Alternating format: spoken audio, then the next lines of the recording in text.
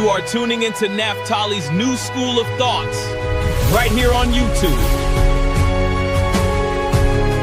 Naphtali's new school of thought. Make sure to like, share, and subscribe for news, politics, all truth and no lie.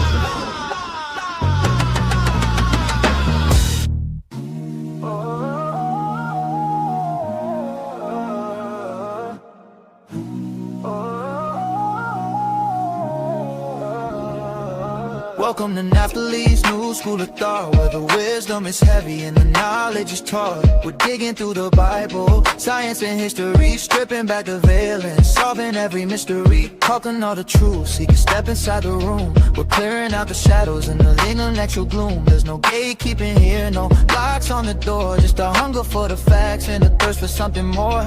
We don't deal in fiction, no lies or lullabies, no fairy tales to soothe you or the dust across your eyes. If you're looking for a dream state, move along the line, cause we're operating on a different design. If you wanna stay asleep, this is not the place for you. The comfort of the dark is a ghost you're clinging to, but the sun is rising high, breaking through the night. And once you see the truth, you can't unsee the light. Welcome to Naphtali's new school of thought, where the wisdom is heavy and the knowledge is taught. We're digging through the Bible, science and history, stripping back the veil and solving every mystery. Welcome to Naphtali's new school of thought, where the wisdom is heavy and the knowledge is taught. We're digging through the Bible, science and history, stripping back the veil and solving every mystery. So wide awake movement, no more nodding off, no more hush hush. From the scrolls to the stars, it's all connected. Yeah, we're all woke. Class is in session.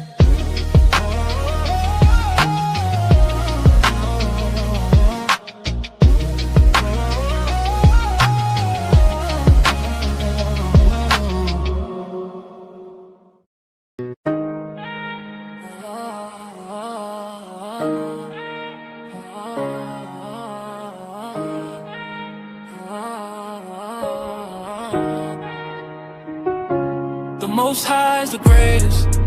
Yes, he's the greatest. From the bottom to the latest. Every blessing never based. Well, our brains, we gon' praise him. All my life, he done saved me. No debate, no replacement. The Most High is the greatest. Most High is the greatest. No debate. Yes, High is the greatest. Check the fate. In the dark, he my light, he my way. Every step, every breath, every day. Let's go. They talk loud, but the truth don't shake. Nah, stand firm, I don't bend, I don't break. Never. From the block to the throne, I'm safe. I'm good. The Most High is the greatest. No debate. No debate. Yes, High is the greatest. Check the fate.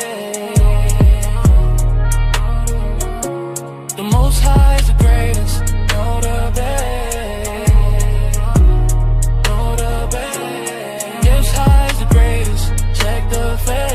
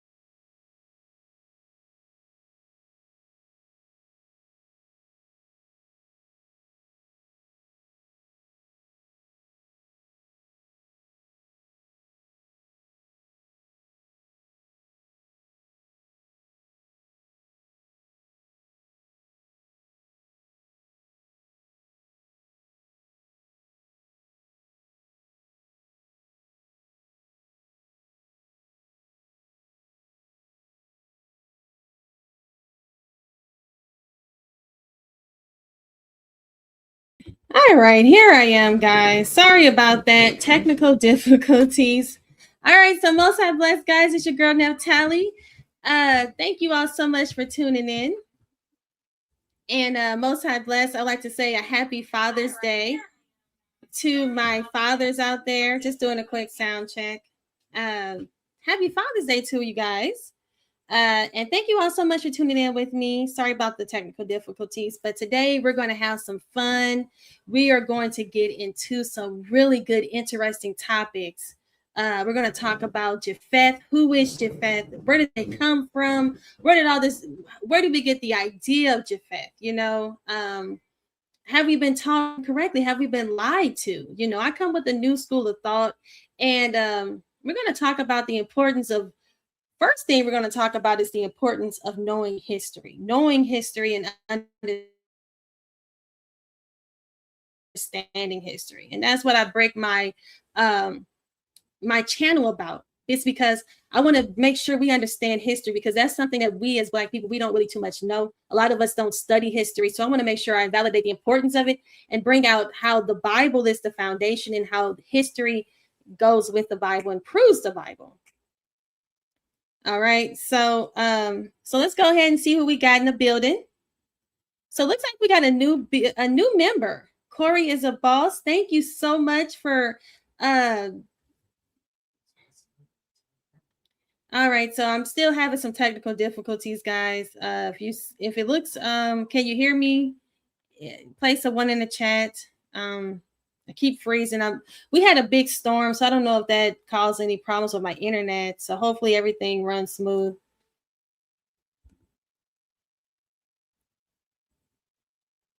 You said, my love, everything is in scripture. He is Noah's. Yes, that's true, but we have to know who he is. You can hear me and see me good. Okay, good. All right. So I'd like to give a shout out to Corey as a boss. Thank you so much for becoming a member. Thank you so much for supporting the channel. Please, everybody, thumbs up the video. If you have not, make sure you like, share, and also subscribe to the channel. As always, Corey is a boss. I will have a video made for you, but I did make some videos to my other members, and I want to make sure I give a shout out to all my members. And when you become a member, you get a video specially made for you. So let me go ahead and showcase that. Oh yeah! Now dig this! A special shout out coming through. Marlene at a reason, this groove's for you. For keeping that digital signal bright and helping us keep the StreamYard on all night. It's true, your contributions make it right. You're helping to keep the lights on. Yeah! For your amazing support and all you do. A massive thank you from the entire crew. You're helping to keep the lights on!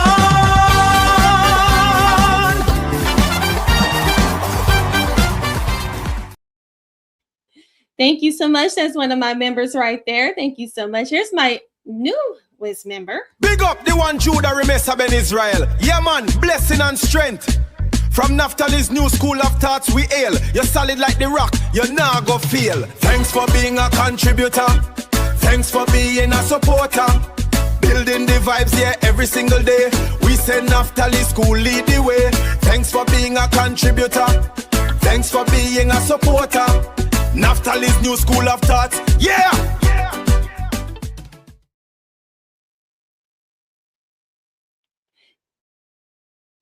Thank you so much for being a contributor. And then I have a sponsor donating. Native Array. Oh yeah, we have another one.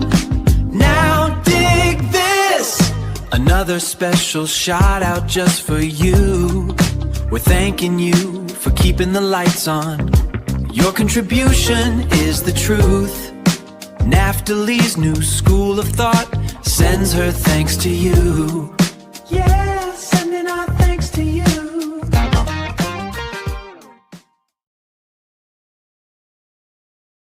All right. Thank you so much for your support and contributing to the channel. And like I said to you, Corey is a boss. You will have one on my next video, specially made just for you. Thank you. And anybody else who wants to help and sponsor and support the channel, which I truly appreciate you. But yes, Curly Girl, thank you so much for your help. And most high bless to you, Elder Quana and El Barrows Finest 72. All right, so let's get into it, guys. Okay, so Like I said, we're getting ready to be talking about Japheth. So I'm getting ready to share my screen. So let's get into it. Like I said, if you guys got your notepads, this is one to take notes on. If you have any questions, please do not hesitate. Hey, Tracy, most high bless you, sis. Thanks for tuning in. If you have any questions, anything that you want to ask, please share, man. Come on up or just leave it in the comment section at the end. All right, guys, so let's get going. Let's get started.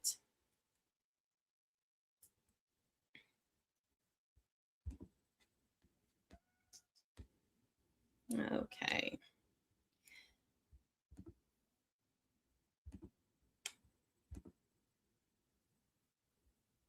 So we're going to be talking about Japheth. And Japheth is one of those ones that everybody seems to, we're very comfortable with it. We've been taught this, our pastors, just hearing it, we all feel comfortable with Japheth being who Japheth is. Nobody second guesses it too often. Not too often. Nobody has an issue with Japheth.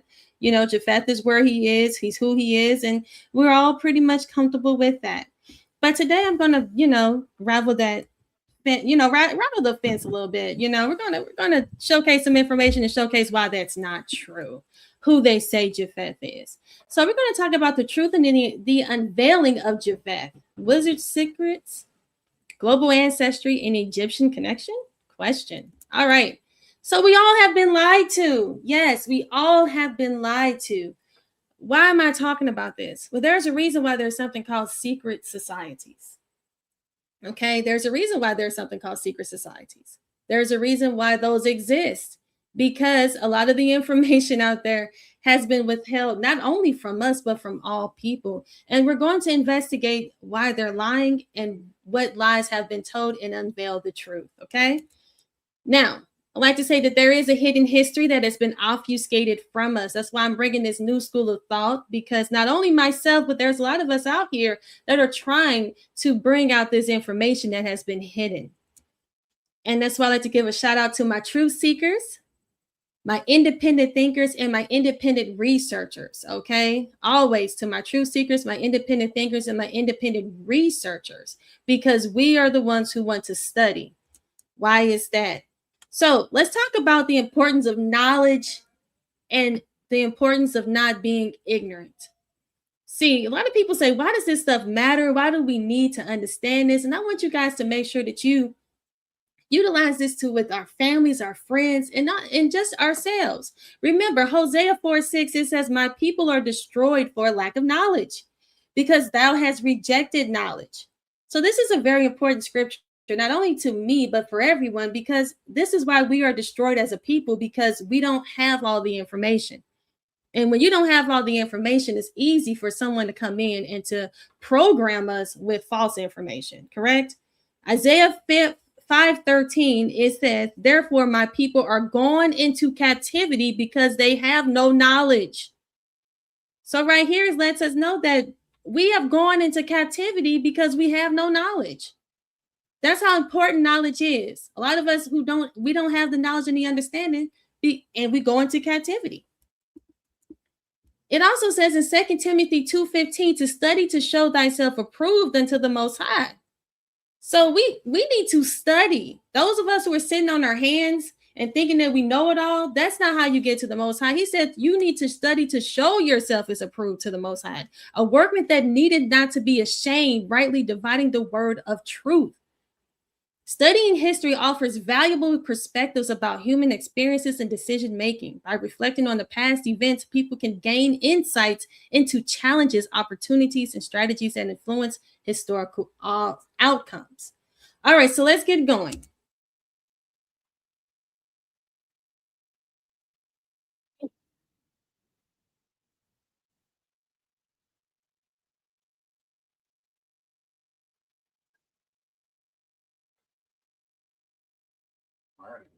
All right. They did an update again. It says that I was sharing my media sound and it told me that it was going to share, but I tried it again, and as usual, it does not play. I reached out to StreamYard and everything, so it's just not working, but that's okay. Let's get going to the video.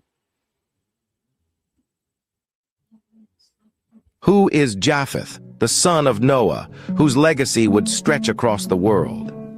In Genesis 9 and 10, Japheth stands alongside his brothers Shem and Ham as one of the three men chosen to carry humanity forward after the Great Flood.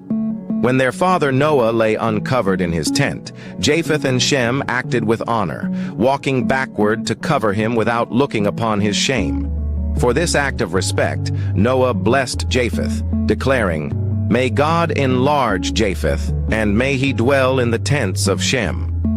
Japheth's name means enlarged or opened, a fitting prophecy for his descendants who would spread far and wide. From Japheth came the peoples of the Mediterranean and Europe, builders, explorers, and thinkers who would shape vast cultures and kingdoms. His story represents growth, expansion, and divine favor born from humility and respect. Though less mentioned than his brothers, Japheth's life speaks of quiet strength and purpose. He reminds us that faithfulness often works silently, carrying blessings that ripple across generations, enlarging both the world and the heart that honors God. All right, guys. So I have to showcase what's being taught to us. This is what we've been taught. And did you guys notice, if you watched that video, it showcased Japheth as only being, the three sons of Noah were all white, if you notice that. This is what's being taught. This is a video that I just found randomly, and this is what our children are seeing. This is what everybody is seeing. This is what's being taught. Pretty much, this is what the Christian doctrine is. No matter how much they try to add in Ham, sometimes as being black, but this is pretty much what they're teaching everybody. Said all of Noah and his three sons were all white, and including Japheth. So that's one of the videos. I also want to showcase this next video. I love this. This is one of my favorite pastors, and I'm being and I'm being silly when I say that. I don't mean that, but he is a favorite pastor because he's out here undoing the work of a lot of us. Okay, a lot of us are trying to wake up our people and say that we're the children of Israel, and he's out here stumping his grounds and trying to tell everybody, no, we're not. We are the Canaanites. So let's take a look at Pastor Manning. And I reached out to him, by the way, and he and I one day, hopefully soon, we will have a conversation. But I want to be clear about a couple of things regarding Japheth. There are no, or at least scant, if you must, Old Testament prophets. We've gone over several lesson segments now where we realize that Japheth just drops off the biblical scene for nearly 4,000 years. From the Pentateuch, the first 5 books of Moses, to Joshua, to the Kings, to the Chronicles, to the prophets, to the Judges. Japheth does not exist. There are no Japheth prophets. And the land of Japheth does not exist. The focus, as we pointed out earlier, was the land of Canaan and the land of Egypt. And basically the Bible, the Old Testament, 39 books about the Bible, are primarily about those two geographical areas. There is no reference of Europe or Japheth territory in the Old Testament for 39 books. And for 4,000 years, Japheth just kind of drops off the scene. He's nowhere to be seen. Japheth, for all intents and purposes, for nearly 4,000 years, it is as if God never paid any attention to him. There are no prophets. All you find in the Old Testament is Egypt, Canaan land that then became the promised land, and then all the prophets.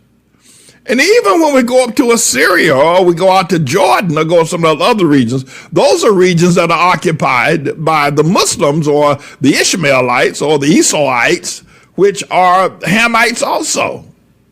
But Japheth he's a non-existent entity. And by Japheth, I mean the white man. He doesn't really have any presence in the Old Testament.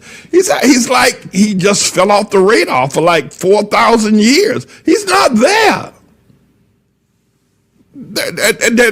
He's just not there.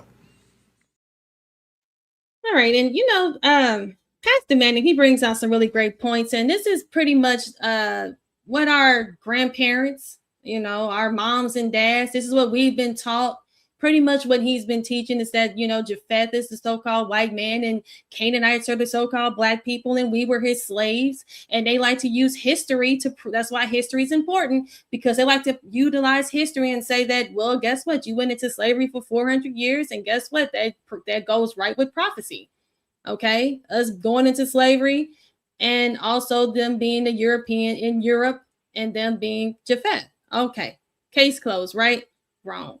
But as Pastor Manning is eloquently saying, he says that they're not there. It's like they fell off. That's the most important part of this whole thing. Is the fact is you mean tell me the so-called white man who was in everything, who was involved in everything, who was supposed to be the inventors of civilizations, who are accredited with all this,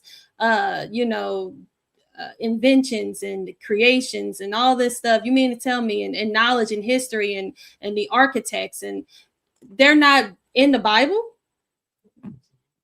I mean, for 4,000 years? I mean, come on now, that's not true. That doesn't code. That doesn't sound right. That doesn't make any sense. They're not there. No, they're there. They're just not Japheth. Okay, because that doesn't go with who they are. That doesn't even match who they are. These colonizing group of people, these people who take lands, they're the ones who are war torn, power field people. You mean tell me they're not in the Bible? They just disappeared. I mean, and this is a emphasis of that other video we just looked at. Take a look at this. From Japheth came the peoples of the Mediterranean and Europe.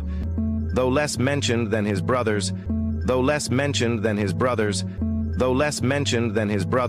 Japheth's life speaks of quiet strength and purpose. Japheth's life speaks of quiet strength and purpose. He reminds us that faithfulness often works silently, carrying blessings that ripple across generations. I had to emphasize that because they're saying silently. Japheth is silent. He's not there. He's quiet, humble, like he's humbled, meek, quiet. He's not there. He's not around. The same thing that Pastor Manning said, quiet. He's not there. No, that's not true, because this other group of people are always around. But this is just a quick, thought, but we're just getting started. When I tell you we're not even there yet, this is just some quick clips talking about where we get this whole idea of Japheth from. But let's keep going. Let's move on. Let's get back to the presentation. All right, so here we have Proverbs 14. So we have 5, 6, 7, and 8. It says, a faithful witness will not lie, but a false witness would utter lies. A scorner seeketh wisdom and findeth it not, but knowledge is easy unto him that understandeth. Go from the presence of a foolish man, and that's I'm throwing shade right now, when thou perceivest not in him the lips of knowledge. The wisdom of the prudent is to understand his way, but the folly of fools is deceit. A lot of these people are deceivers. But how do you beat a deceiver? Is by being educated and having knowledge. And that's what I'm here to do, guys. I'm here to help my people and to provide the education that we can help each other to get away from these false witnesses who utter lies, as it says here in Proverbs 14:5. And they do it just fine too. They have no problem with lying to our faces. But they can do that because you don't know history. Just like with the ancient Egyptians, the power to rewrite history. The Egyptians, this is right here to your left, the original story of powerful advanced civilization. As you see, they were depicted as okay, one second.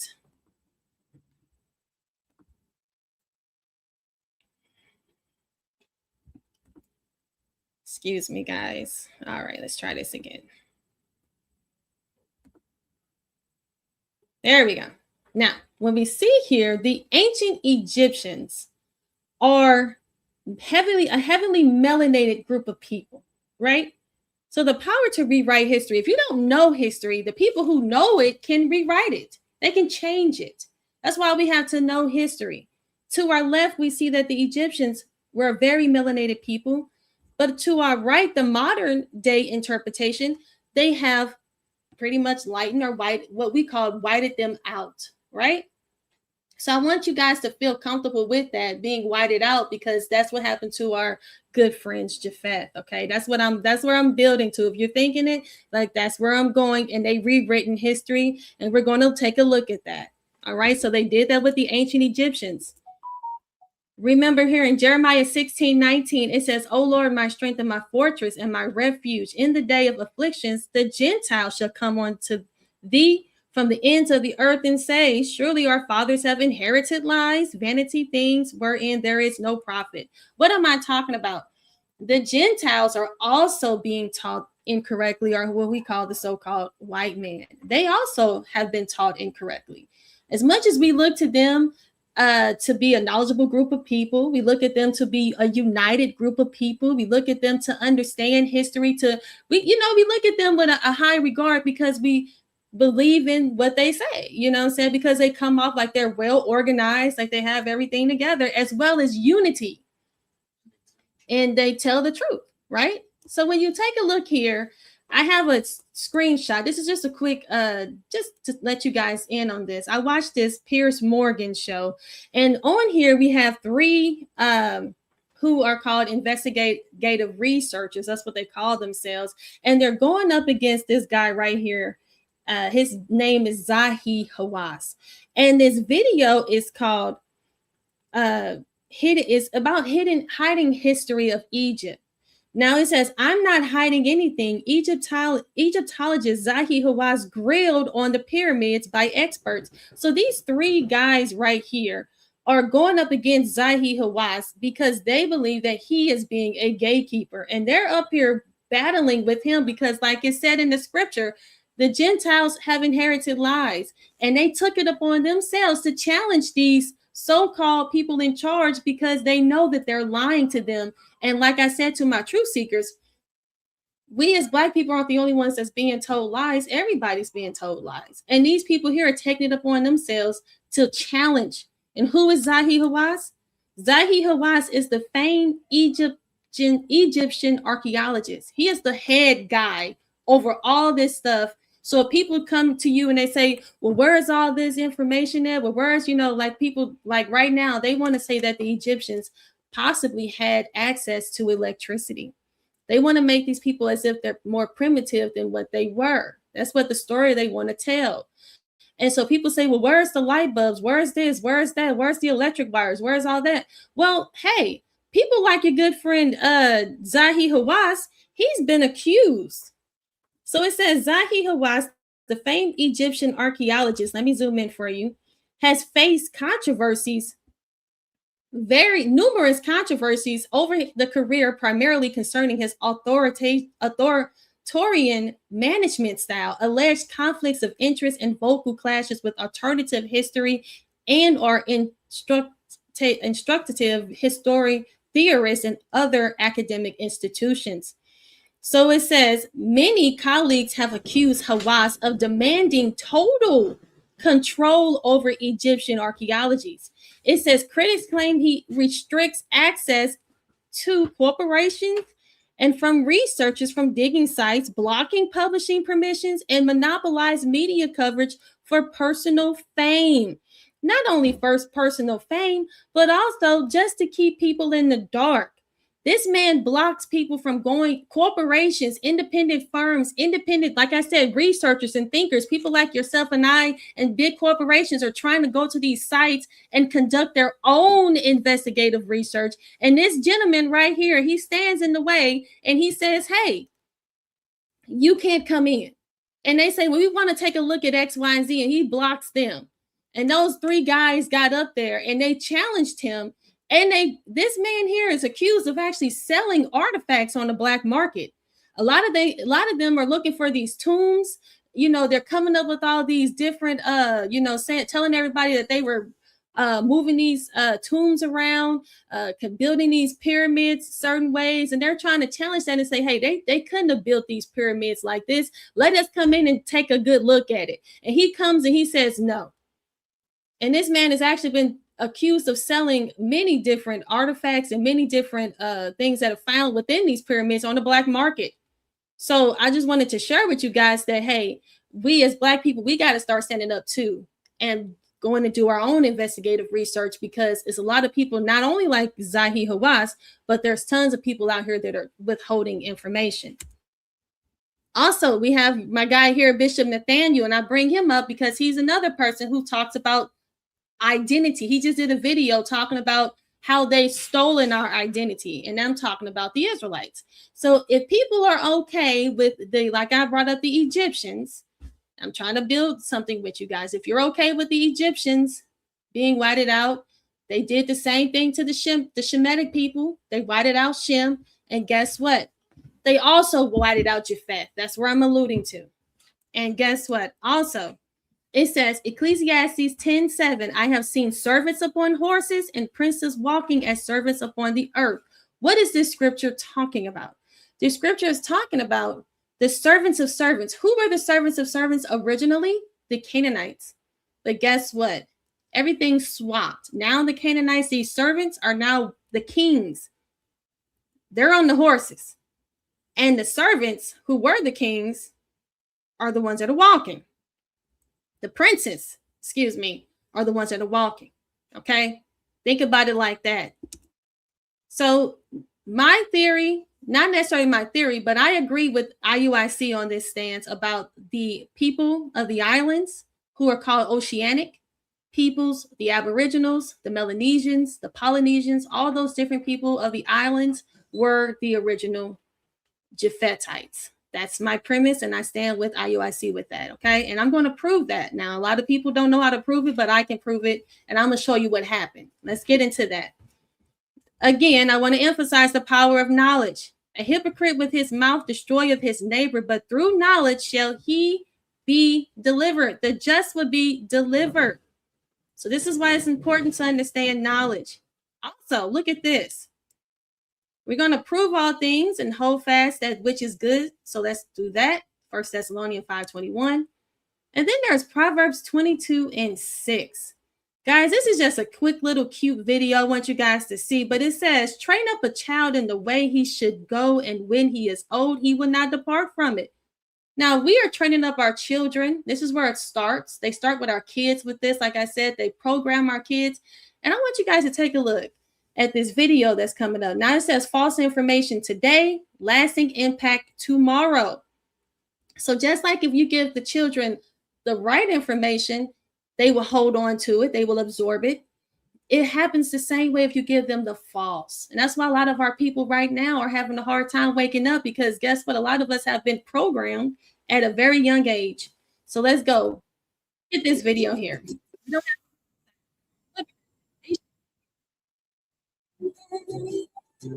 This little cute little video here. Right there, it said Noah had 3 sons. Let me go back. This thing skipped it. There we go.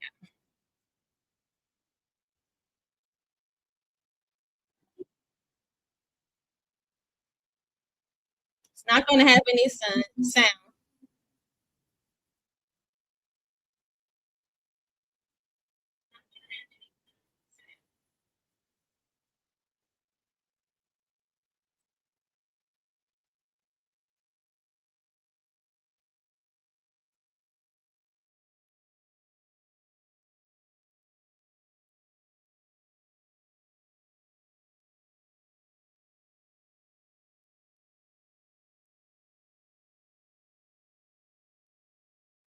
All right. Yes. So it didn't have any sound.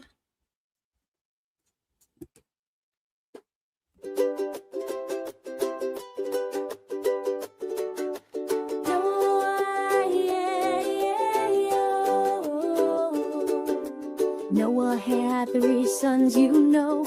After the flood, they helped the world grow. Shem, Ham, and Japheth too. From them the nations grew and grew. Shem's kids traveled far and wide to lands where the sun would brightly shine. Ham's family settled low and near in warm green lands where animals cheer. Japheth's children moved up high to distant hills and mountain skies. God made nations big and small, and Noah's sons began them all.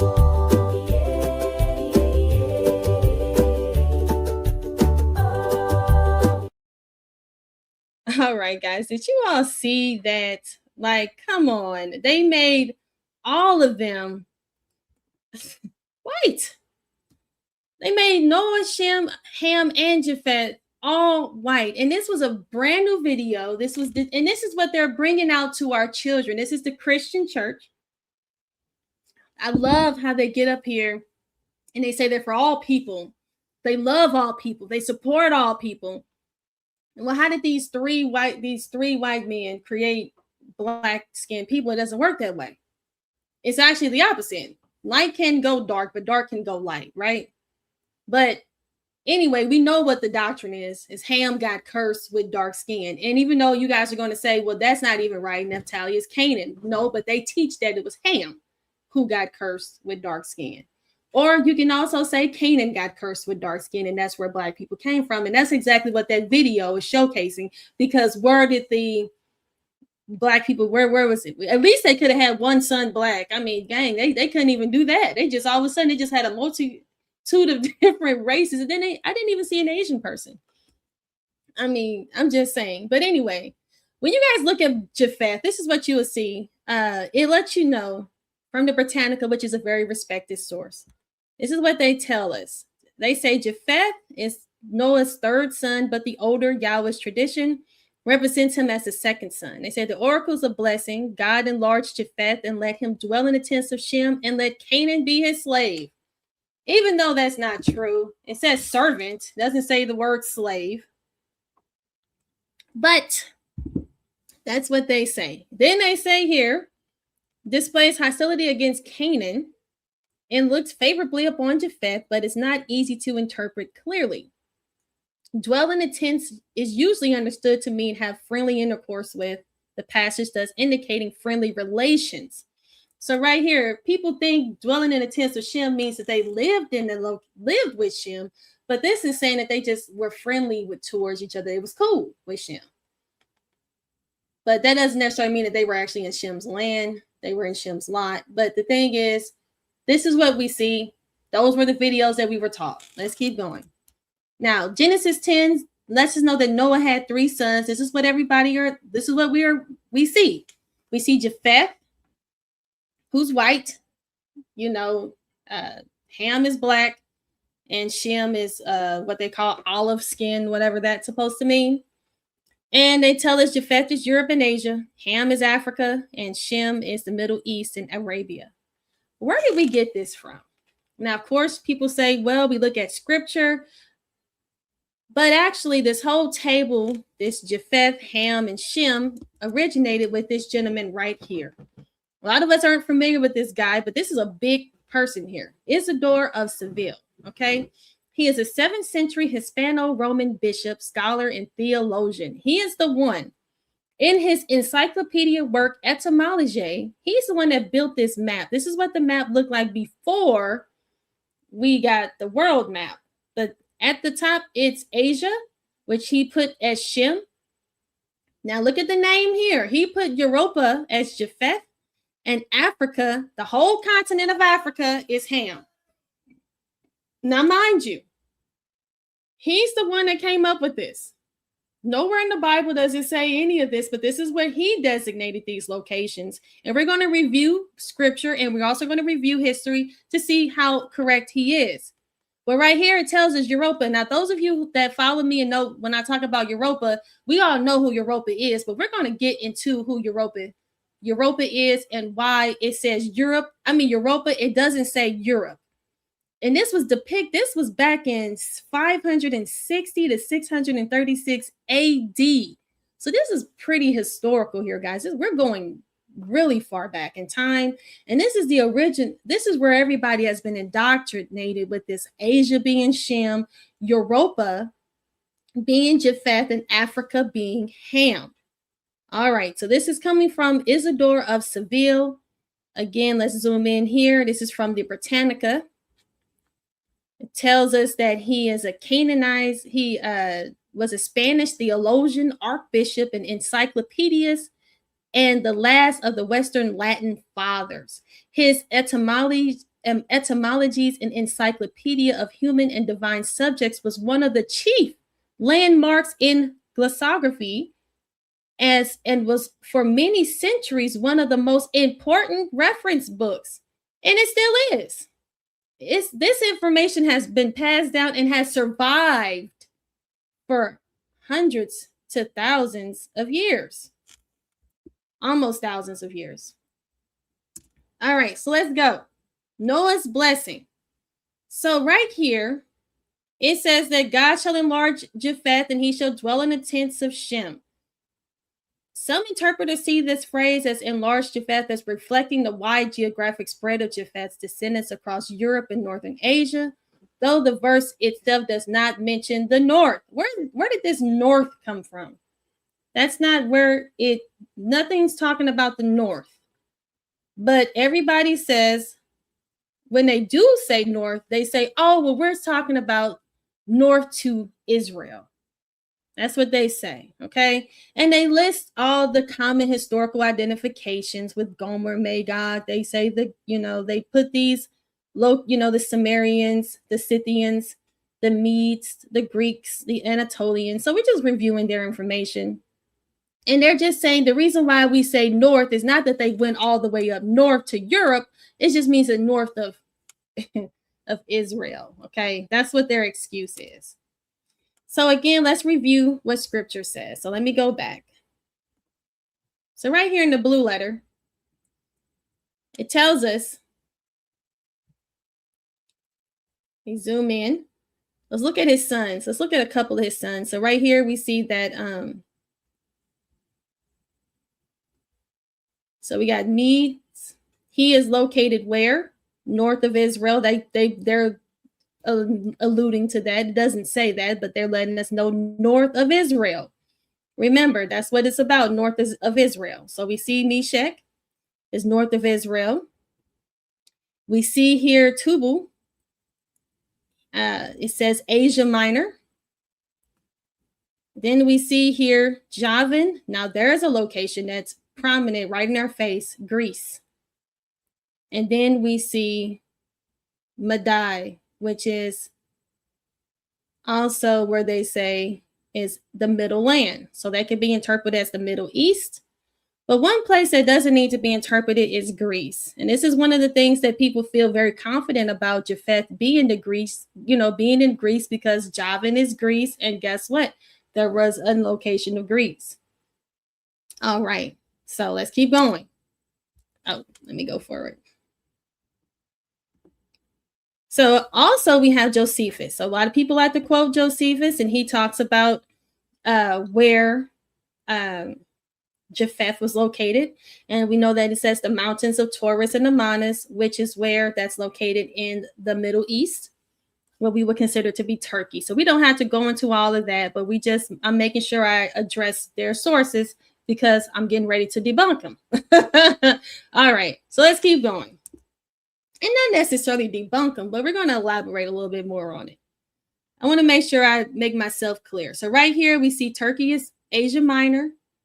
And when you look here, we see Russia.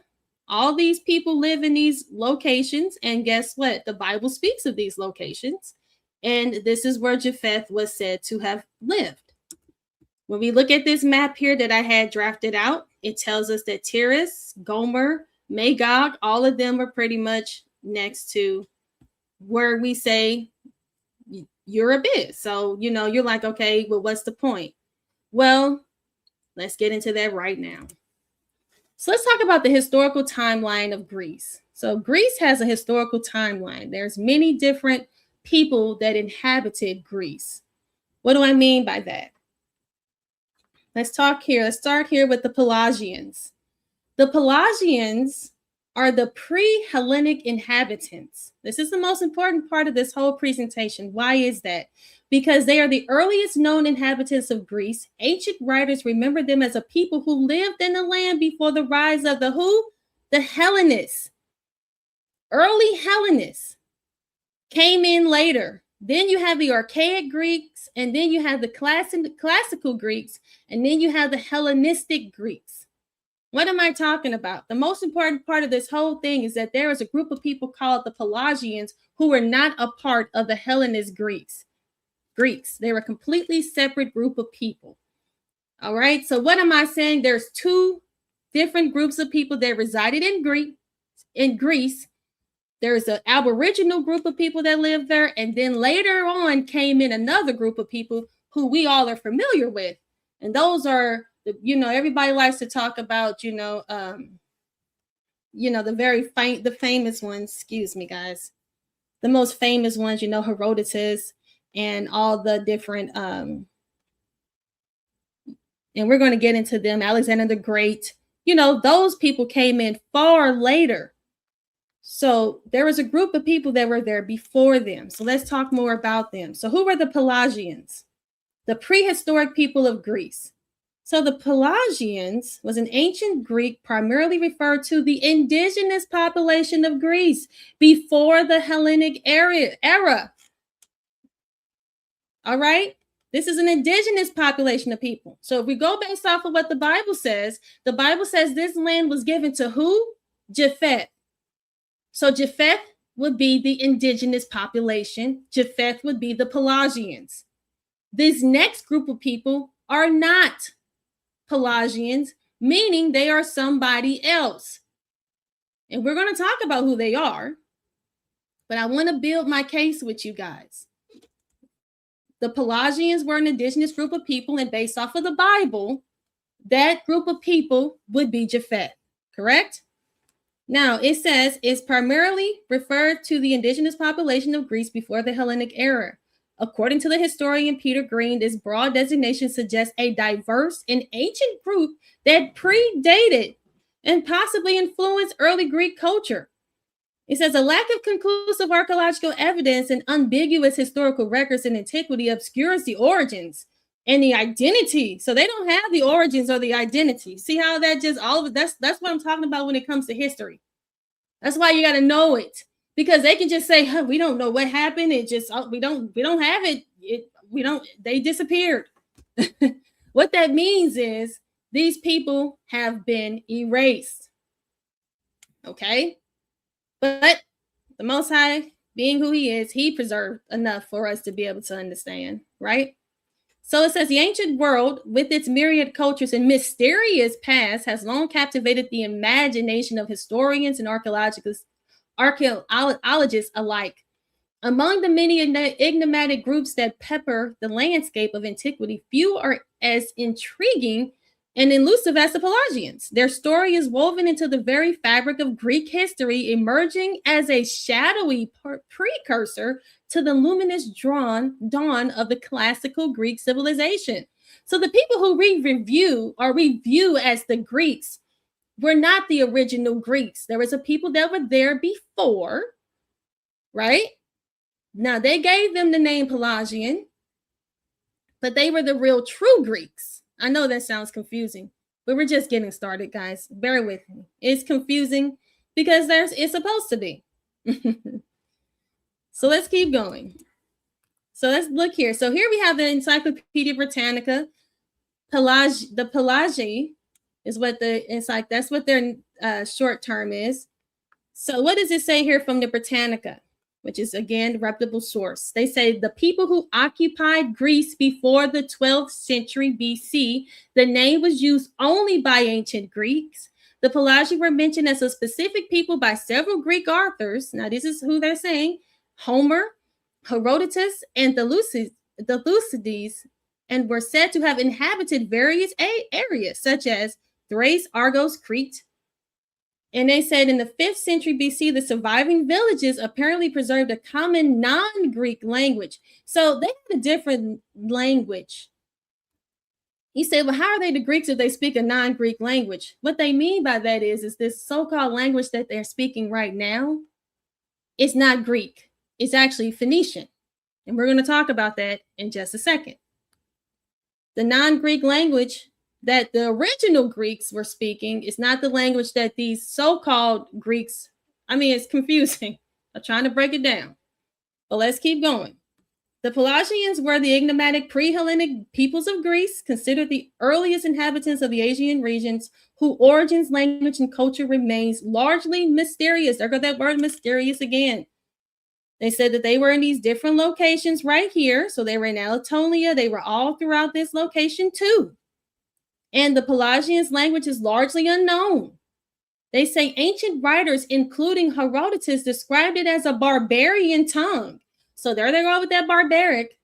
Culturally, the Pelasgians are associated with early forms of architecture, settlements, and possibly religious practices. We're going to take a look at their architecture. We're going to look at all that.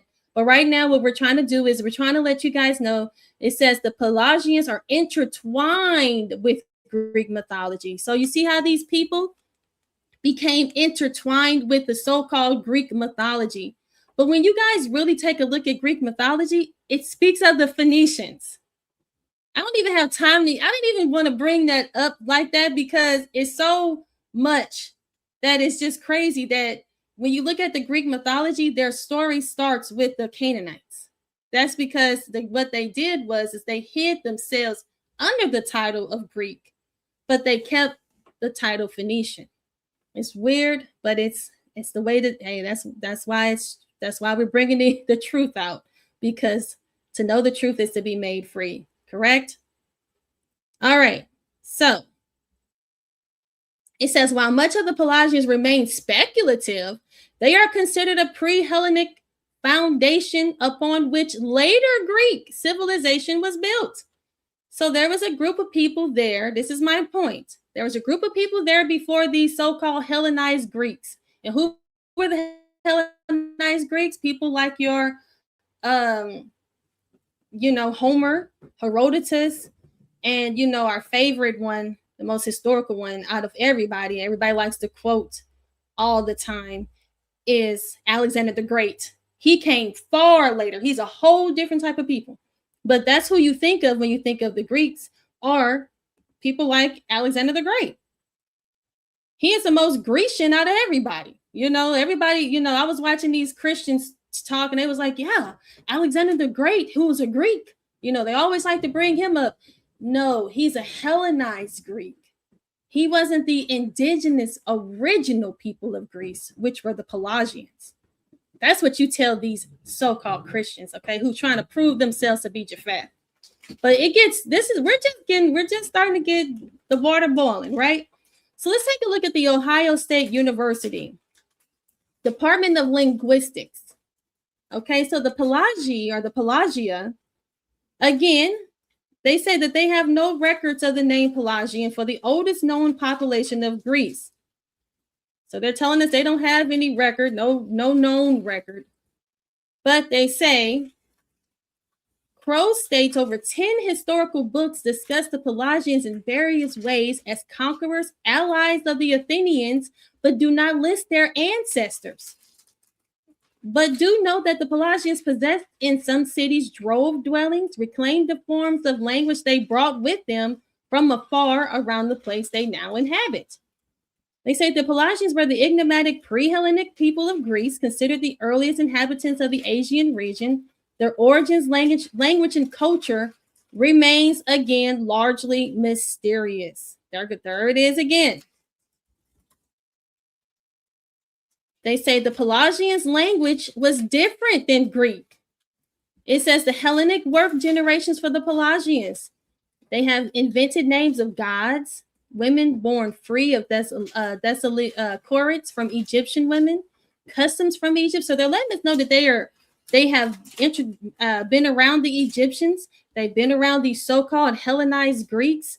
And right now, to the point where they have completely absorbed onto these other people's customs and cultures, to the point where you don't know theirs anymore. That's what happened. They were colonized. And speaking of colonized, again, who is Japheth? Let's talk about it again. So Japheth we're talking about ancient Greece, right? Now, we know that they said ancient Greece is the birthplace of Western philosophy, Socrates, Plato, Aristotle. You get all these names, but guess what? These were the Hellenistic Greeks. These were not the Pelasgians. I want you guys to understand that there was a difference. Also, let's get into the meat and potatoes of this whole thing. The Lydian alphabet also comes from ancient Greece, having been introduced to the region during the Phoenician colonization. Who are the Phoenicians? The Phoenicians are the Canaanites. The Canaanites are not stuck only in the land of Canaan and only in Africa. The Canaanites were going around colonizing. They weren't just stuck in Africa. They keep wanting us to believe that. When we look here, the Greek and Phoenician colonization, when you read that, they want you to think that the Greeks were out here colonizing people. But what happened is the Phoenicians colonized the Greeks. Okay, and we're going to get into how that happened. But I want you guys to look at this. This is from the World History Encyclopedia. It says both ancient Greeks and Phoenicians were masterly colonizers and seafarers. Europe along the Mediterranean and Black Sea coast held great attraction for trade and new settlements, especially influenced by Greeks, eyes by the rich land. Again, these Greeks they're talking about are the Hellenized Greeks. They're not talking about the real Greeks, the Pelasgians. They're the same people. That's how crazy this is. It says the Phoenicians based in cities like Tyre, Sidon, and Carthage established trading posts and colonies across the what? Mediterranean, including North Africa, the Iberian Peninsula, and Sicily.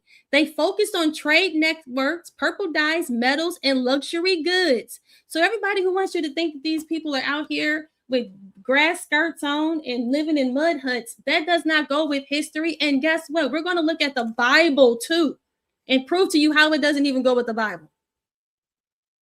So it says the Greeks were more interested in exploring Phoenician colonies in the far west. If the Greeks were colonizing people, why didn't they teach them their language? And let me tell you why I'm saying that. Let's talk about the Phoenicians again. That's why I teach on the Canaanites so much, because the Canaanites have been buried to a people that are supposed to have no history, but they're the people that have the most history. Okay? It sounds crazy. So let's talk about the Phoenician colonization. The Phoenicians were master mariners, skilled traders, and city founders. The Phoenicians were seafaring people from the Eastern Mediterranean. Where did they come from? The Eastern Mediterranean. They didn't come from Africa. Who built a vast network of colonies, trading posts across the Mediterranean and beyond. Their legacy of trade, navigation, and urban development shaped the ancient world. So a lot of you guys are probably saying, that's the Mediterranean. That's not Europe. Bear with me, please. It says, motivated by trade more than conquest, Phoenicians sought new markets, valuable resources, and safe harbors. Colonies served as a trading hub and away stations for long-distance commerce. So they expanded trade routes, secured resources like metals, wood, textiles, and foods. And by the way, I'm talking about the Phoenicians, and the Phoenicians are specifically, okay, they're not all the Canaanites. Remember, there's different tribes of Canaan. The Phoenicians only go to one tribe, and that's the Sidonians. And the Bible tells us that, okay? So when people talk about, well, the Canaanites, no. The Sidonian, we got to get used to saying which Canaanite we're talking about. See, when you talk about Javan, who is Japheth's son, you know to put him with Greece. So when you talk about the Sidonian Canaanites, you have to know to put them with the Mediterranean. Okay, we have to reprogram ourselves and deprogram ourselves. Where were the Phoenicians' major colonies? Spain, not Africa, Italy. Then we get to North Africa, because they had ties with Egypt, and then the Levant, which is where we get Tyre, Sidon, and Byblos. And they reached as far as Arabia, India, and Western Asia, because they were the real deal. Now, let's keep going. So who were the Phoenicians? We have to talk about the Phoenicians because we're getting ready to showcase in just a second, wait a second, how the Phoenicians started two civilizations in what we would call Greece. They started two big ones. We're going to talk about that in just a second. The Phoenicians were an ancient civilizations of independent city-states located along the coast of the Mediterranean Sea, stretching through what is now Syria, Lebanon, and northern Israel. That's where they started off at. They say the city of Tyre and the city of Sidon were the most powerful states in Phoenicia. So this is, remember, the Sidonians created Tyre and Sidon, as we see in the Bible.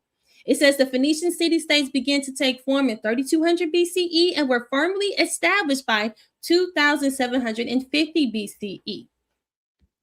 Now, it says in its time, the Phoenicians was known as Canaan, and is the land referenced in the Hebrew scriptures to which Moses led the Israelites from Egypt, and which Joshua then conquered according to the biblical books of his Exodus and Joshua. All right, so it says the people of the land shared an ethnic identity as Canaan. So we have to make sure that you guys understand that the Phoenicians are in fact Canaanites. Phoenician just means purple people because they're the ones that made the purple dye, called Tyrian purple, a luxurious dye, right? It says the purple dye manufactured and used in Tyre for the robes of the Mesopotamian royalty gave Phoenicia the names by which we know today. That's where the purple, the Tyrian purple, it comes from who? They say the Greeks gave him this nickname. So let's keep going. So I just want to make sure you guys understand who we're talking about when we talk about the Phoenicians. And where were they located? They were located in Tyre, Sidon. They were the Sidonian Canaanites. Baalbek, Tyre, Sidon, Byblos, Gibel, Baalbek, Arvad, and they were the ones that did the shipbuilding. They made glass. They did the alphabet. Well, let's get into that. What was the Phoenicians' influence on the Greeks? Who am I talking about when I say the Greeks? You see how I have to be careful here? The true Greek, the true Greeks, the Pelasgians. I'm trying to bear with me, guys. It's hard. Remember, the Phoenicians are the ones who are the new Greeks. They took the identity, they stole the identity of the Japhethites, who were the indigenous Greeks. I hope I'm making sense. The Phoenicians developed an alphabet around 1200 BCE. The Greeks adopted it.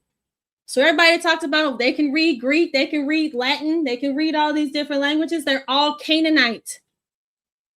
Who gave the Greeks their language?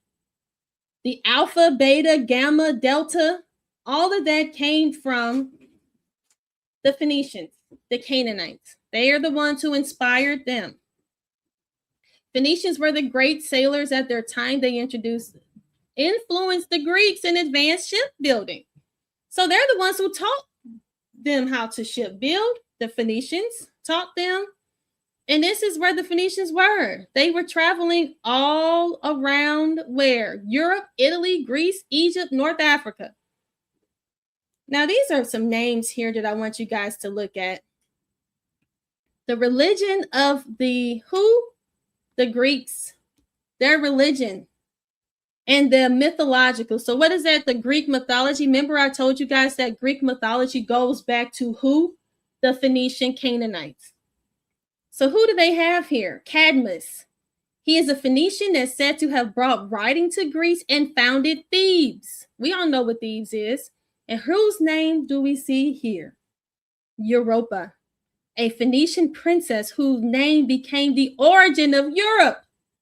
Again, the Phoenician princess, and this is Phoenix, the eponymous ancestor associated with the Phoenicians in Greek tradition. So why do these three people matter? Because they are the most important people in Greek history. Matter of fact, they are Greek history, because when you look at their religion, these are the people that come up. Europa. Let's take a look at this map again. Remember we talked about Isidore of Seville? Again, who does he have as Asia? He has Shem. Who does he have as Europe? Japheth is Europa. What did we just learn? We just learned that Europa was a Phoenician Canaanite woman. Hold on. We just reviewed that. Remember, this is still going on today. Now, it doesn't say Europa, it says Europe. It's still the same woman. Why is Japheth named after a Canaanite woman? Because they've taken Japheth and we went back in history and reviewed the source data to prove that. We're proving that to you right now. How right now this is an accredited source. I want you guys to look at this map. Isidore Seville. Before it said Europe, it said Europa. And who did we just learn who Europa was? A Phoenician or a Canaanite, Sidonian Canaanite to be specific, woman. And who's listed there? Japheth. Only thing they did was, instead of putting it as Ham, because she should be under Ham, they need to replace Europa and put Ham there. But you see, they're playing games. And we see it right here with their own sources. This is a real source. This is not fake. This is not fake news. This is not pseudo. This is a real person whose his etymologies, his encyclopedia is still being taught. This map is still being used. Shem is in Asia, Europe is Japheth, and Africa is Ham. That's still programmed in my people. But when you research who Europa is, she is a Canaanite woman. Again, let's keep going. Let's talk about Europa Regina. Let's talk about Queen Europe. That's what Europa Regina means. Google Europa Regina. Go ahead and Google this. You're going to get a map of her. The name, the myth, the map, the meaning. Europe is traditionally named after Europa, a Phoenician princess. This is the map. The Renaissance image of Europa Regina shows the continent as a crowned queen, symbolizing unity, heritage, and shared civilization. Now, I'm not trying to get into all the myth of Europa, but she is the one who is said to have done what? Zeus came down and had relations with her. Okay, that's the biblical narrative. The Bible talks about the fallen angels coming down to the daughters of man and creating offspring. And guess what? We find that in Greek mythology with who? Europa. Zeus came down and created offsprings. And who did she create? Who did they create? They said that she went to Crete and she was the mother of Minos.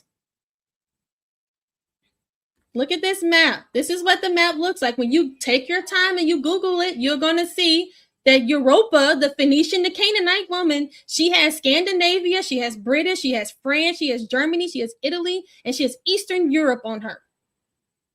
This isn't Japheth. Why does a Canaanite woman have all of Europe on her? As a matter of fact, Europe is where she got her name. I mean, Europe is where they got their name. It says here, traditional Greek view. Europe was named after Europa, the Phoenician princess. Ancient writers preserved this tradition. It's been preserved, honey. They keep this. They're proud. This is a 16th century map motif showing Europe as the crowned queen. Popular in Renaissance, it represents Europe as a unified Christian civilization named after a Canaanite. Here's the modern scholarly view. They say the name Europe may have older linguistic roots, possibly from pre-Greek or Semitic language. The story of Europa may have been created later to explain an already existing place name. It says what is not disputed is that in Greek tradition, Europa was associated with Phoenicia. They said this is not debated or disputed. She's associated with Phoenicia and became the legendary namesake of Europe. This is a fact. All right. But let's keep going because we're just getting started. This is not even it, guys. This is just getting started. I always talk about this. Here is another map. That was one map. This is another map of who? Europa Regina. Again, this is another map of her. She has who? Where's Africa on her? We see Africa over there, but why doesn't Europa, the Canaanite, have Africa on her? She got Germania again. Greece is on her. Okay, Grecia. This is all Europe on her. This is even older.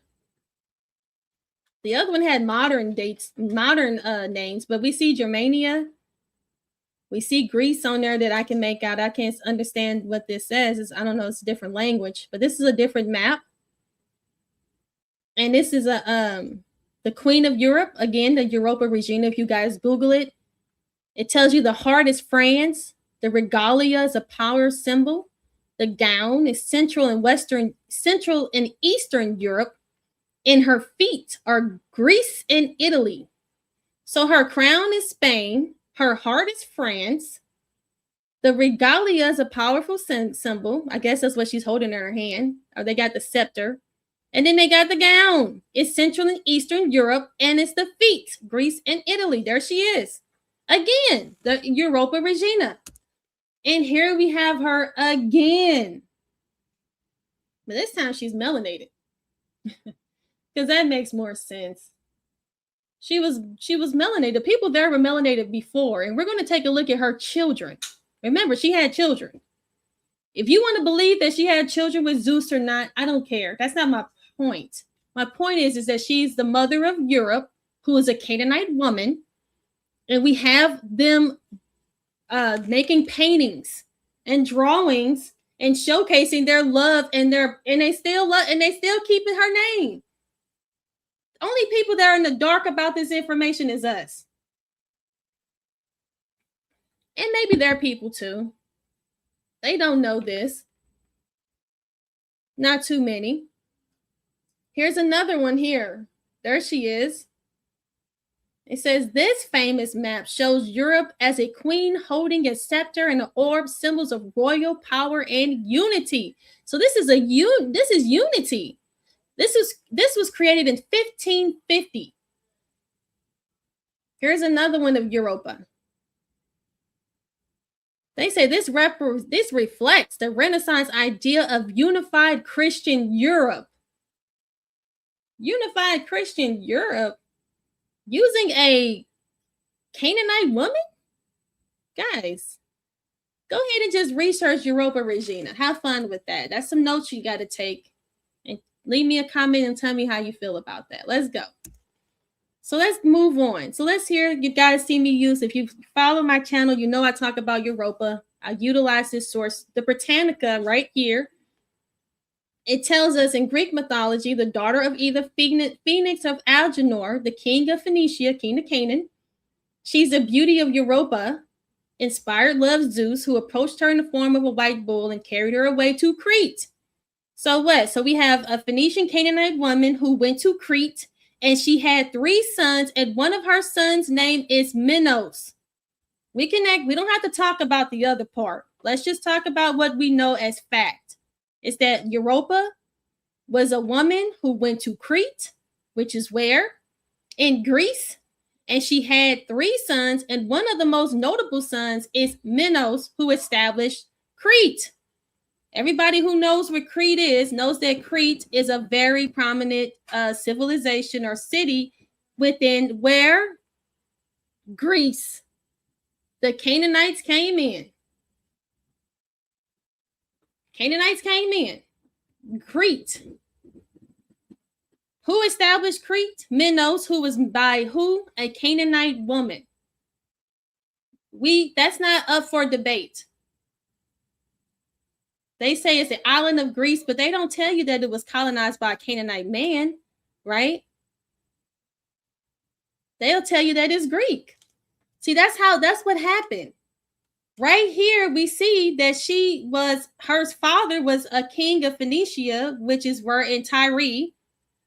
And she went to Crete, and she had her children, which is where in Greece. But when you guys think of Crete, you don't think of a Canaanite, you think of Greece, because what I told you guys is that they took on the name of the Greeks. They're not Greeks, they're Canaanites. That's why you're not able to find them, because they don't use their name. They didn't put Canaan there. They use Crete, which says where? Island of Greece. But we know, based off of what they just provided us, Europa was a Canaanite woman who came over to Crete and had a son who was a Canaanite, Minos. Now you say, Natalia, you keep repeating yourself. Move on. Okay, well, who's Minos? Right here. Let's talk about Minos. He is the legendary king of Crete. His mother, who? They say Minos was the son of Zeus and Europa. We don't care about that. We don't have to get into that. Was the glorious king of Crete and one of the most influential figures in Greek mythology. So he is one of the most influential figures in Greek mythology, a Canaanite man in Greek mythology. Again, it's not Greek mythology, it's Canaanite mythology. But they're hiding themselves and using the term Greek when it's not Greek. Okay? They tell you right here again. Minos, the son of Zeus, the king of the gods, and Europa, a Phoenician princess, was a great king of Crete, a central figure in Greek mythology with the help of... Now, we don't have to get into all that other stuff because it starts to get into some stuff that people will say, what are they talking about? Poseidon? Who cares about that? We need to know about who these people are. This is his palace. This is real. One day I can't wait to go visit and go take a look at this. This is an actual palace of the king Minos. And this was his throne right here that's been preserved. And where is his palace located? In Crete. And who was he? A Canaanite king. Yes, he actually existed. We have his king. He was a real king. We have his palace. And we see his throne. We know his civilization. None of this is speculative. This is real, authentic historical facts. The Minoans. That's another group of people. Who are the Minoans? The first advanced civilization of where? Europe. Minoans are the first Europeans. Look at them. They had the ruddy brown skin, tannish skin. And guess who the Minoans were? They were located in Crete, and they're from the king Minos. These are the Minoans that came from King Minos, who was a Canaanite king. His mother was Europa, and that's why they're the first civilization of Europe. And they were originally brown, a melanated group of people. They weren't white yet. That's why everybody always talks about they were olive complexion. They talk about the Romans. They talk about all these different people because everybody, the original Europeans, Cheddar Man is a scientific, or people like to quote Cheddar Man. He was a melanated European. The Minoans were the ones who settled in Crete, and they were what? Canaanites. But does it say anywhere that they were Canaanite? No. They're going to tell you that they're Greek. Even though we see that his mother was the woman who established this civilization, Europa, was a Canaanite woman. But do you guys see right before our eyes, they're using the terminology Greek. So they said the Minoans were the Bronze Age civilization of Crete, named after the legendary king Minos. Remember, we just talked about Minos. Right here, this is Minos' palace. He's a real person. He's not a figure of imagination. He's not a mythical creature. He's not Zeus. He's a real king. This is his palace. Well, let's go back. So the Minoans were a Bronze Age civilization of Crete named after the legendary king Minos. They flourished from 3000 BCE to about 1100 BCE. They were master sailors, traders, artists, and builders who connected Crete with the Aegean, Egypt, and Levant, and beyond. These are their frescoes. This is real art. Just like how the Egyptians had the hieroglyphs, they have frescoes. And if you see how they, showcase themselves right here. They painted themselves on the walls. These are real, authentic frescoes and images of what the Minoans look like. They kind of look like the Egyptians, or what we would say, Indians or people like that. But what do they say here? They said they built they built grand palaces at Knossos. They dominated the seas, trading across the Mediterranean, famous for their frescoes, pottery, seals, jewelry, and beautiful murals. Okay, they worship the mother goddess, bulls, snakes, and other natural symbols. Now, of course, we know that they were hit by one of the largest volcanic eruptions. The Most High came in and destroyed that. Okay, But they were hit by a huge volcano. That's what ended this civilization. But they didn't end the people, but it knocked this civilization down. Now they say by about 1580 BCE, the Minoan civilization began to spread across the Aegean to neighboring islands and to the mainland of Greece. Where did the Minoans spread to? The mainland of Greece. So pretty much they completely took over Greece. And they keep calling themselves Greece. Why doesn't it say Canaanite? It says by the middle of the 15th century BCE, the palace culture of Crete was destroyed by conquerors. It wasn't destroyed by conquerors. It was destroyed by a volcanic eruption. I don't know why they try to make it sound like that. Now they say the connection across the Mediterranean, the Minoans traded and interacted with many civilizations. Who did the Minoans interact with? They interacted with the Egyptians, the Phoenicians, the Cyprus, the Aegean Islands, and Greece. Okay. They say the Minoans laid the foundation for later Greek civilization. The later Greeks. Who was the later Greeks? The Hellenized Greeks, the Hellenistic Greeks. That's who laid the foundation to influence the lives of the Mycenaean. Who were the Mycenaeans? Your favorite Alexander the Great. That's where he came through.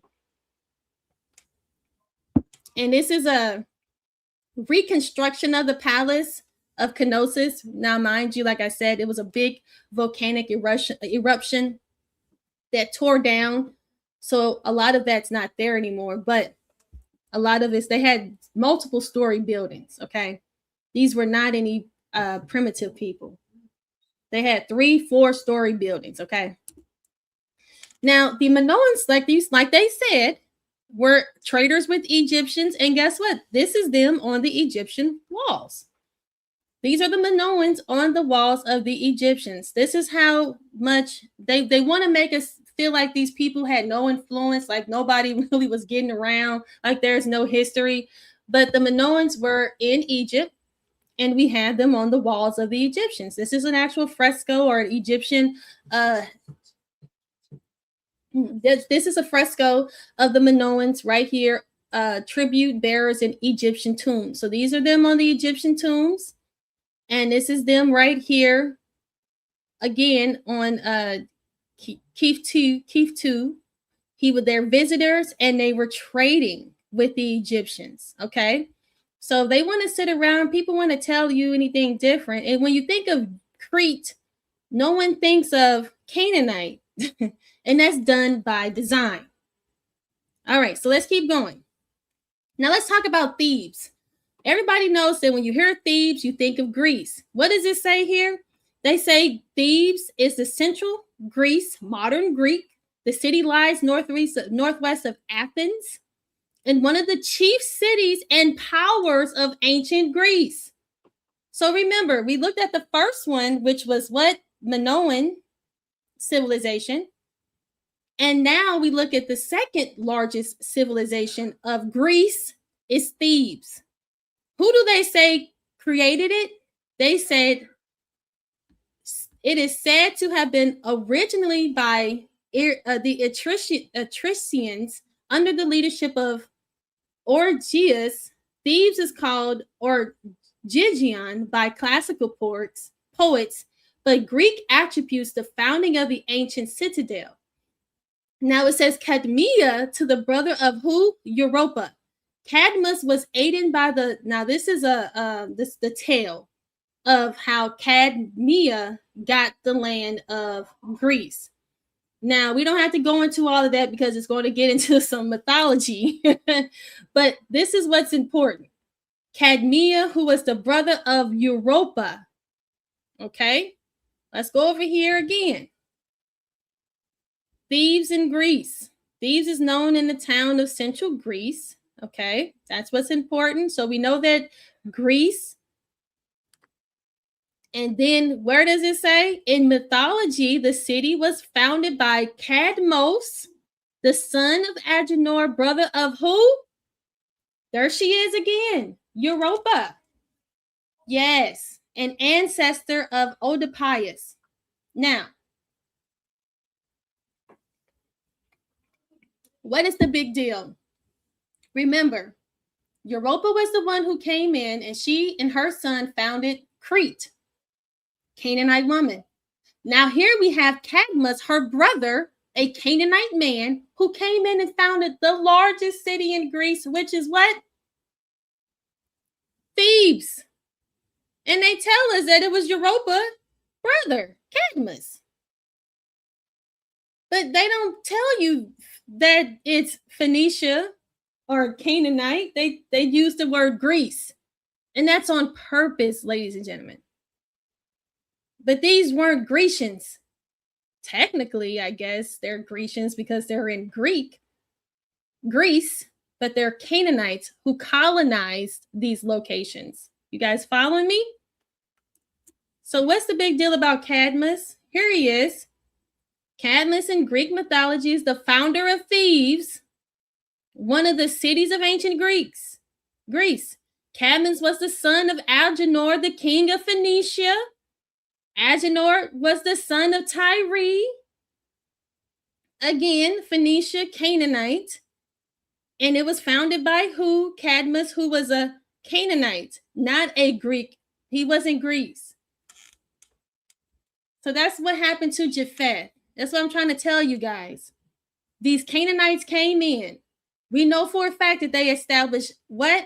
Minos or Crete, or with the Minoans, and we know they established Thebes for fact. This isn't based off of assumptions. This is a fact that two Canaanite people came into Greece and they established two of the greatest civilizations in Greece. But guess what? They didn't call it Canaan. They didn't call it Phoenicia. They called it Greece.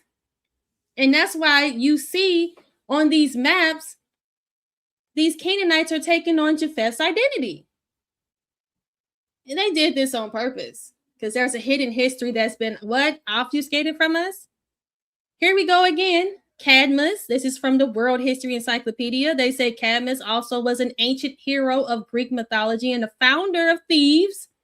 He was the son of Agenor, king of Tyre in Phoenicia. He's the son of a Canaanite man. There are some notes there for you all to research. Let's keep going. So there's something called the House of Cadmus. This is a table. I didn't put this together. Somebody put this together and I took it. But this is the House of Cadmus. Cadmus is very important because he is the founder of the civilization Thebes and many other civilizations. But we're just focusing on Greece right now. As we see, Agenor was the king of Tyre, Phoenicia. He had a daughter, Europa, and then he had a son, Cadmus. And from them came Ino, Polydorus, all these different people and all these different civilizations. I would be all day if I broke down each one, but we're just going to break down the main important two. Because he had children, and these are his children. We didn't even do Europa's, because remember, Europa had 3 sons. We just focused on one of her sons, which made Crete. And this is the other son. He made Thebes, which is one of the largest. So when people hear about Thebes and you hear about Crete, you automatically think who? Greeks. But they weren't Greeks. They were Canaanites who inhabited Greece, colonized Greece, but they just took on the name. You see how crafty they are? So who is Agenor? You guys keep hearing me talk about Agenor. So here's the encyclopedia.com. Agenor was the king of Tyre, the father of Cadmus and Europa. Tyre is what? Is a Canaanite Phoenician location. And here's Agenor again. He was a Phoenician king of Tyre. All right. So for those people who needed a little bit more information, there you go. So what does the Bible have to say about any of this? What does the Bible have to say? Okay, Natalia, I see you talking about history, but what does the Bible say? I care about what the Bible says. Well, let's go into the Bible, shall we? So we're in the blue letter. And right here, we look at the name Tyrus. It means Tyre right there in the strong equals a rock. The Phoenician city of the Mediterranean coast. Tyre is mentioned in the Bible. And guess where the Bible says it is? It says it's Phoenician. So it's Canaanite. So the Bible goes right along with what the history was saying, because the Bible is the foundation. We always go with what the Bible says. So the Bible lets us know that Tyre was Phoenician, and guess what? Those people were Phoenician. Europa, Agenor, and also Cadmus all went back to the king of Tyre, who was what? A Canaanite. And right here, we're going to keep going. What is Strong's? Sidon. Remember I told you guys about the Sidonians? Well, guess what? The Sidonians, according to the Bible, Strong's, were ancient Phoenician city right next to Tyre. To Sidon is the name of the son of Canaan. Sidon and Zidon. So if you guys see Zidon or if you see Sidon, it's talking about the Canaanites. And where were they located? In the Mediterranean, in the north of Tyre. And they were what? Phoenicians. Right here it tells us in Genesis 10:15. And Canaan begot Sidon. So the Bible tells us the locations where they were located, their family structure, and who they came from. And who does it say? The Phoenicians. Just like what the history, just like the sources we just read. So we're not just going based off of how we feel. We're not going based off of what we see in history. History has to go, because if we just go based off of history, they're going to make you think those people were Greeks, right? If you didn't know what a Phoenician was or cared what a Phoenician was, you would ignore that, and you would have just automatically assumed that they were the Greek people, the authentic Greeks, or the indigenous. You see those code words, aboriginal, indigenous? You have to watch those words, because that means that those people are not the real people that belong there. They are colonizers who came in, but instead of making people go over taking their name, they took their name. Interesting, right? But let's keep going. So here we go again. We're going with history as well as the Bible. What does Sidon say? Sidon is the Greek name for the ancient Phoenician port city in Cydonia, also named Saida, what is today Lebanon. So before Lebanon, it was called Sidon. So the people that are in Lebanon are actually Canaanite Sidonians, okay? It says Sidon was the most powerful city-state of ancient Phoenicia. It's still around. I mean, they're bombing each other right now, but it's still there. It says, manufactured the purple dye which made Tyre famous.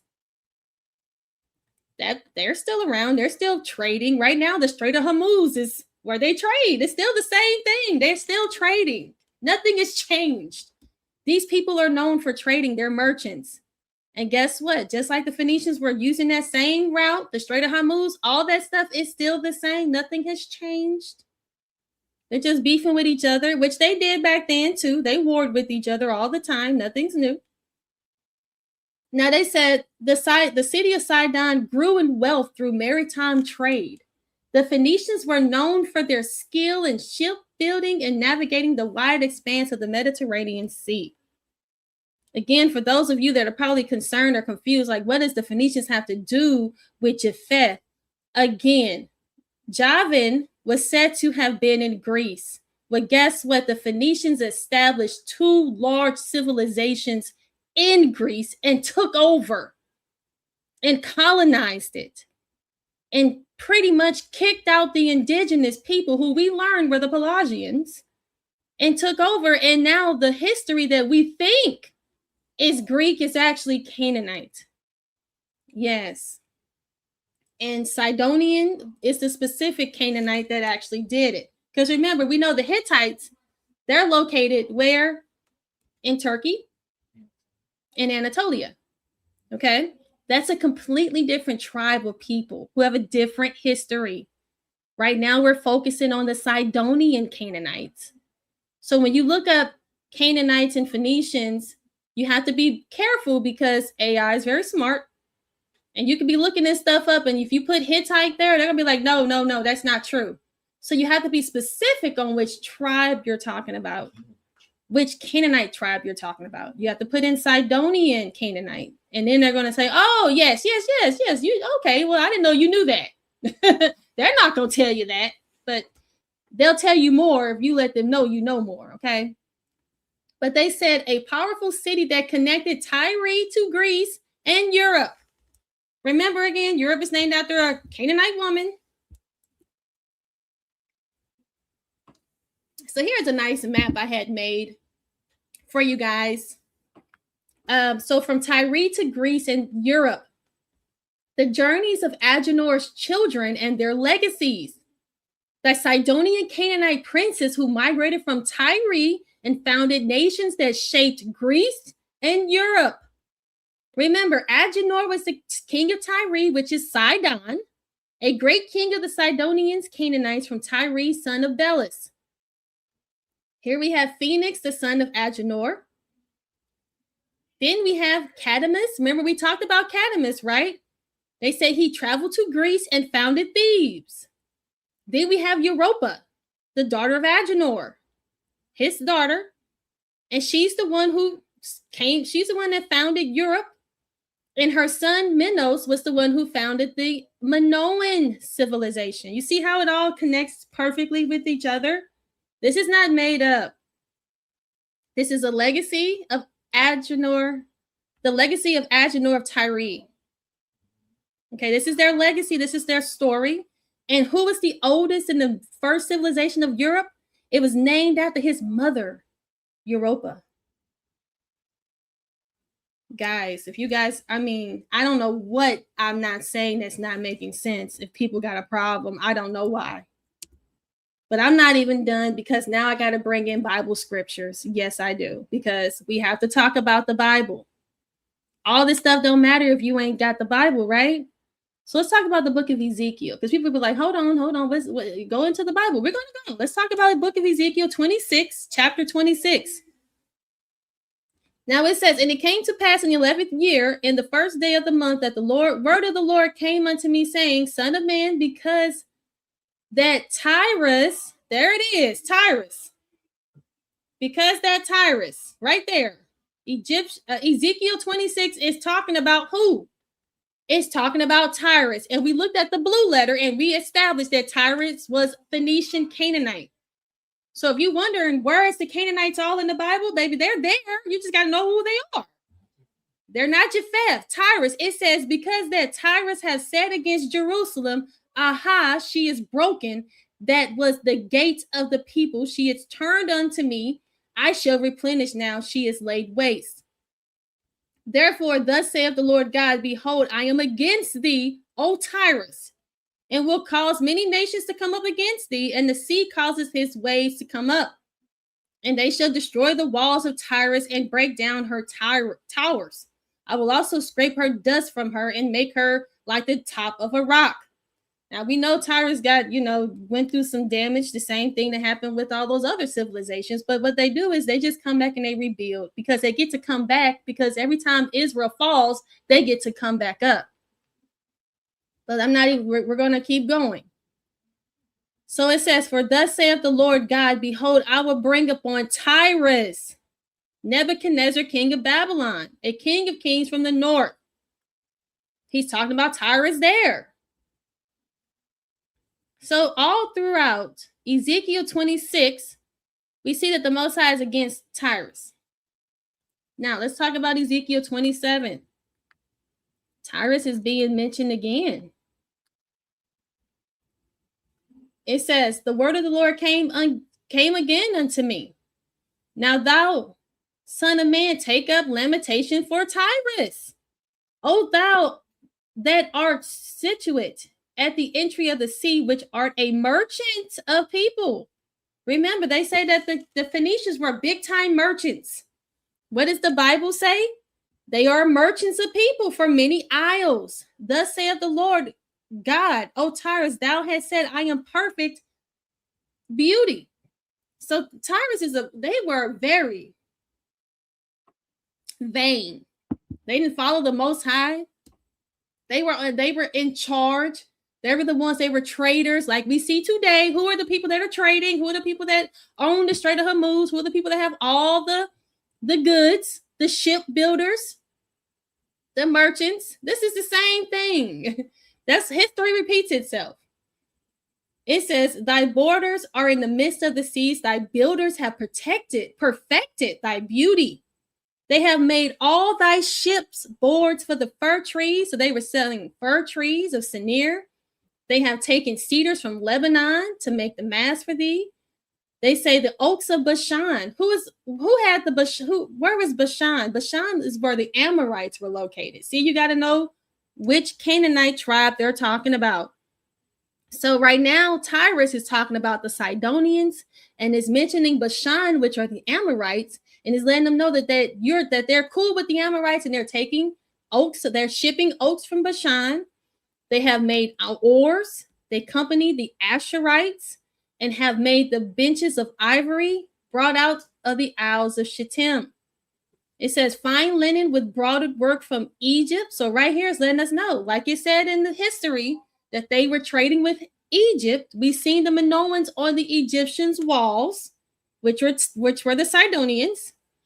And they said what? They were blue and purple. The sails were blue and purple. And who were the purple people? That's what Phoenician means. It means purple people. And the Bible tells us blue and purple. The inhabitants of Zidon and Arvad were the mariners. Thy wise men, O Tyrus, that were in thee were the pilots. The ancients of Gebul and the wise men thereof were in thy calker. So it's pretty much talking about all of what they were doing. Now, who's listed here? We see that Lud and Put was here. So we see they were cool with the Putites. They also, look who's else is here. Tarshish. Who is Tarshish? It's Japheth, right? This is talking about Japheth. There they are. They were cool with Japheth. What did they do with Tarshish? They said, was thy merchant by the reason of the multitude of all kind of riches with silver, iron, tin, and lead. So Tarshish was also their merchant. So they taught them, remember, they said that they taught them how to make boats, trade, all that kind of stuff. So Japheth is there. And we're going to see Japheth again. Let's keep going. Javan, Tubal, and Meshach. They were thy merchants. They traded the persons of men. So what was Javan, Tubal, and Meshach doing? They were trading the persons of men. So when you read this, it says that they were trading I don't know if they were trading their own men, but they were trading slaves. This is what it sounds like. And vessels of brass in thy market, in their market. So Japheth, Javan, Tubal, and Meshach were trading men and brass in whose market? The Canaanites' market. They are the house of Togarmah, traded in thy fairs, horses and horsemen, and mules. So they were trading horses, horsemen. The men of Dedan were thy merchants. Many isles they were trading horns, ivory, and ebony. So everything that history was talking about, we see right here in the Bible. So people want to get a problem. Look, everything that I'm bringing out is the same thing that the Bible is bringing out. They bring up the Syrians, and guess who else is listed here? Judah.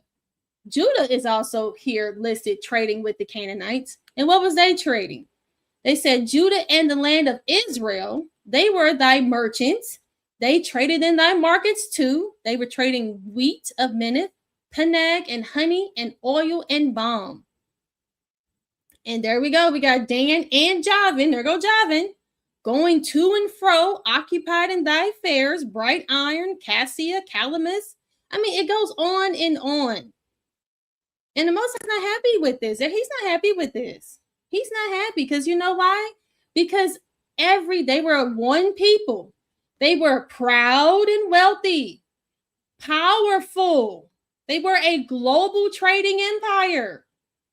But the Most High was announcing his judgment, complete destruction and limitation. This was to who? It says, thus saith the Lord God, thy riches and thy fair shall fall in the midst of the seas in the day of thy ruin. Ezekiel 27:27. So this isn't no primitive people. These Canaanites, again, get it out your mind. They're the ones that were in control of the trade to the point where they were trading men, humans, and enslaving them. So here we have Ezekiel 28. Now, this is a prophetic. No, not this one. It's, let me see. 38 is the prophetic one. Excuse me. Let me go back. So here we have 28. So the word of the Lord came unto me, saying, Son of man, say unto the prince of Tyrus. So Ezekiel 26, 27, and 28, 3 chapters was devoted to the Most High wanting to destroy the Canaanite Phoenician. But guess what? We fast forward to Ezekiel. Let me go back further. 38. Now, this is the one everybody says prophetic, and this is the one where everybody wants to talk about, oh, well, isn't this supposed to be Gog and Magog? And let me tell you guys, it says, Son of man, set your face against Gog of the land of Magog. So what did we, it says that Gog is the chief prince of Meshech and Tubal. This does not mean anything about Magog being in control, because Gog is not a Japhethite. Gog is the one that's in control. Now, this one here is more esoteric.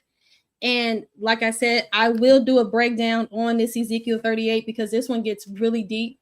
But I want to make sure that I address it and let you guys know that this is referring again to the leaders of Meshech and Tubal. And who leads Meshech and Tubal? The Canaanites. We saw that in Ezekiel 26, 27, and 28. They were the ones that was in charge. And guess what? They got the land back again. And we'll break that down. But let's keep going. So let's get into, I know I talked about the Australian Aboriginals, right? That's in my thumbnail. So let's talk about them. That's why I said I got so much to talk about. I got so much to share. I only got so much time. Because then I'll be going on and on and on and on. And it'll get lost. And we don't want that to happen. But you saw how so I hope you know in the part 1 of this presentation was to showcase how Japheth's land was colonized and taken over. And eventually they were kicked out. But who were the ones that did the colonizing of their land? It was the Canaanites. Now, what they did that was very peculiar that people are not used to is that instead of just claiming Canaan land and saying this is our land, they took on their identity. They stole their identity, which is something that we see all the time. They even took the children of Israel's identity. That's what we're saying. We're saying, hey, these same people they took our identity, and guess what? They're also claiming to be the Egyptians. You keep listening. These people always are taking someone's identity, and right here we see that they took Japheth's. But who is Japheth? So again, I say that they are the maritime people. And I say that they're the Oceanic people. That's the terminology of the Pelasgians. I'm going to link the Oceanic people to the Pelasgians. So let's get started here. So who are the original descendants of Japheth, and could traces of those early populations survive today among the Oceanic people and Australian Aboriginal populations? So this is the hypothesis that a lot of people, not just myself, but many people agree with this chain. They say that they started off in Anatolia, Asia Minor, which is where they were at the beginning. And then they traveled all the way down India to South Asia, Indonesia, New Guinea, all the way to where? Australia. So this is their path that they are saying that they took. Now they say evidence to support the hypothesis. Japheth's descendants are associated with coastal and maritime regions. The Pelasgians predate the Greeks and were widespread in the key regions along this route. They had advanced navigation and shipbuilding, make eastward migration feasible. Similarities. So we're going to look at the similarities and the linguistic genetic of what we have left. Remember, they keep saying, oh, well, we don't have very much information on the Pelasgians. There's some, and we're going to take a look and see how the Oceanic people link to the Pelasgians, right? Japheth. So there's Bruce Fenton. He had a hypothesis that talks about the Australian Aboriginals being the true people that lived in Göbekli Tepe. Now, those of you that know about Göbekli Tepe, they say that they were the first inhabitants, was the Australian Aboriginals. Why? Because they see this symbolism, the same symbolism as you see here on the Australian Aboriginals man's chest and stomach is right here and is found all amongst the walls that are left of Göbekli Tepe. It's not a coincidence. They have other things too, but that's just one of the things, as well as the DNA. So they want to say that the Australian Aboriginals were the originals. See the word Aboriginal to Australia. How can they be Aboriginals to Australia, but you're saying that they're Aboriginals to Europe? Well, DNA, guys. You know, the Most High and genetics don't lie. Okay, remember that. Okay. Man lie, women lie, but the Most High and genetics don't lie. Okay, man lie, women lie, but the Most High and genetics. You can't lie about DNA. You know what I'm saying? If you are the father, you got to do the DNA test. And guess what? If the DNA says it's not, then you're not. The woman can say it all day. And what DNA is that? The Denisovan. So everybody knows about the Neanderthal. The Neanderthals are found in Europe, but the Denisovans were found in Russia. They found a tooth in the cave of Russia, and guess who has the highest? One of the highest rates of this DNA is found in our Australian Aboriginal people. Well, they haven't found these people anywhere else, these Denisovans, which people would call subhuman. Scientists will call a subhuman species, but us biblical believers will call them a Nephilim. Okay? But this group of people were mating with the Denisovans, or the Aboriginal people were mating with the Denisovan, and they got this admixture within their DNA. Like we see the Neanderthal is found in a certain group of people. The Denisovan are also located within the Aboriginals. So that's how we can point. We know they were there. Okay. As much as they want to try to rewrite history and erase their history, we know they were there. And we know that they say, now we have people out here, like I told you guys at the beginning, are fighting these people to release this data and this information because they're hiding it from us. Not only just from us, but from all people. All right. So who is Japheth? So I say they're the Australian Aboriginals or the Oceanic people. Again, according to PubMed, Australian Aborigines represent the first branch from Eurasian antecedents ontometric evidence. It says most genetic data suggests that the Australian Aborigines and Southeast Asians associate, but relatively evolutionary relationships have remained obscure. Historically, the study of tooth crown variables has been important in establishing phylogenetic relationships.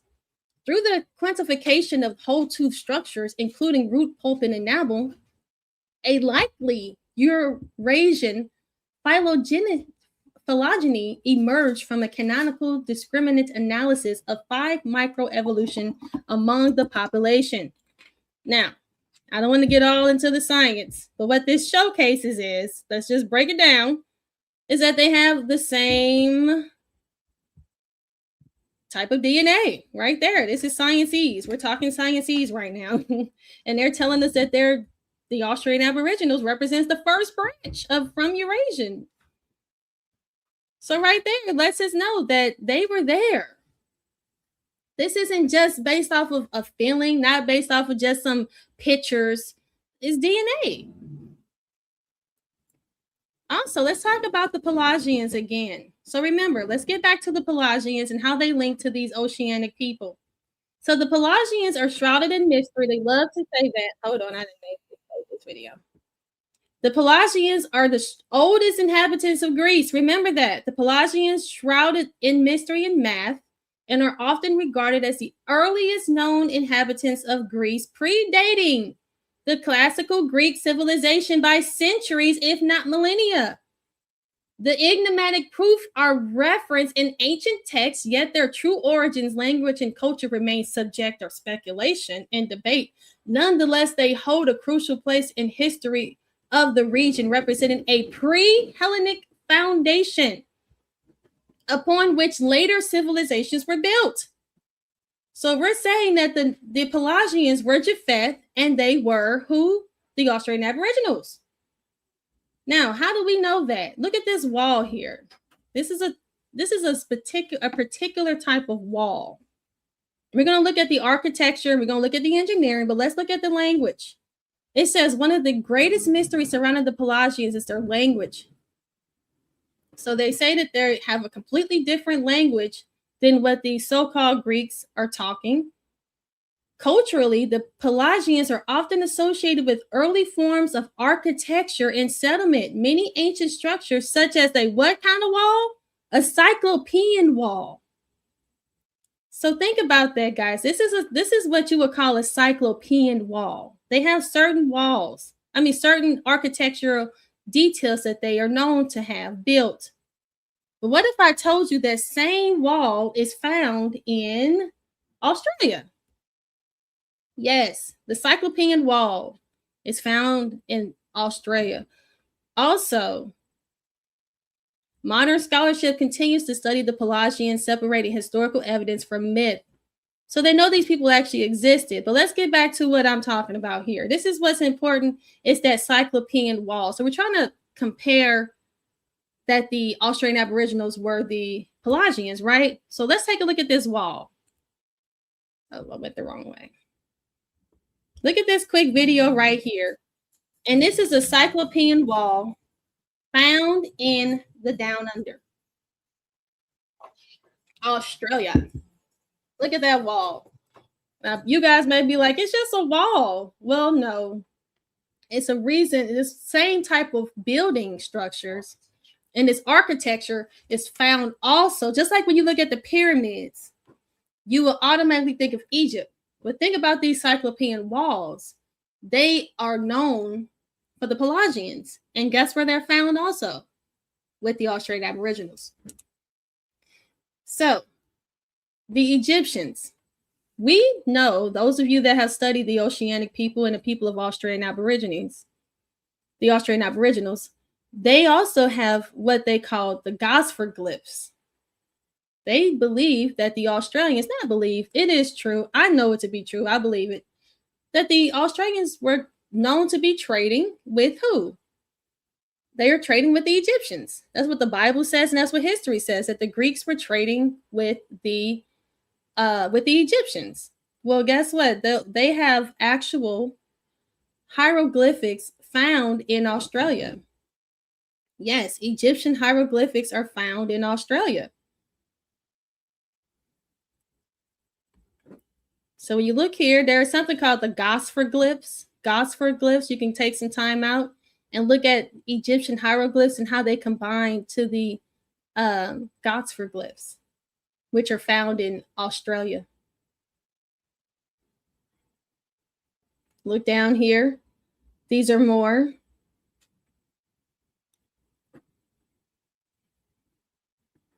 Look at that crown and that looks like some Hittite stuff there too. Okay, and we can, like I said, it's so little time. But anyway, they said it's approximately 300 glyphs. Some researchers believe they were carved around 4,500 years ago, and many dismiss them as a hoax. I love how they want to say it's a hoax. You know why they say it's a hoax? Because they don't want you to know. There also was pyramids in Australia. Yes, they had pyramids. They had pyramids. This stuff was such a hoax that they bulldozed it. They bulldozed their pyramids. I think one still stands, but they bulldozed it. You know why they bulldozed it? Because they didn't want you to come looking at it. They didn't want us to come see it. That's how, why would you bulldoze something unless, you're trying to hide it? What was it doing? Why did it bother you to keep this pyramid up?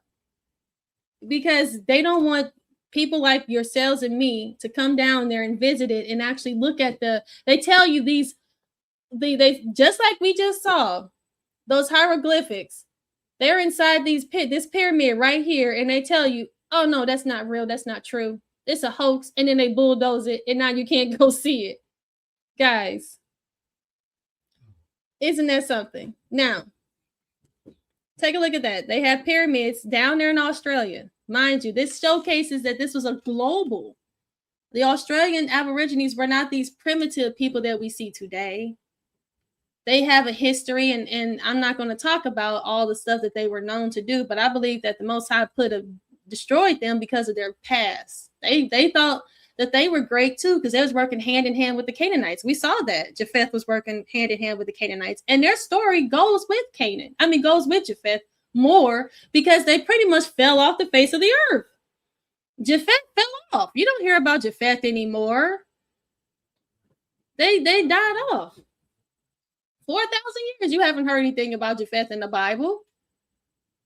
But the Australian Aboriginals were a great maritime people. They traveled. We see them. We see their DNA. We follow them. We can see their history, and we're gonna look at something else. So remember, they had a pyramid. It's called the Gympie Pyramid, the Gympie Pyramid. They tore it down. Okay, remember we talked about the cyclonic walls. Yeah, they're trying to tear all those things down too. People are fighting back to preserve this stuff because they're trying to hide it, because they know people like yourself and I are putting the pieces of the puzzle together. Because it's not hard. You just have to care. So we talk about the boomerang. You guys know what a boomerang is? You throw this, now the boomerang is very technical. It's a very high-class technological structure, right? This throwing stick, they want to call it. That now, what makes the boomerang so important is because this was pioneered by the Australian Aboriginals, and they would throw it, and it would come back. And they didn't have a bow; they weren't known for having bows and arrows. They had this boomerang as a hunting tool that they utilized. Who has a boomerang is on the Egyptian wall, right here. King Tut had a boomerang right in his hand. They got them right here too. These are on Egyptian walls. It's in his tomb. And they also found them in their tombs. Not only are they on their walls, they also found these boomerangs, which are right here. They found them in King Tut's tomb right there. Boom. Now, these are boomerangs that are notable for the Australians. Now, mind you, King Tut had a boomerang. He put it on his wall, and it's also in his tomb. The Australian Aboriginals had pyramids and Egyptian hieroglyphs on their walls. Mind you, they bulldozed it and tore it down because, it's nothing. But remember, King Tut had the boomerang, which showcases who was over there. The Australian Aboriginals.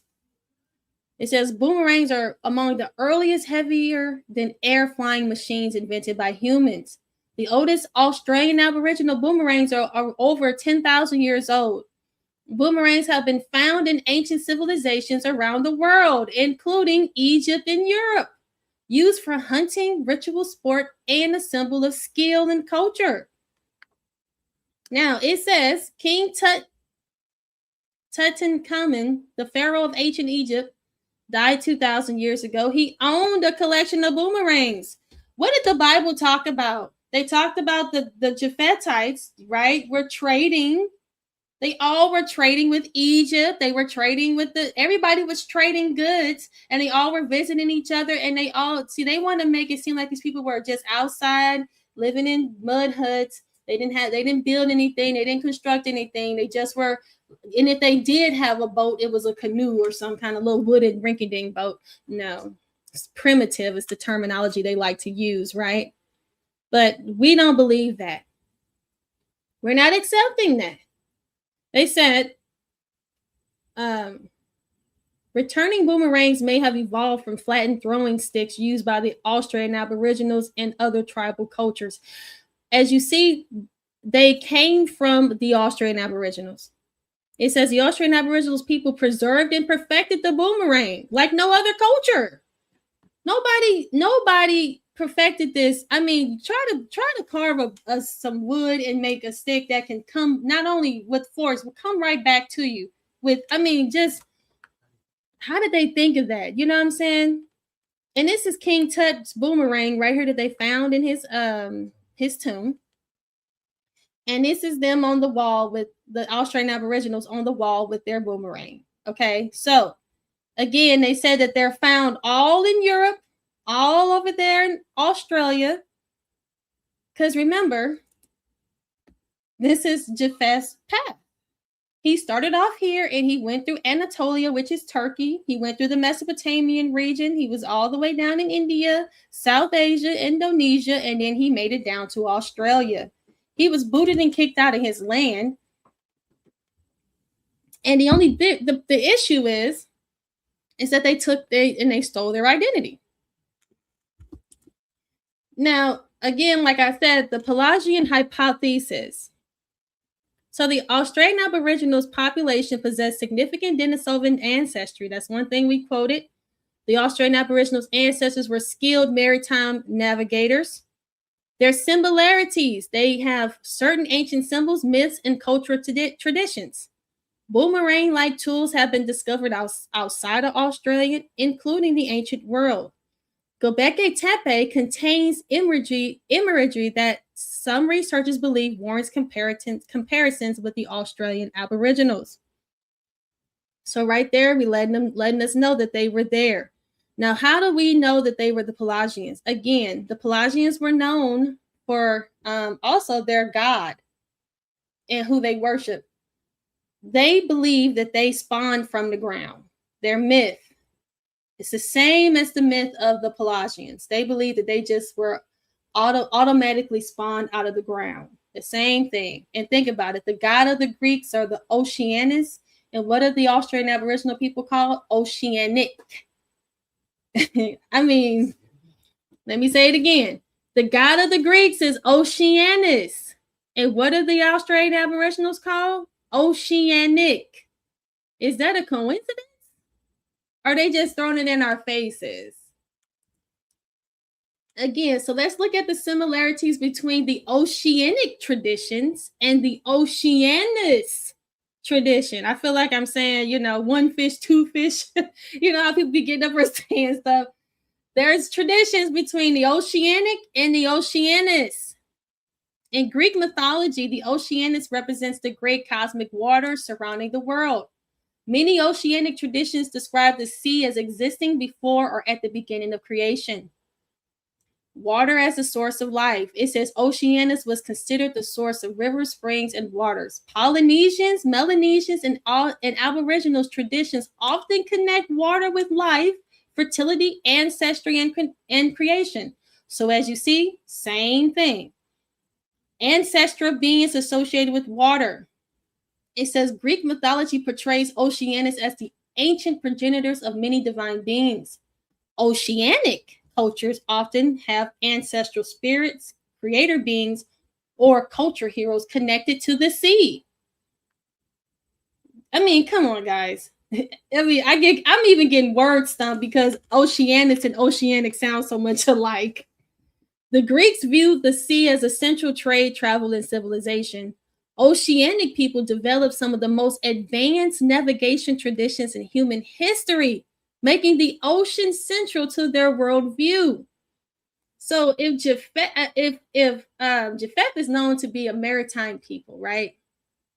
The Australian Aboriginals are named Oceanic because they are the ones who developed some of the most advanced navigation. Why do they want us to think that they were on these little rowboats and these little canoes? And then they want you to, and then they call them Aboriginals to Australia. But then when people researched Australia, they had pyramids and they bulldozed them. We see that they had hieroglyphics all around. They scraped that off. They had the polygon, they had the cyclonic walls that they're tearing down. I mean, come on, guys. These people are really trying to erase their history. And that's why it's important for us to teach this history, because that's how easy a people can be replaced and erased, i.e. us. That's why we don't have one, because we have to value this information. And that's why you guys got to like this video and share it. All right, so both Greek and Oceanic traditions place the ocean at the center of creation, ancestry, navigation, and spiritual life. Oceanic and Greek mythology and various oceanic sea deities represent the life-giving, world-encompassing waters that sustain humanity and connect the physical and the spiritual realms. So not only did we just sit down and we just talked about the Australian Aboriginals being the oceanic people, and where did the word oceanic come from? It came from the Greek mythology of the goddess Oceanus, and pretty much their way of worshiping is connected to how you worship Oceanus, which is the Greek god. They were a maritime people. They traveled and they were on ships. They helped traded. They weren't these primitive people today, but we know, just like with was it Nebuchadnezzar? No, not Nebuchadnezzar, but I get his name confused every time. Who was cursed to eat grass. If you guys can so what I'm trying to talk about is that how easy the Most High can be upset with you. And when you can start off as being high, you can be as low as being out there with the ox eating grass, like one of the kings. Was it Hezekiah? Let me Google it for you guys. I don't want to lie.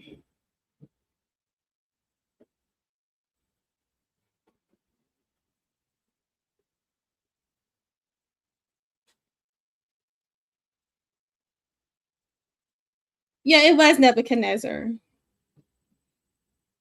Yeah, I got it right. Nebuchadnezzar. Yeah. So Nebuchadnezzar was cursed to eat grass for 7 years, like an ox. So could you imagine this king, right? Who was a king, a great king, who was out there eating grass?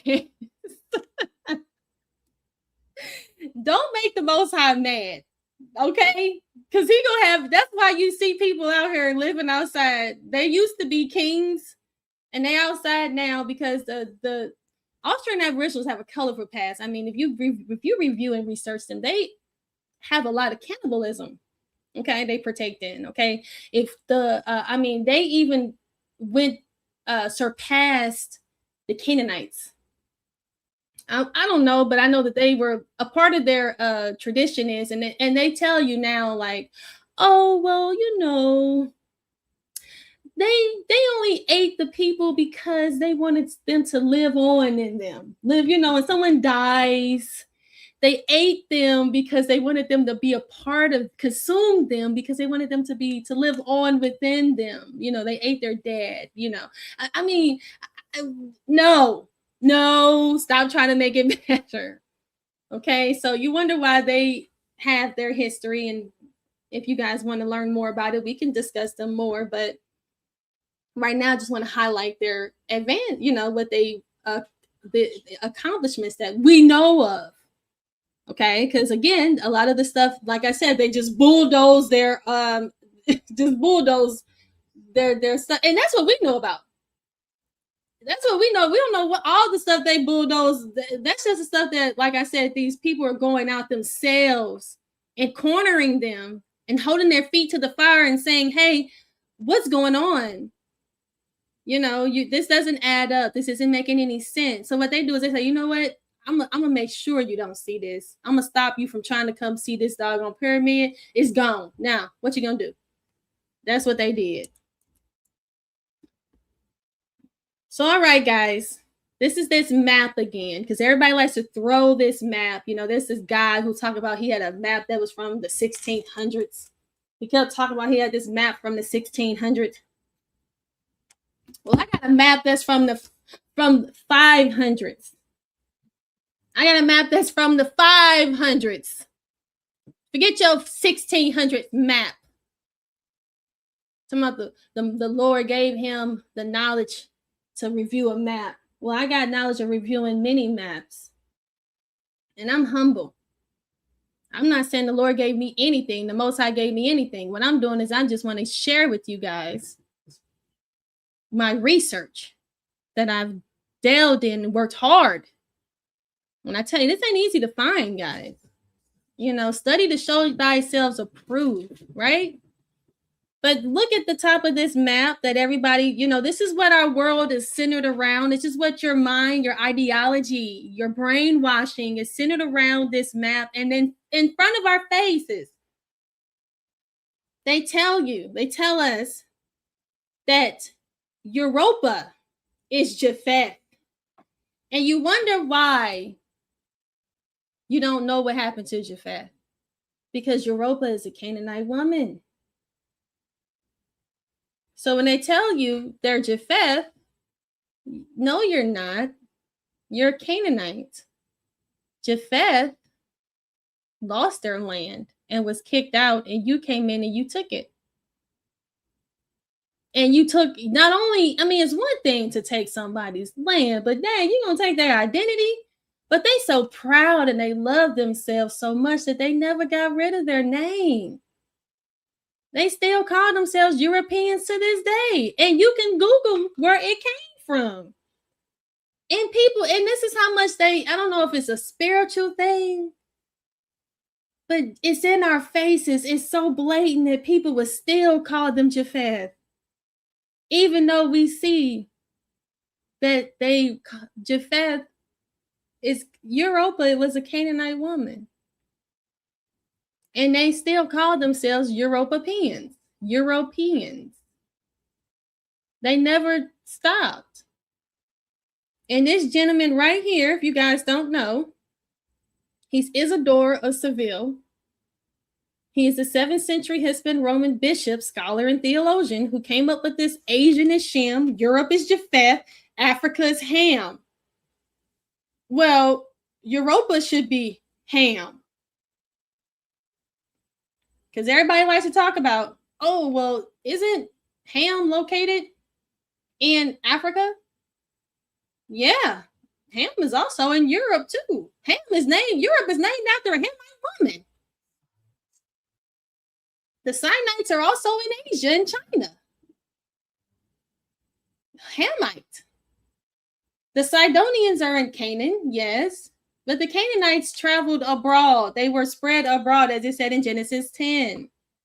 They didn't just stay stagnant. They didn't just sit still. The only thing is when they were colonizing, everything that you see, they always say, oh, the Phoenicians, they inspired the Greeks. They did, to the point where they threw away their God. They threw away everything.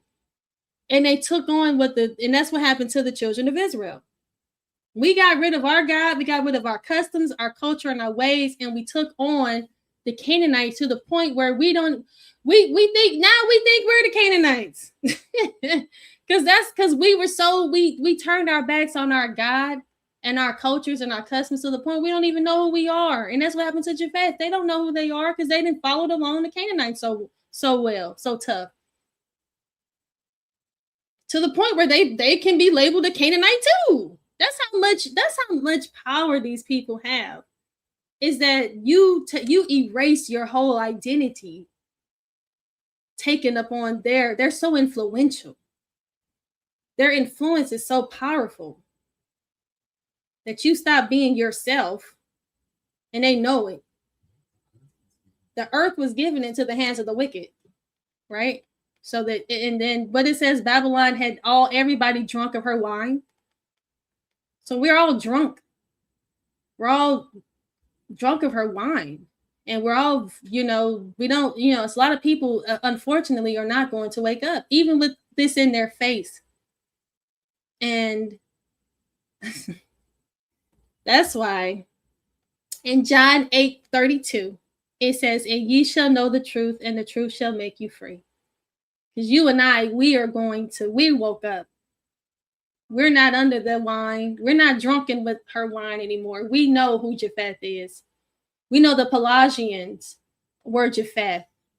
The Pelasgians were the Oceanic people who were kicked out of their land and were the Most High put a curse on them. It's obvious. I mean, when you review their history, it's obvious. These people were cannibalistic, and they, were not following his law, statutes, and his commandments. So he put a curse on them.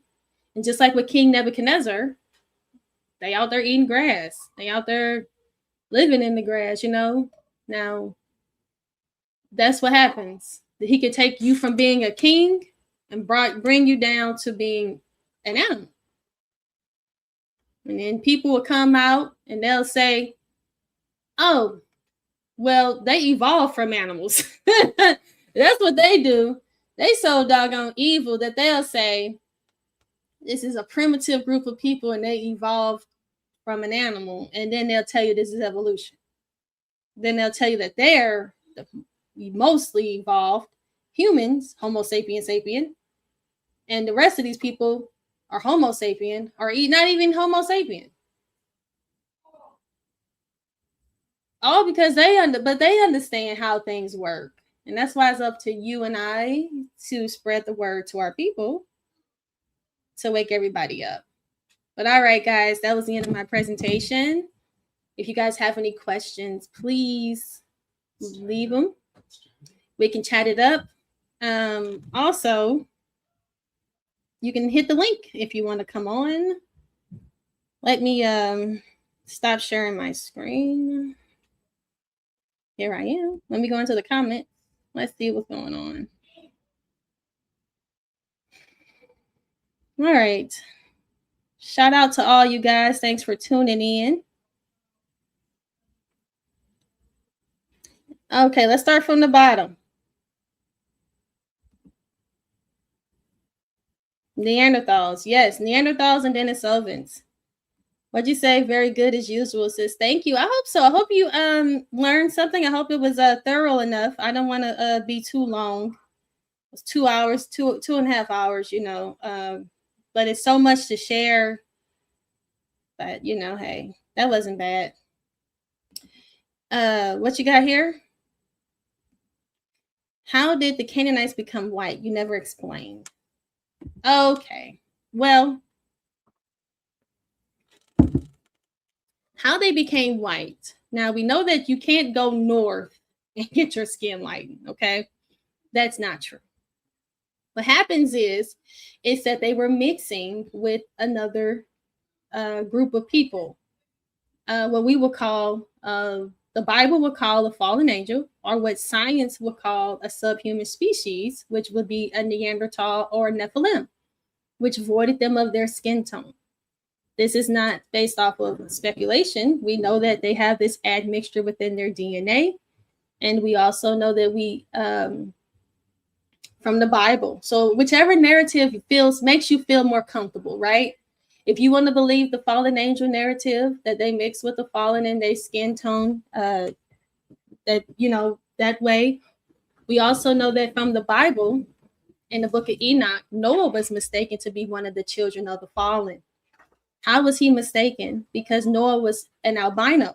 His skin was light, and they were afraid of him, and they had to contact Enoch and say, hey, what's going on with my son? Why is he looking like this? And they say, he is not of the children of the fallen. So that is an example of what an offspring of the fallen angel look like. They lose their melanin.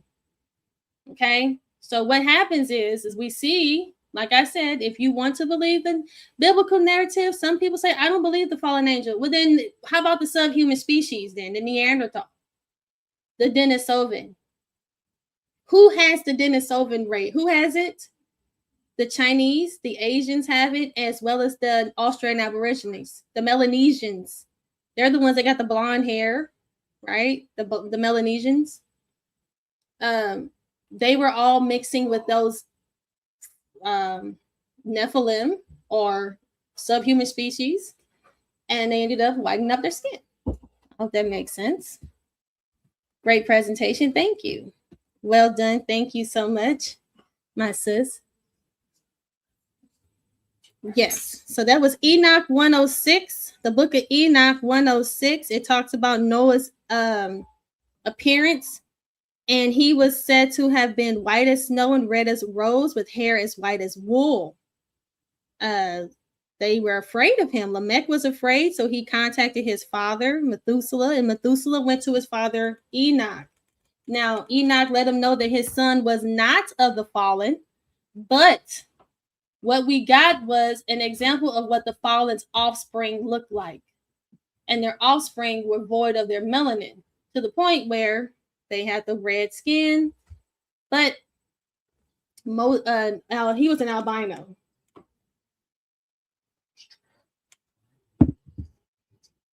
Now, the first people who got that was the Hittites.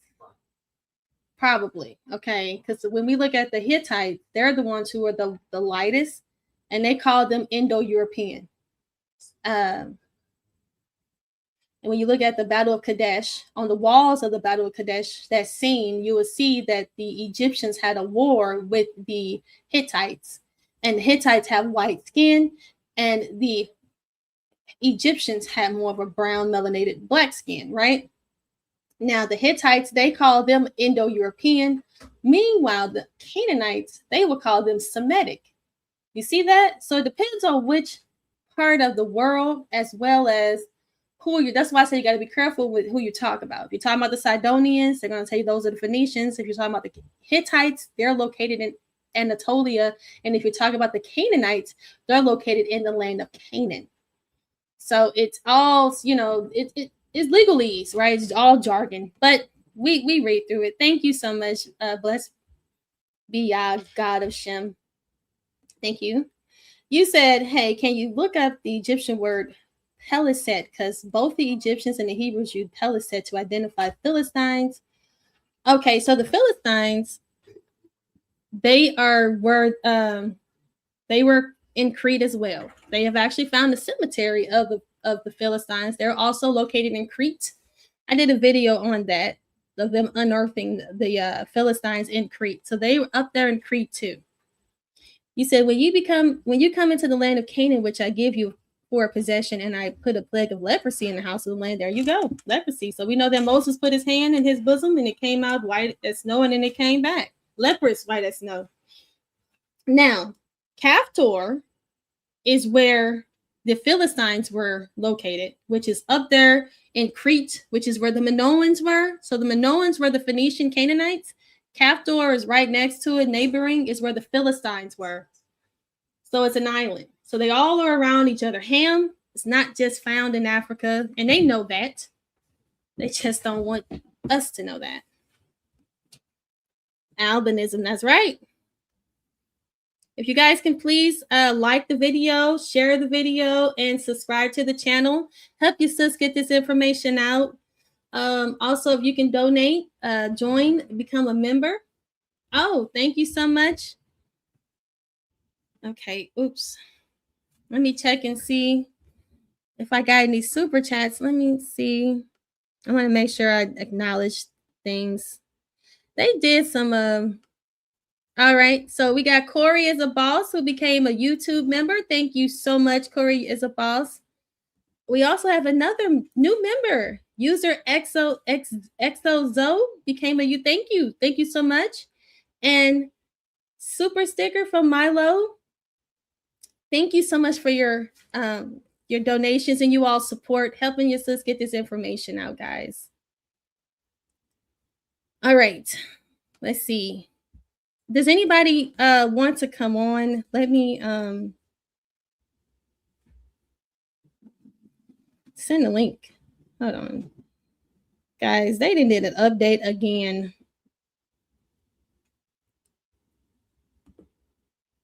I tell you, they updating, which is, you should be, people should be happy that they update, StreamYard, but, gotta learn how things work again. All right, so if I have anybody that wants to challenge me on anything that I've brought out, please come on. What you say? Do I look at Amorite blue eyes? Do I look at Amorite blue eyes? I don't know what you're saying, William. Are you saying the Amorites had blue eyes? Is that what you're saying? Yes, they did.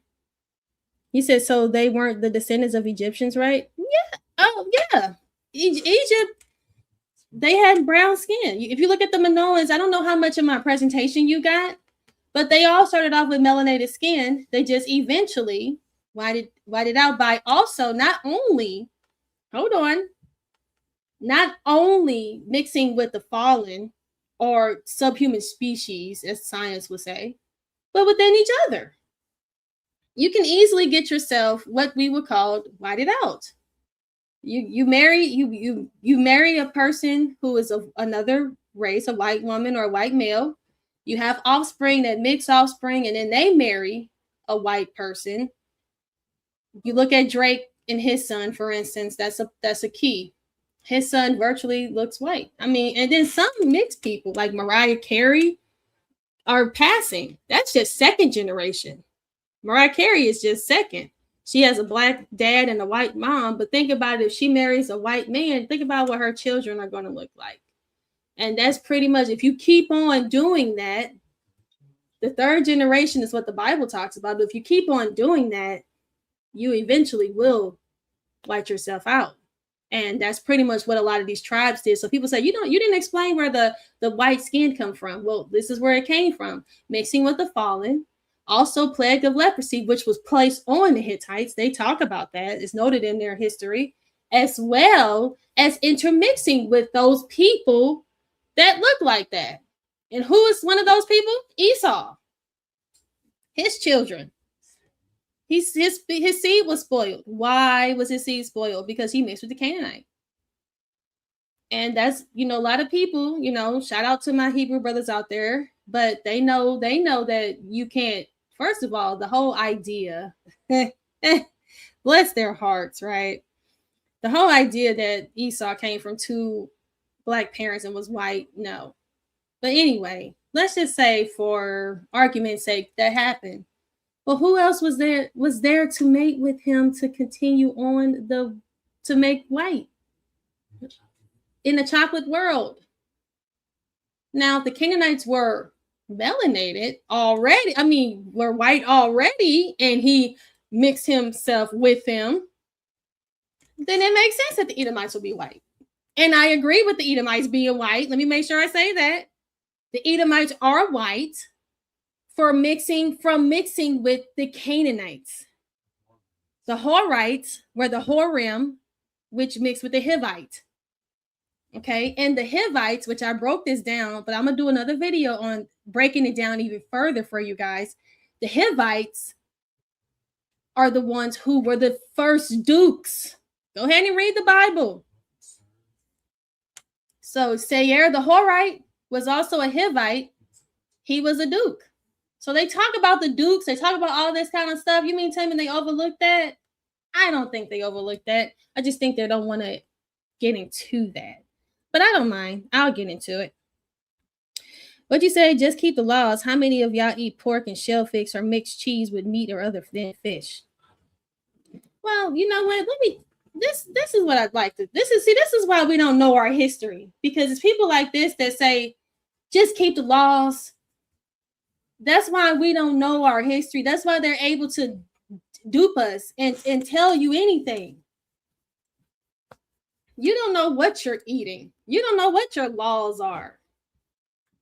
If you keep on allowing them to erase it, if people aren't fighting to know the information or to know the knowledge, they can erase it and replace it. Erase it and replace it.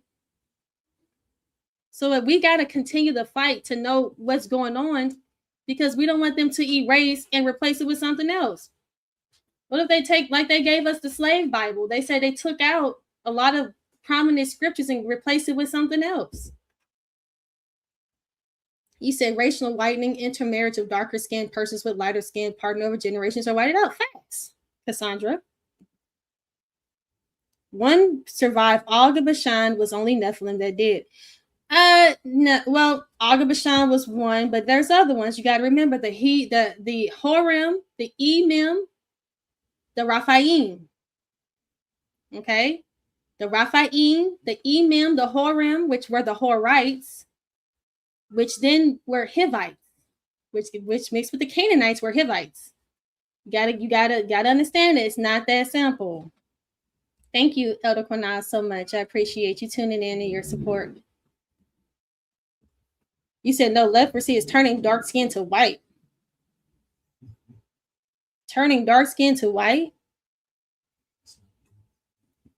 Turning dark skin to white. Yeah, that is leprosy. I don't know if where did you get that from? that I didn't say that. Like Miriam. He said Trump's daughter and her husband tried to buy an island in Albania. They protesting over here today. Yeah, these people will take your stuff and wipe it out. Noah was able to blend in with the Canaanites before the flood due to his albinism. Facts. He had albinism. Oh, I didn't know that. That's why I asked. Please ask. That's what this time is for. It's for you all to ask. I'm not offended at people asking me questions. I actually get more offended when people don't. Because that means you respect me. When people, I feel more respected when somebody challenges me, because that means that you actually care about what I'm saying and you actually are trying to figure out what I'm saying. Instead of saying, I don't know what the woman's talking about, I'm getting away.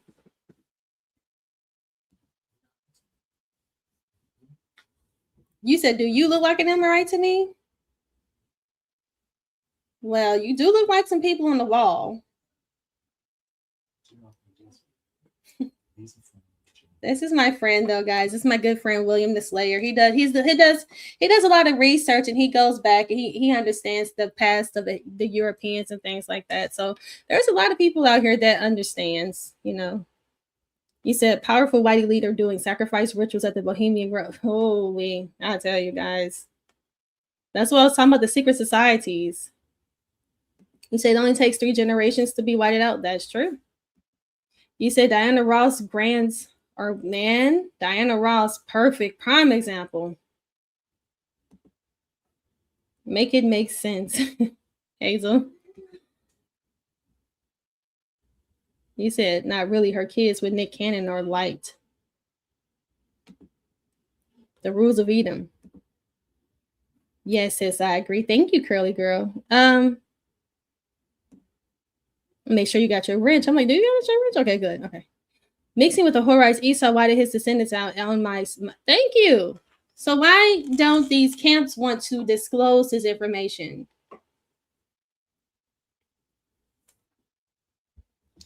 You said God and parents from us. You said, say it, Queen. Hey, you know I'm going to bring out the facts. What you say? If you look at the hieroglyphs of the Canaanites, they're always light skin or white looking. Yes.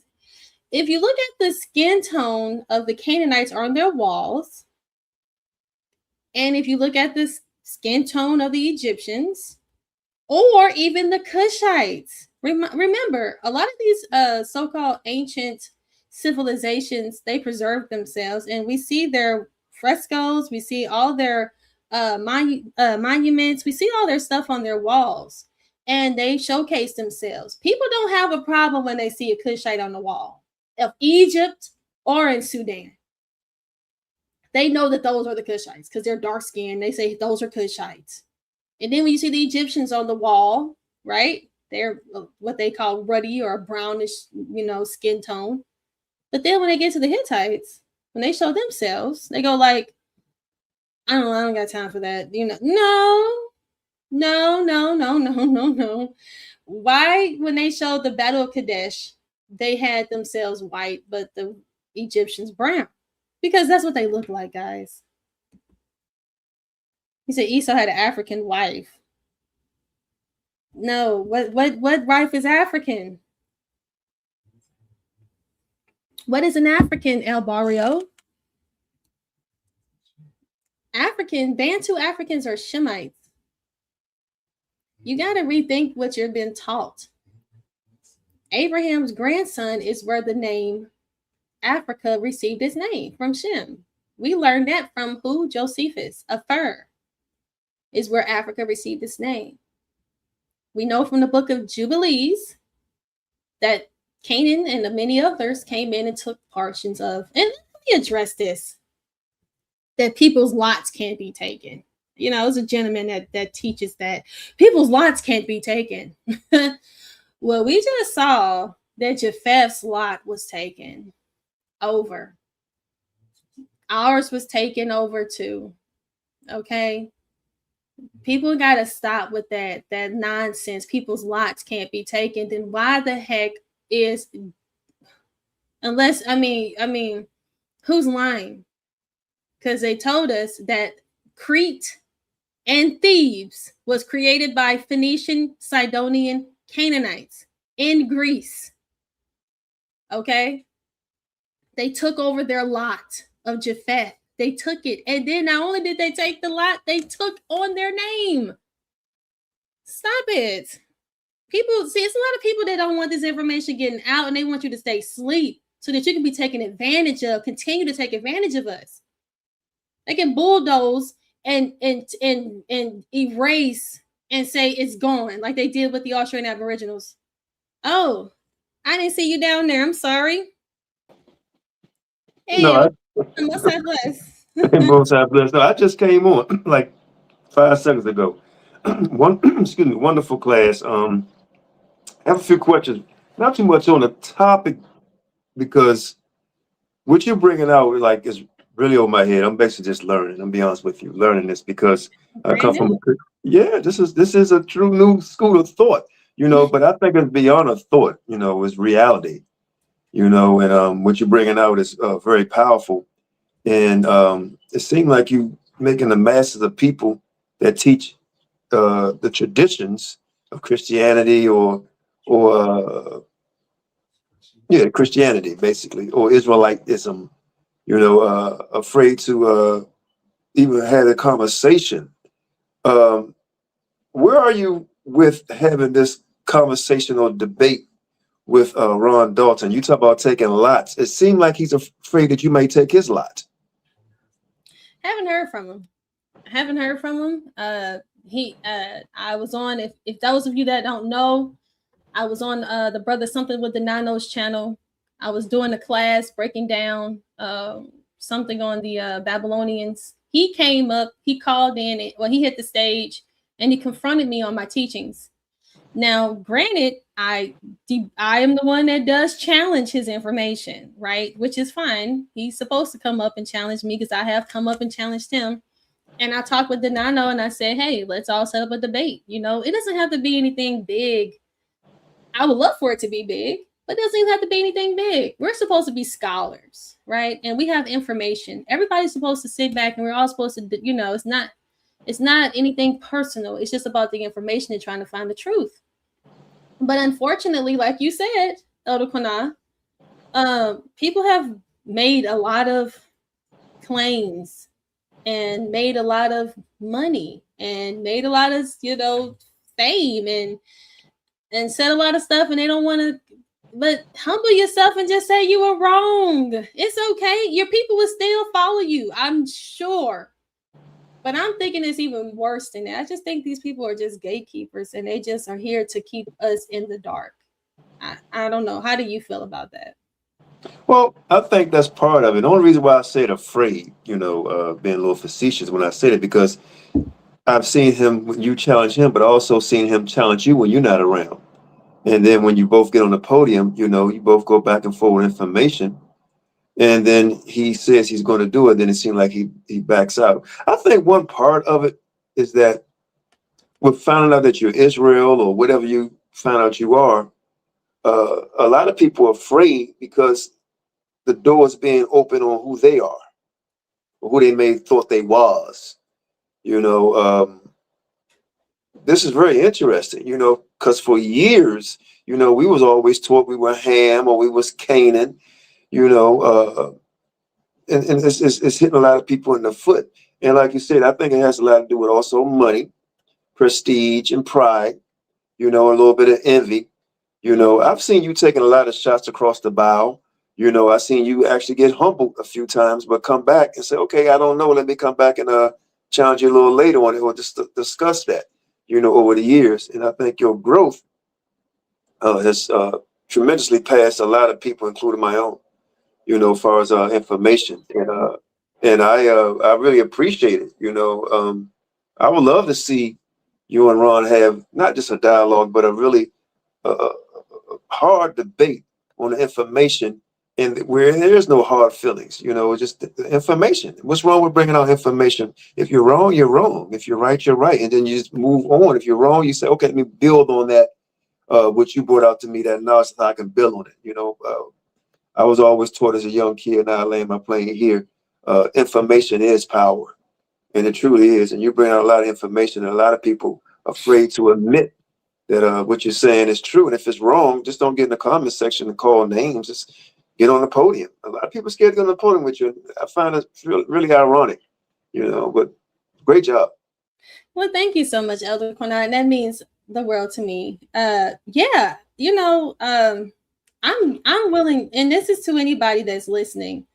I'm willing to have conversations with anybody's scholars. Our leaders or whoever they deem as someone that is knowledgeable. And it doesn't even have to be in the forefront. It could be behind the scenes. I've went on many different panels. I've tried to talk to the big, a lot of the biggest names. Teachers. I'm saying, you name them. I've tried to talk with them, and still am. And like I said, and I've had conversations over the phone. Had conversations with people all the time, and I'm willing to squash all beefs, anything like that I've, I don't mean to offend anybody. That's not my job. My job is trying to wake my people up, and not just my people, but all people. I'm saying, my truth seekers. Because like I said, there's a lot of people out here, not only us Black people, but white people. Everybody has been fed lies from the Christian church. And the thing is that everybody's not trying, and not necessarily just the Christian church, but all of the so-called religions. A lot of my brothers and sisters right now believe that they came from a monkey. They got the Nebuchadnezzar. They got the Nebuchadnezzar effect on them. You know what I'm saying? They think they was out there eating grass too. Yeah. And I'm trying to talk to them. You know what I'm saying? So, I got folks up here, leaving me comments last night talking about, how are you going to believe in the Bible when the white man gave you that book? But you believe in a book of a racist man who says, a racist white man that says the order of species in the favor of races? Really? When people say stuff like that, I would just, I'm like, well, who institutions are these when you was a child that you learned from? It sure as hell is not ours. So somebody taught you the alphabet, taught you the colors. Somebody taught you this language here. So, and it comes from the so-called white man institutions that you learned from.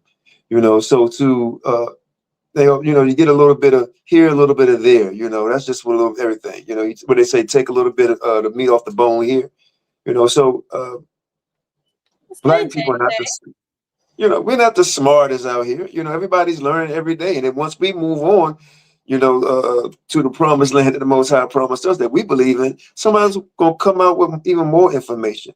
It's forever growing, and I'd like to see it grow. I just wish someone that would challenge you on your information. This person right here, he said Ham is African, his son is Canaan and African. If you don't know, study. You sound foolish. Where are you from? You sound like you got some kind of African. They should just come on. Why talk on the comment board? Just come up and have a conversation. That's what I'm saying. I'm about to drop the link again, and this is why. One second, let me get my link here. This is what I'm talking about. People say that Ham is African, his son is Canaan. You sound foolish. You sound foolish. You have no evidence to tell me that Canaan is an African. First of all, technically, Canaan is African because a lot of the Canaanites did move to Africa. But that doesn't mean that they're sub-Saharan African. See, there is something called DNA. And a lot of these people don't really believe in the Bible.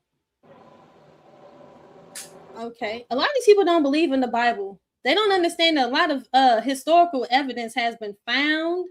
We have their grave sites. Hey, Hoodoo in Louisiana Voodoo, what's going on? Oh, Peace, family, and thanks for having me up. And yes, ma'am, thank you. And it'll be brief. I think the problem that many Black Hebrew Israelites have when they are speaking to African Americans, I'll use that term, is all right. I'll give you an example. Me, if I say I'm African American, my DNA test confirms that I'm African American, and it shows me my African American cousins. Now, right now, you all, respectfully, you claim to be Hebrew, but I'm asking you, have you taken a DNA test? And if so, has it showed you any of your Hebrew ancestors or Hebrew family members, respectfully. Okay. You're fine. And thank you so much. See, this is how you make me feel appreciated, by coming on and giving me the opportunity, because a lot of people don't even give me opportunities to even talk. All right. So I've seen a lot of your comments that you leave to me, and I'm glad that you and I are able to speak. You said about DNA. So have you done any research on the Canaanite DNA? Well, I'm here to learn if it's a particular point you want to make. Because the thing is you say to me, and I was actually saving this, but I'm gonna go ahead and share this. Let me go ahead and I have a map of the DNA for us already set up. I was going to use it for my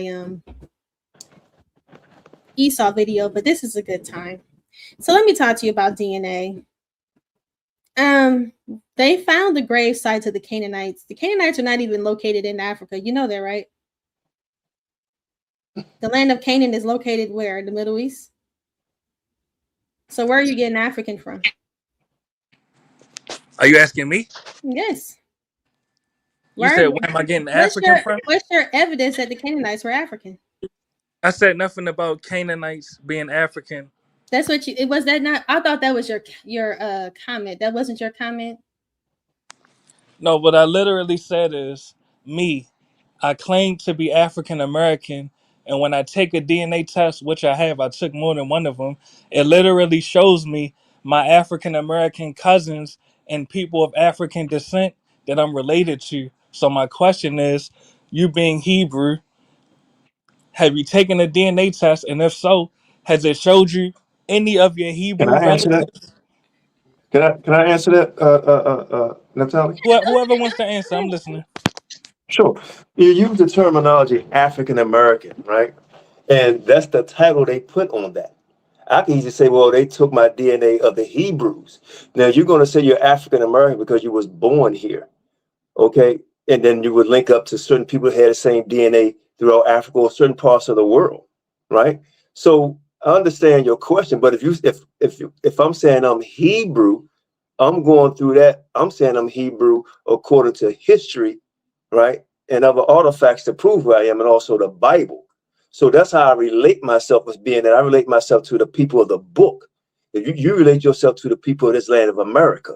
So we have to understand the belief and understand it, like, which I don't know what you believe in. You say voodoo. So I don't know what, like, where you coming from with that, but I use the biblical text to saying I'm a Hebrew according to the scriptures, according to the curses that I fit from Africa, right? To how some of my ancestors got here, and using the book of Deuteronomy, right? So I would say, okay, instead of calling myself African American, I call myself an Israelite or a Hebrew. So when I get the DNA test, I don't say African American, right?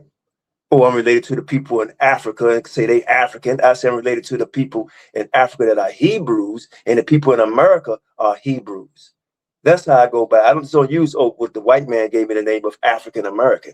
I use what the biblical text gave me, which is Hebrew Israelite. That's how I answer that question. All right, and watch how brief my response is, and you'll Sure. notice I did not cut you off because I really want to have the dialogue. Africa refers to a particular landmass. When I took a DNA test, it showed me the particular people in that particular landmass that are indigenous to that particular landmass that I'm related to. I'm asking a simple question. Hebrew people I got descend you. from. I just I'm Well, answered that. I agree with hold you. on, sis, Go please. ahead and finish, because I got where you're going. Yes, Go ahead. please. Go I'm ahead. just trying to have a dialogue. I'm asking a simple question, and at least for the listeners, I'll repeat what I just said for the listeners. I'm related to a particular people that are indigenous to the landmass that is commonly referred to as Africa. Hebrew people come from a particular landmass. No matter what you refer to that landmass is, I'm asking, have you taken a DNA test?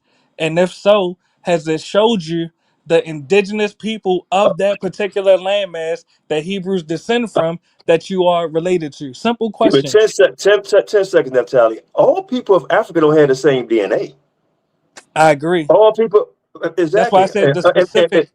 That's why I said the specific Now you people. said you didn't cut me off. I didn't cut. You didn't cut me off. All people of I Africa also don't did have. not mischaracterize you. I never said all Africans are genetically the same. You So back to said the initial question. you use the word Africa. Is Africa a continent Exactly. or I is also use Africa, the word specific. brother? I'm not trying to argue. Is Africa a I'm not arguing continent? with you. Is Africa a continent or a country? Oh, it sounds like you're confused. I never said No, I'm no, related no, to. no, no, no. That's not. I'm not. I'm I'm not. No, answering your that's a question, question. brother. Is Let's it a not be country or a combative. continent?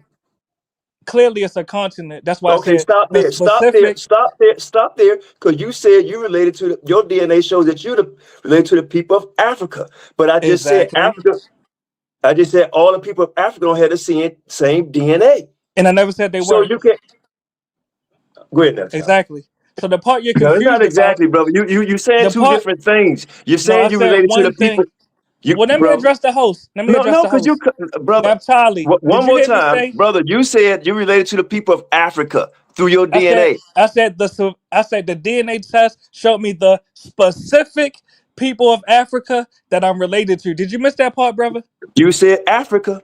Yes, the Well, specific okay, people what of Africa. Pacific? What Pacific people you related to? What Thank people? you. That's the What first people? intelligent. What That's the people? first intelligent. I'm All about to right, answer your all right, question. all right. That's the first All right, intelligent. go ahead. Sis, Oh, go ahead. Let's Go let me ahead. have let's a Go ahead. dialogue with let's the brother. Let me relax. have a dialogue with the brother. Let's No, relax. that's all right. I'm I'm non-intelligent, brother. very You go ahead. relaxed though. I'm very relaxed. He asked me which people in Africa I'm related to. I You can didn't have the open up with dialogue. that. You said I'm trying to Africa. answer your question. Can I answer your Okay, question, brother? just calm down. Just tell us. He actually Yes, what's I'm very calm. And no, no, let's no. not. I just want you to know All right, that go ahead. I'll just go ahead and tell us who you're related to in Africa. And Who are the people? Sister Neptali, let's be clear.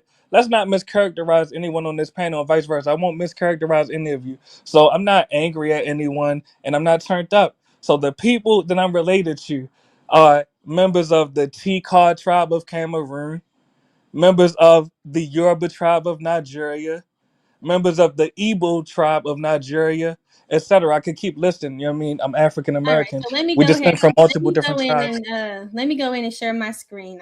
Thank you so much for doing this. I'm getting ready to share with you because the thing is that you want to talk about DNA and genetics, and I have something set up for just for you. Let me go ahead and share this for you. All right, there we go. Now you say you're pretty much related to what we would call the Bantu Africans, right? Well, technically, Yoruba and Igbo are not Bantus, but I do have Bantu DNA. Yes. They're not Bantu. No, they are Niger Congo. It would be more accurate to describe them They're as that. But I do that's have. fine. But That's the okay. Tikar are They're Bantu still people. they're still Bantu. They're in the Bantu Well, family. that's So debatable. But the Tikar that I it's descend from in all right. Cameroon. It doesn't. What it is that we're going to keep things simple, and we're going to talk about DNA. But we had to be accurate. But I'm listening. And Go ahead. I'm going to be very accurate. And I have a Yes, map up ma'am. here that I put together. Yes. And so we have something called Shem, and we have something called Ham. Correct? Yeah, Now from the the Bible. I thing, won't say hold it's on. correct, but it comes from the Bible. I'm familiar with the That's folklore. fine. Just do you believe in the Bible? No, definitely not. Okay, good. Okay. So we have these groups, if you believe in the Bible or not, they call themselves the names that the Bible calls them too, historically, right? So we have right here the Hamites, which were Hittites. We also had Libyans, Egyptians, right? You believe the Egyptians were Hamites, right? And Africans, correct? Hamite is a biblical term. I Well, don't you subscribe to okay? that. But I believe the Okay, Egyptians were African for sure. okay. So the Egyptians were Africans. So guess what? They're not sub-Saharan Africans. They are Northern Africans, and I agree. they have a DNA of E1B1B. Okay, so we find that E1B1B with the Egyptians. We find the E1B1B with the Libyans, who they say are Puttites. They have the E1B1B, and we also see it with the Phoenician Canaanites. They have the E1B1B. We also see the Hittites have the E1B1B. We also see the Cretans have the E1B1B. And we also see, so we got the Libyans, the Egyptians, all the people over there in the Canaanites even have E1B1B. So what am I saying here? Ham's children have his lineage, his line have E1B1B DNA. Now, it mutated and it turned into what we would say, you know, depending on, we don't even have to get into all of that, but let's keep it simple. E1B1B is pretty much Hamite DNA, because you know where we find it? We find it in all the people the Bible say are Ham. So you don't have to believe in the Bible, but what I say is, and I like to coin this term, the man lie, women lie, but the Most High in genetics don't lie, honey. And right here we see, and I got this. See, I already had this built up for people like yourself. I wasn't going to release this until I was going to talk about my Esau video, but I already had this. Well, and even I think it was gonna be my Jew video. I had a Jew video I was going to do too, small head video. But here we go. See, the Hamite genetic family is E1B1B M215. It is found predominantly in what groups that are considered to be Hamites. They're found in North Africa, the Horn of Africa, the Levant, and parts of Europe. The subclades are EM78, EV68, EV22, EZA30, EV13 in Europe. They represent a shared paternal ancestry and ancient connections through migration, trade, and intermarriage. Now, E1B1B is found in Europe. It's found with the Hittites. It's found with the Phoenician, Canaanites. Remember, Phoenicians mean Sidonian, so people get confused. You be like, Phoenician is Canaanite. Sidonian is a specific Canaanite, which is the Sidonians are found in Tyre. The Hittites are found in Turkey. The Cretans, which we talked about today, are also Sidonian Canaanites, right? E1B1B. The Egyptians are E1B1B. The Libyans are E1B1B. They're not our people. They have Egyptians, they have Egypts, they have all these people's archaeological sites, and they've done DNA analysis and conducted DNA analysis on all these people and their burial sites. Now, if you don't believe that they're Hamites, that's not the problem. Who cares? That's not the point. The point is that all their DNA links together. Now, when we get into the sub-Saharan African, which you are talking about, your DNA goes back to, it's E1B1A. So you say, how does that link to the Canaanites? It doesn't link to the Canaanites. No, I never said that. Hold on. I'm listening. That's okay. Let me make sure everybody out there in the audience, though, who may think this or not, I want to make sure I disclose this to everybody. And everybody can take this right here, take a screenshot and do your own research and your own due diligence. I invite you to. The Canaanites, they have their burial sites. Their DNA goes back to E1B1B. The the Egyptians have their burial sites. Their DNA goes back to E1B1B. The Libyans, the Plitites, their DNA goes back to E1B1B. The Berbers, who are in Northern Africa, Berbers, which are the Canaanites, their DNA goes back to E1B1B. So everybody of the Moroccans, all your Northern Africans have the E1B1B, and guess what? Your Ethiopians, your Somalians, who are the Cushites, their DNA is E1B1B too. So it's just, the whole thing is, the Bible is all, the Bible, like I said, I'm in science, I'm in history, I'm in genetics. I don't have to go based off of how I feel. I go based off of information. And like I said, this is what I do. And I look at the genetics, and guess what? There's a trail and there's a link of the lineage. And that's good that you're looking at your lineage. But I'm sorry, Hamite DNA is not E1B1A. It's E1B1B. And I never said that was, right? No, but for anybody who's thinking, the Hamitic DNA, for people out there, not just for you, I'm teaching the people that's in the chat too. I wasn't going to bring out, this is what I was going to bring up to my audience. I just wasn't going to bring it out today. But I already had it. But hold on, let me just make sure I tell my audience. Go ahead. Hamite DNA is E1B1B. Hamites, so people want to tell you the Hamites are in Africa, but guess what? They have to have E1B1B. Sub-Saharan Africans don't have E1B1B, they have E1B1A. They have done scientific and genetic analysis on all these Hamitic people, and they all go back to E1B1B. So therefore, based off of default and archaeological as well as biblical perspective, the Hebrew Israelites have the E1B1A. The Shemites have E1B1A. Naphtali, can I make a quick comment? Yeah, I was trying to go next, but go ahead, because brother. I'm just and this respectfully going to the brother, because He came and asked about, he done the DNA and where his ancestry goes into what part of Africa. Okay, respectfully. And my DNA, because I've done the DNA, my DNA lines up too. So I'm just trying to figure out what is the purpose of your question? Are you disagreeing with her that what she's saying about Canaan, or are you disagreeing with the chart she just brought up about the DNA? Yeah, Like one step at a what's time. the? Yeah, Wait a let minute. me respond. What?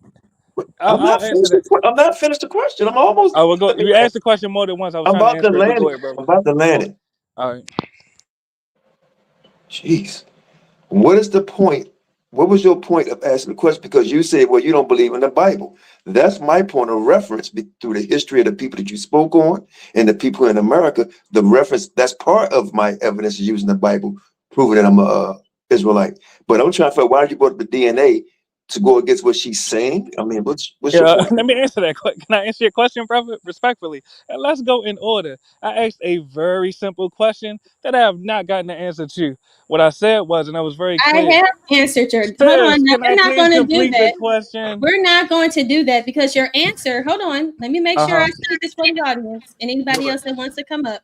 Your question was about your DNA, and you said your DNA went back to these specific groups. Those specific groups have E1B1A. What I told you is that they have found a connection of the people who they call Ham, and their DNA is E1B1B. So You might have therefore, forgot the question. No, you might have forgot the question, and respectfully. what's the The question? And question, what else would it be? yeah, the question was, and I was very clear when I asked the question. I Uh-huh. said, when I took a DNA test, I'm African American. It showed me actual cousins that I have in West and Central Africa, their And faces your and point? their names. So I'm asking a question.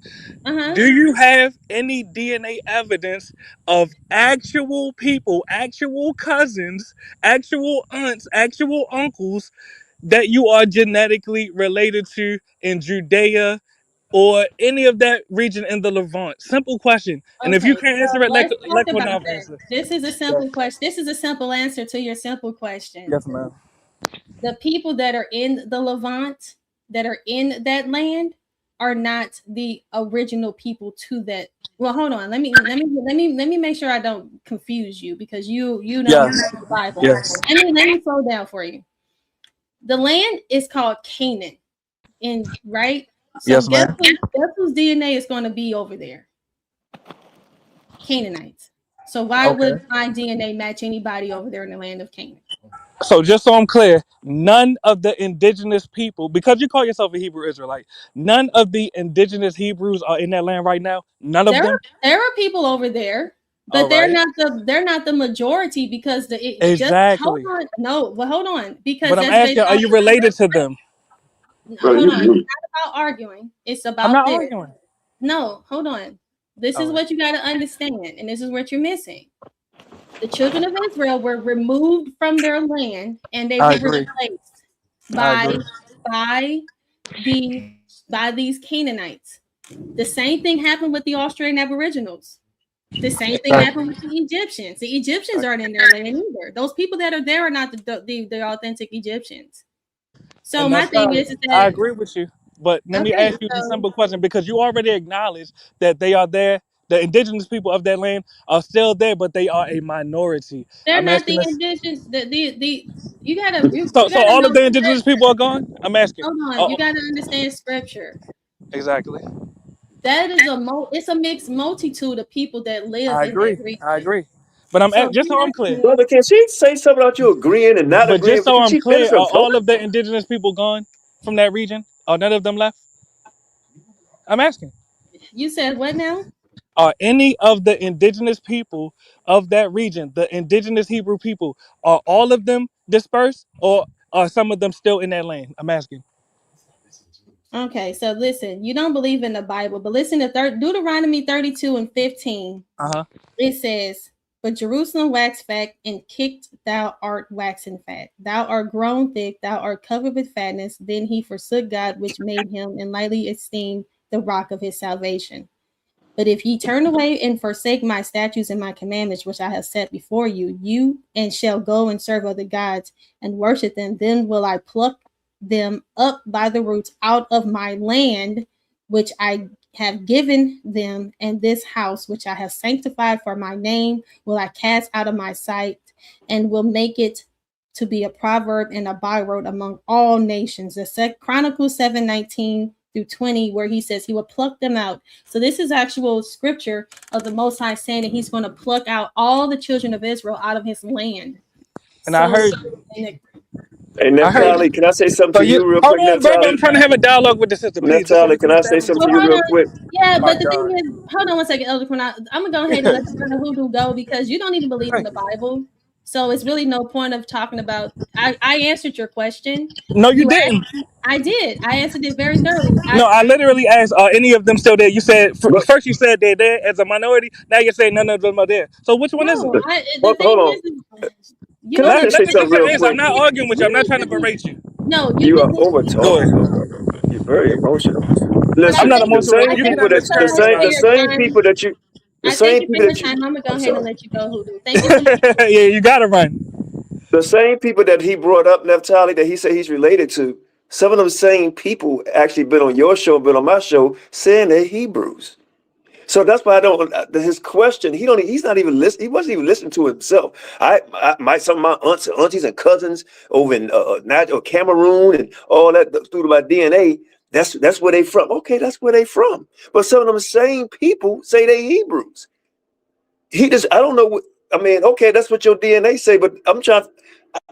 I couldn't understand his point. His point. Okay, your DNA say you E1B1A. Now what? You say they come from this part of Africa. Now what? Well, can you prove they're Hebrews? Well, can you prove they're not? Some of them say they are Hebrews. That's why I use the terminology when he said he's an African American, right? So if he's saying he's African American, he's basically saying that he don't really know where he's from because the land was not African American before it was called that. Like, where did he come from? I don't know. Elon Musk is an African American. If Elon Musk was to come over here and get citizenship, he can be African American. People who come That's what from I'm trying to Africa. understand. His question is asinine. So, yeah, Elon Musk is a South African, and he can come over here and he can put down that he's from. He can become an African American because he's from Africa, and he can be an American. So that whole terminology of African American is not. It's a gray area. You can be Moroccan, you can be an Arab. I mean, Africa is not just one group of people. That's why it's a variation of people. And I showcased to him, and I took the time and I showcased to the brother that people have went to Egypt, people have went to Canaan, people have went to Libya, they went to the Philistines and Kaftor. They went all throughout the world and did DNA analysis. And what they found out is that they all have E1B1B DNA. So that's debunked. The people who are in the land, who are the so-called Palestinians and all of them, the Lebanese, the Philistines, all of their DNA goes back to E1B1B. This isn't based off of my feelings. This isn't based off an assumption. This isn't based off of how I feel or what I think or what I believe. This is DNA analysis that has been conducted. Ham has a DNA and it's called E1B1B. Because if you look at the Cushites, if you look at the Canaanites, if you look at the so-called Egyptians, they all have what? E1B1B. That's not, and then you go up to Europe, they have the EM25, which is a marker, a mutation that they will call it, that's from the variant of E1B1B. So yes, it's all about what you want to believe. It's all about what you want to accept. Some people, like I said to you guys, they just don't want to accept it because what more do you need? You keep talking about the people in Africa, but you think that you don't want to say it, but you think they're Ham. What was his point, though? What was that guy's point? I'm still trying to figure out what was his point. I'm E1B1A, and my family's in Africa. And then after I caught him with that, then he tried to say, "Well, from this part of Africa." Okay, so what? I'm trying to. Did you understand what was he trying to get to? He was trying to get to. He wants to believe that he probably want to. This is what I get. He believes in apes and monkeys. If you don't believe in the Bible, then you must believe that. There we go. And There we go. The Nebuchadnezzar effect has been put on him. You know, he's gonna be out there eating grass. Oh. But you know, that's the Nebuchadnezzar. And you know, and I say to people who don't believe in the Bible, if you have a hard time when somebody provides you text-based, non-pseudo support and you have a hard time following it, that's because the Most High don't want you to have it. You got to watch yourself. You repent. Most High must be, you know, he don't like people that reject knowledge. He said he'll spew you out like vomit. And people got to understand, you know, people be like, oh, it's the devil doing it. It don't always be the devil, it be the Most High. You know what I'm saying? He would put strange delusions, have you thinking that you, like I said, a lot of people thinking they apes. Heart in your heart. The moke is still in his eye. The moke is still in his eye. Hey, you know, and it's sad to see, because the thing is I just did a 3-hour long presentation, 2.5-hour long presentation, showcasing non-pseudo information. Nothing that you need to believe. I mean, nothing that you need to think. No, I thinks. This and with reputable sources. And that's when I showcase all of that. And then I even brought out information that I wasn't even going to showcase. I showcased to you the DNA trail of Ham. And then you still want to tell me. He just ignored it. But that's when I have to say, there's no point in me talking to you no more, because you don't want to accept it. You know, he got hoodoo and voodoo for some reason. That's why when you said voodoo, I was like, oh boy. But aren't the Orishas white gods? Weren't the Orishas white gods? Weren't they white? Weren't they said the Avatala? Wasn't he considered to be a white man? The whiteness of his clothes, the whiteness of his cloth, the whiteness of his... I mean, you know, I haven't had that type of conversation yet with people, because I don't like to get, you know, I'm trying to... It's a lot of lanes I can go, right? And a lot of people, and I mentioned this in my last video where I talked about Marduk, the white god that came down and visited. Everybody talks about this white deity, this white man who comes down, and he's supposed to come back again. And he's supposed to save his people. And you get into this hoodoo and this voodoo, that's him. That's who you talk about. People want to talk about this hoodoo and this voodoo. It's a religion that my people worshipped that got us kicked out of the land. So that's the religion. You're in it. Hoodoo and voodoo that's not what we're supposed to be worshiping. And it all goes back to the Babylonians. And then you want to say indigenous. You don't know a lot of these, and I'm learning this too. And I don't like to speak on people's cultures too much, because, like I said, I'm learning. Like I said, I'm humble enough to say I'm learning. But a lot of these people who they want to look at Africa, they haven't been in their land that long either.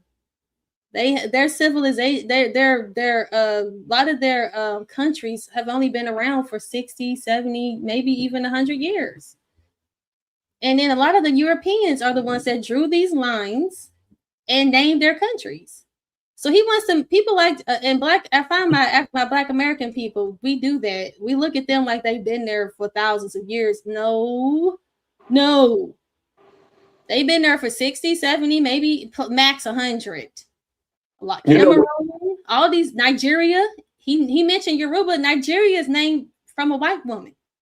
They didn't name that. And Igbo was not the name that white people gave them that name. You know what's sad? You know what's sad to me though, and it's the pain of the spiritual slavery that we still suffer from a people. Because what I've noticed, when people use the DNA part, and I'm related to Nigeria and Cameroon, all that. But the same, there's nothing against the people over there that's Nigerian and Cameroon and whatever tribe may come from, because I know some of you. But what I've noticed, especially with so-called African Americans or African Americans, right, or indigenous people from the land, but they still look and see they find it from Africa. This the part that bothers me. They are so happy to say, I got Cameroon in me, I got this in me, I got that. But the same people that you say related to, they ain't paying you no attention. They're not yelling that. I got aunts and aunties like he did. And the same people that he's yelling on your channel here, they're not doing that. You know, it just is, and he's ready to go up against you, who probably we get the same DNA as him, and with your running, or I don't have I'm not intelligent. I quote everything he said.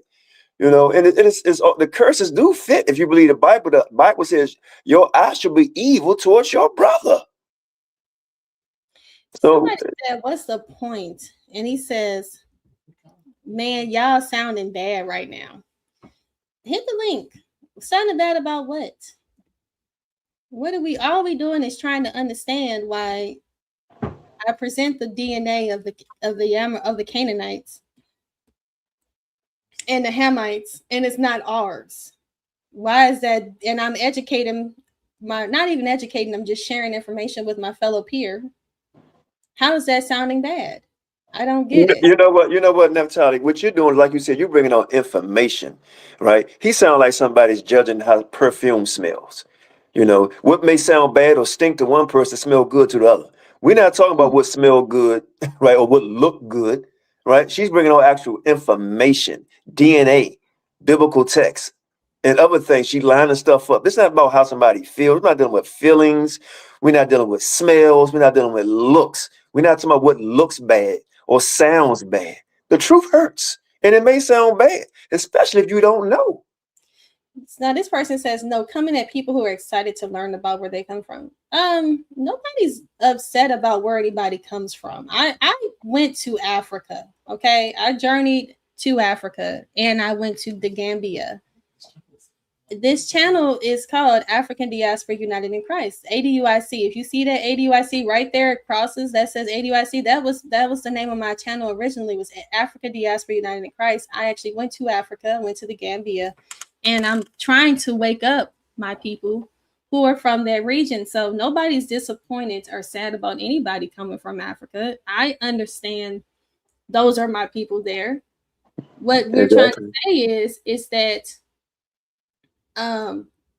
there's nothing wrong with the brother being happy. It's just the fact is you gotta stop trying to make those people Hamites. That's what everything's about. It's the fact that you just don't need nothing. You think either you think we're Hamites or we're apes. He's telling us something. Well, I got my DNA back, and it says that they're indigenous to Africa. So his mind is automatically programmed to think Africa is the land of Ham. And I just I showcased that the guy, you know, or maybe the out of Africa theory or whatever, you know what I'm saying, which apes, I don't know which one it is, you know, either way it goes. The gentleman wants to say that Africans are Ham. And he said, if your DNA goes to the indigenous people of Africa, first of all, a lot of the people that are in Africa are not even indigenous to that lower region of Africa. A lot of them been sold around the world. They had the transatlantic slave trade. They also had the East African slave trade. They were people migrated to South Africa, around, and they were migrating lower because they got kicked out of the northern region of Africa. And there was no people down there. And this is something that I want to make sure everybody understands. They always want to look at our people like they don't have anything, like they're primitive. But the thing is that how are you going to have something when they keep bulldozing it, kicking you out, taking ownership? And that's what they did to the African Pygmies. They're a prime example. The African Pygmies had a civilization. What did they do? They went and they colonized them, they took it and kicked them out, destroyed everything that they had, and made them live with the gorillas. And guess what they say now? When you Google African Pygmies, they say they love living with the gorillas. I bet they do. I bet they do love living with the gorillas because you kicked them out of their land. Oh, they don't have any homes. They have huts. I wonder why. It's just right there. Mm-hmm. I want to make a comment about myself, because I don't want nobody to think I hate anybody in Africa, because my group is FOPE, and we're the first Israelite group, because I used to have my own camp, and we don't follow that whack doctrine anymore. I still know that I'm an Israelite and brother sister fellowship, but we're the first group who actually said that Israelites are in Africa, because they always say everybody in Africa is Ham. And we don't take on that philosophy, you know, 'cause that's what it is, a philosophy. We say a lot of our people are in Africa. We're spread abroad, like James 1:1 says. So I don't have anything against anyone in Africa, you know. So I just want to let that be known. We're the first group who actually said who said that, you know, and also one of the first groups who say that a woman can speak and teach, you know, and I obviously know a lot more than some of these men, including the last one that's on, say he's voodoo. You know? So I mean, it's funny because when people hear you talk, if you sound too strong or sound like you know what you're talking about, or just have an opinion, you're crazy, or you don't know what you're talking about. You sound foolish, right? And then when you go to their, you press the button and go to their channel, no classes, no information on anything, haven't traveled, nothing, you know. So I Y'all don't pay preach Ham was attention. our enemy. Well, stop lying. Y'all preach. See, you categorizing Africa as Ham. Again, no matter what I I didn't say, say that. he's saying stop lying. Y'all preach Ham was our enemy. God. People got to understand, sir. You keep thinking Africa is Ham. Stop. The Egyptians, the Somalians are Cushites. Okay, so my thing is that, you know, we have enemies that are Hamites. Yes, we do. You know what I'm saying? And biblically and historically, you know what I'm saying? And the Canaanites are our major one. But stop classifying Africa as Ham. All right? So Some African Americans live in this country, my enemy. Exactly. Shem is the number one enemy of Shem in the Bible. Unfortunately, that's just the way it is. Shem is the enemy of Shem because some people don't even know who Shem is in the Bible because they're so evil that people automatically assume they're Canaanites or Hamites. The Akkadians, the Assyrians, the Elam, the Persians, Elam. Yeah, Jonah didn't even want to go teach. Let's break the spell of his deflection with his voodoo. Because the topic was, I would like to see you on Ron debate and somebody who has the guts. Well, I wouldn't even say guts. It's the some knowledge to bring to the table. Iron sharpen iron. You know, I would like to see that. You know, and someone that's respectful and don't try to use little small innuendos to insult or interrupt. Say, the whole time they said I'm not interrupting, but using the word I'm not interrupting, but interrupting. You know, so I just wish somebody would come on and do that. And unfortunately, they the one running. You know, they never be argumentative instead of bringing a source. Like what's that thing dude? The Q. He was on here. He said, "I just got on here. You already was like 2 hours in, and he was on like 60 seconds and started saying you're teaching Sudo and like, bro, you want to be here 60 seconds."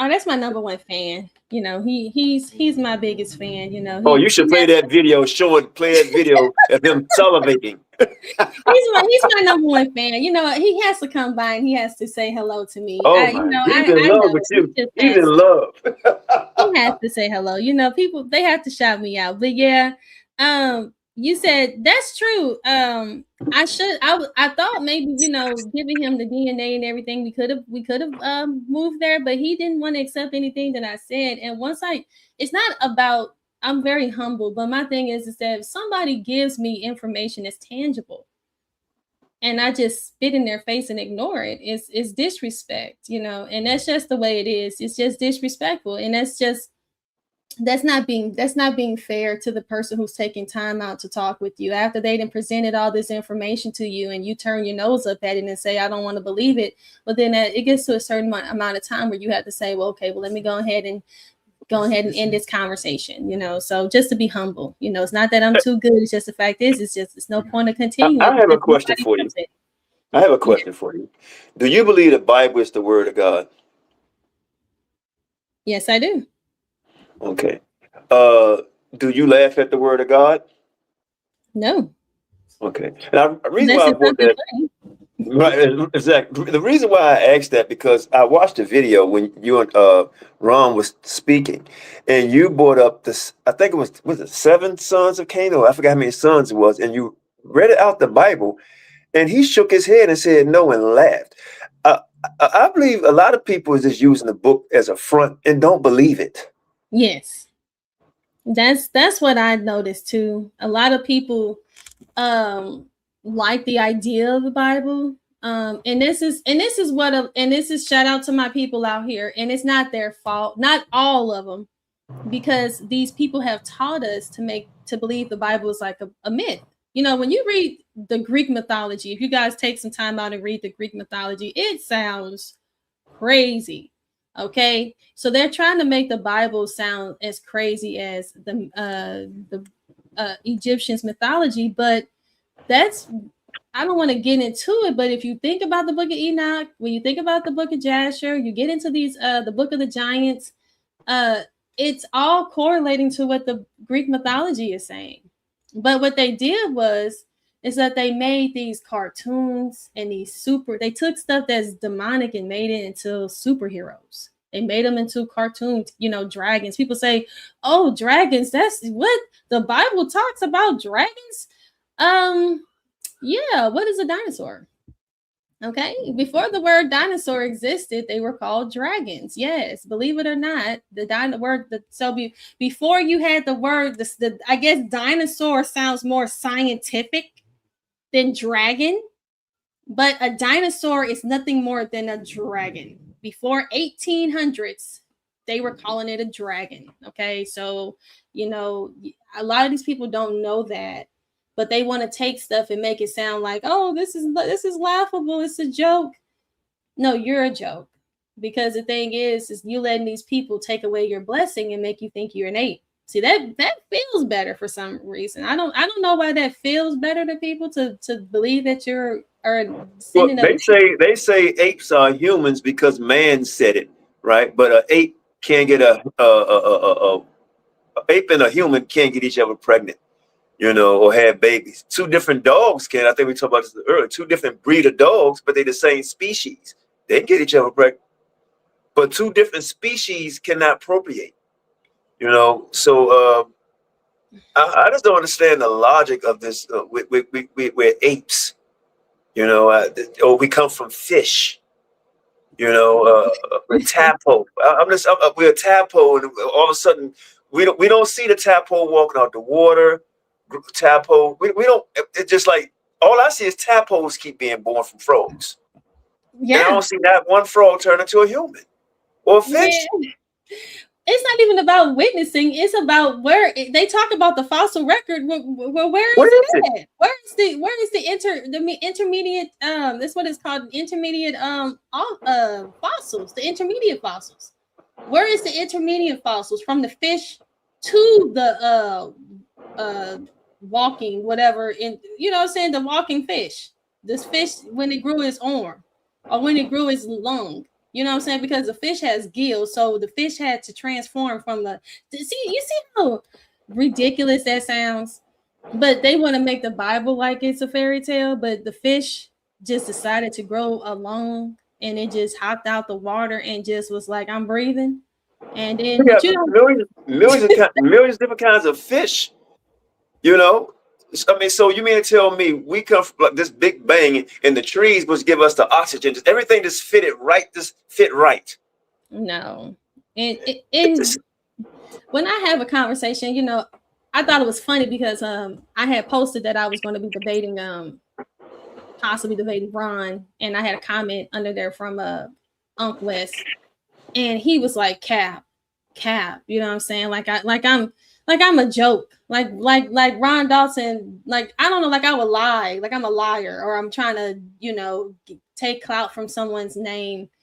And the fact that he even commented underneath there, it's like, dude, what are you talking about? Why would I lie about debating somebody? Everybody witnessed the fact that I was doing my own show, minding my own business, and this man came up there to talk to me. All right. But I don't know if it's because I'm a woman. I hate to use a woman card. I mean, when I tell you guys the amount of men who tell me that I need to be quiet and that I don't have a husband, just saying, it's turning me into being that. I mean, I've never been a feminist in my life. I never was a person that was talking about male chauvinism, any of that. And when I tell you in this truth, in this, but shout out to my male supporters. You guys definitely hold my sister down. I appreciate you, Elder Kwana, because you are one of those, you know what I'm saying? You definitely are there for a sister. But a lot of these men in this truth, honey, they will tell me to be quiet. Why is Ron talking to a woman? All right, it's like, excuse me. Hey, Natalie, I like the word that you open your class up with, and you was talking about knowledge and information, right? Mm-hmm. Talk about knowledge, because when we use the word truth, like what truth are they really in? They have knowledge, but they're not in the truth, because knowledge is always growing. It says the truth shall make you free. And a lot of these niggas are not being free because they're not in the truth. No. When I came into this Israelite, knowing that I'm Israelite, we always say, "How long you been in the truth?" Mm. How long you been in the truth? But like, what truth are they in? Is the chart truth? Is all of Africa ham? Where is Canaan? So are we really in the truth? All of them have different doctrines. All the Christians, most of them have different doctrines. We have information and knowledge, and we're trying to get to what? The truth. So a lot of times, and I got to admit, I was a dummy, right? But now I've awakened and I've become a smarter dummy, because, Don't put yourself down. yeah, No. no, reason why I said it, because a lot of times we follow men, right? And not the information. But once you start taking on information and doing your own research, then you start gaining more knowledge to get closer to the truth. Well, thank you so much for BK. How do you say? I don't want to say your name. Kefly. Thank you so much for becoming a member. I truly appreciate your support. Thank you so much. You would get a video made too. I got 2 members today. Thank you all so much. He came back. Let's see. He's ready to talk. Thank you so much for becoming a member. Here we go. Peace, family. Hold on, Hoodoo. Really quick. Let me say this disclaimer, guys. Share this video. Get this video out, because I will be making this a member-only video, because I don't want Ron to see it. Okay, if I debate him, I don't want him in my business. But if it doesn't matter, I think you're doing that because I cooked y'all respectfully. If y'all ain't get cooked, you would leave it public. But since I cooked y'all, now I gotta be members only. Like, it's all good. Gosh, how did you cut? What did you? I love. One thing about it is I love your. Oh, you muted up, sis. We can't hear you. I'm sorry. What's your background, Hoodoo? What do you believe in? Well, hoodoo and Louisiana voodoo for sure. What's your origin story? Well, I'm African American. My origin story. How was life created? As a human being, we can only speculate, And what do you agree with the most as your creation story? Well, I've heard a number of different theories. The only thing that I can acknowledge as a fact is that my mother and my father created me. Okay, and what created the universe?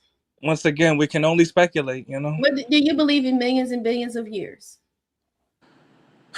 Once again, I can only speculate, sis, really. So but that's why I'm utilizing the term belief, because it doesn't mean that you know. I didn't say no, I said believe. So do you believe? And I'm acknowledging, when I say we can only speculate, I'm acknowledging the limitations of my own knowledge. And say yes or no.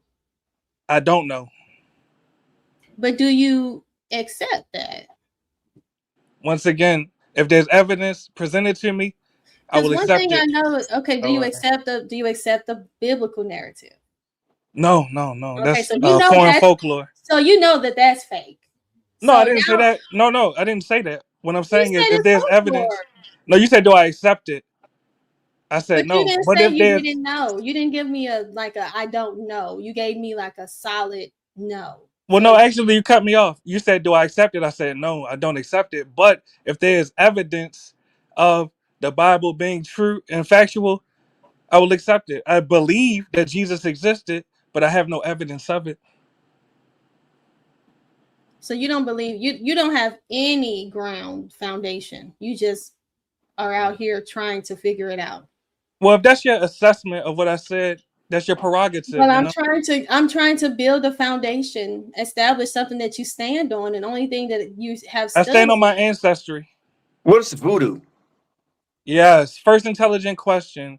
Voodoo is the acknowledgement of our ancestors as descendants of U.S. chattel slaves.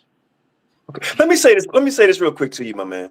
Peace, King. And because this is what I was talking about earlier. Can you mute up for a minute? This is what I was talking about earlier. Is that when it comes to us just having conversations, people throw little innuendos and smart little slide that was not necessary of the only intelligent conversation. I don't see anything that you speaking is a form of any intelligence. That's all right. Respectfully, you know, because she brought out a whole presentation bringing up evidence, and all you got is I believe or I don't know. And then you say an intelligent question. How's that intelligent? I just asked you what you believe in. I just asked a question. That's not intelligent. I just said what you believe in. And to Did say you hear that my she was answer? asking questions not intelligent is asinine. You know, I just think you should It's just all let right, get this bro. guy You off don't the have to air. think. You talk got about it. Go ahead. hoodoo. You said hoodoo acknowledges. You said hoodoo acknowledges our slavery, but the Bible acknowledges our slavery too. Well, if you can name 400 years to be exact. Well, if you can name any of your tangible ancestors that are mentioned in the Bible, I will acknowledge it. Can you label any of your ancestors that are labeled in hoodoo? Definitely. Matter of fact, my mama, my Mother, father, my grandmama, who taught her that? And who taught her that? her ancestors. And who's her ancestors? Like, give me their name. Well, I'm not going to dox myself, of course. Dox but yourself. just like You don't have to give their whole name. Just say you. I don't know these people, and nobody know them. Just give their name. Exactly. So your mom learned from her grandmother. Yes, of course. Hands And then down. your grandmother learned from who? Just as your family history is passed down No. through your family, mine I'm was trying to passed get down through mine. because you go back Running. to Louisiana. So okay, so Yes, of course. Louisiana, are you Creole? Definitely. Okay, so you Creole, so you know that's French, right? Partially, Definitely. yes. Partially, So yes. you don't think you have any French influence? Definitely. So you're okay with the French influence? Oui. I'm acknowledging my ancestry for sure. Yes. All right. So you are okay. So what is it that I can help you with personally that I can do to help you? And I'm glad you asked that. Just as when I take a DNA test, it showed me my cousins of African descent and my European cousins. Why haven't you had a DNA test to show you your Hebrew cousins? Simple question. My thing is that the DNA, if you go back to the people who are in the so-called small hats, they don't believe in DNA. So the thing is that nobody is nobody's doing the DNA. The people that are in charge aren't doing it. So how can we get it done when they don't even do the DNA themselves? Well, actually, what you're saying is not true. There's a African American owned DNA company. I'm gonna shout them out. It's called AfricanAncestry.com. She didn't say that though. Y'all know. Hold on. Y'all notice I say 3 words and y'all cut me off. Do y'all notice that? Y'all can Because go you first. spoke I'm a listening. lie. You said she didn't say about African American ancestry doing DNA. She said small hats. So your ancestors are the small hats? Just so I'm clear. No, what I'm saying is Checkmate. no. Checkmate. Please, just relax. It's not I'm very called relaxed, family. I'm very relaxed. Hold on not just family. a second. What I'm saying to you is that the people who say that they are the true Jews, I have the DNA that match them, which are the Igbo, the Yoruba, the Ashanti. They have the history. Just like you say, your family goes back to the French.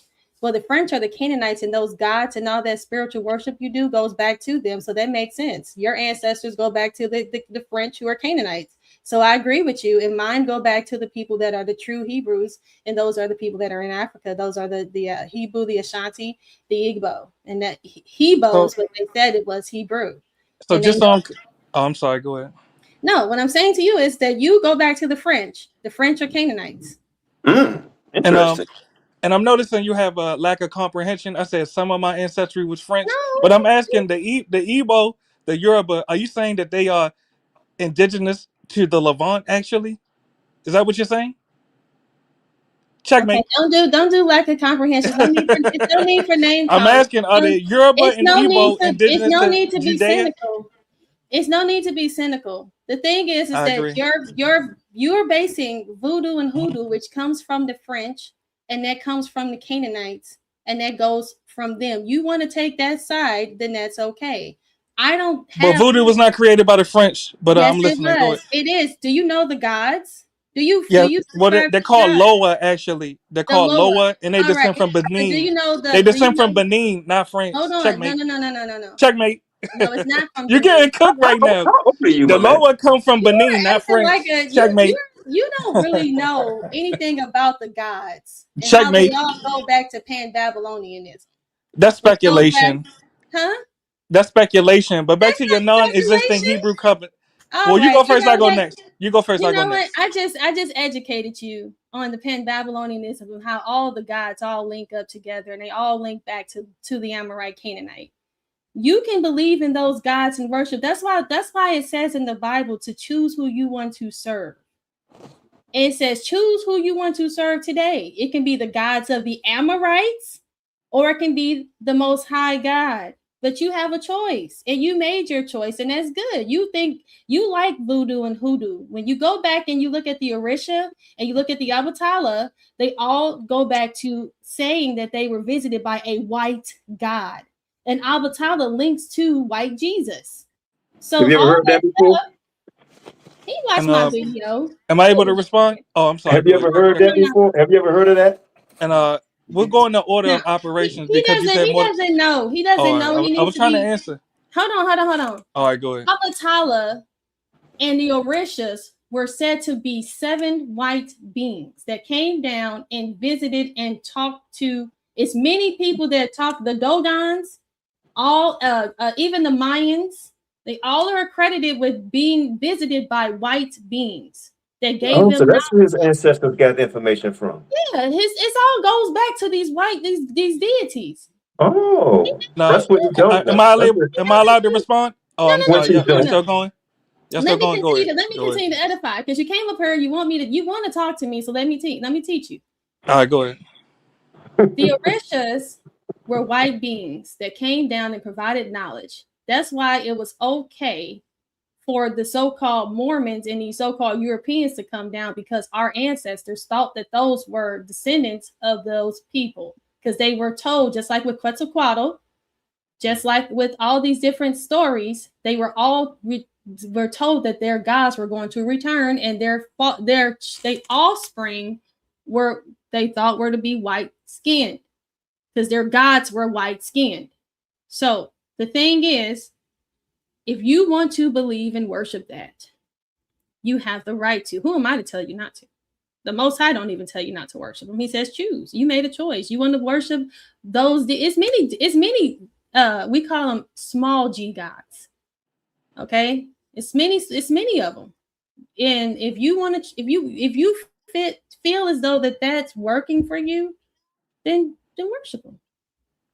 And am I allowed to respond? It'll be brief. No. Go ahead and tell me what you want, and then you can go. It'll be so brief. It'll be so brief. Are you all able to address your lack of Hebrew cousins? I've been waiting on the answer for that, respectfully. Why Checkmate. you saying a lack of Where are your Hebrew cousins? That's all I'm asking. Where are your Hebrew cousins? Who the Hebrew cousins are in Ashanti. They're the Ashanti. They are the Igbos. Oh, you're delusional. I get it. You're delusional. All right, well, thank you so much for your time. All right, that guy there thinks he likes to worship the white Orishas. Yeah. Cocaine is a hell of a drug. His spirit is, I'm cooking that spirit because that's why he's watching and he's looking, because that spirit is fighting and it doesn't want to let you go. But brother, keep listening and entertaining, keep watching, because that spirit, you may wake up. Like I told you. It's boiling in his stomach and twisting all. It's just going crazy in his brain right now. Checkmate.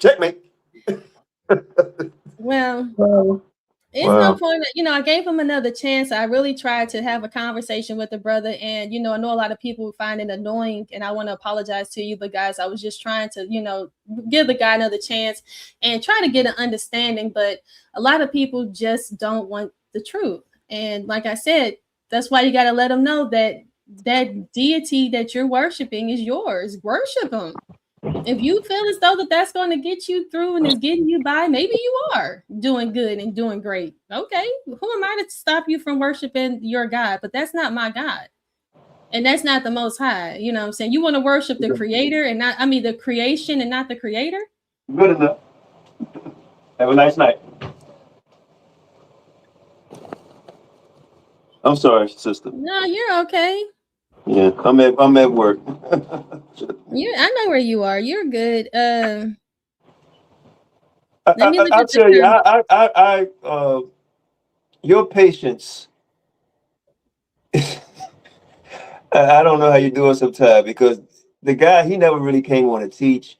He never really came on to learn, and your passion to the love that you have for your people, or people, period, man, just to get the information. Because that's one thing I say about your channel. Your channel, you here to teach, and whoever had the ear, it's not a black channel, it's not a white channel, it's an information channel, and it's always our own, it's always our own, but he believed in many gods. Because first he said he don't believe in no God, then you called him on it.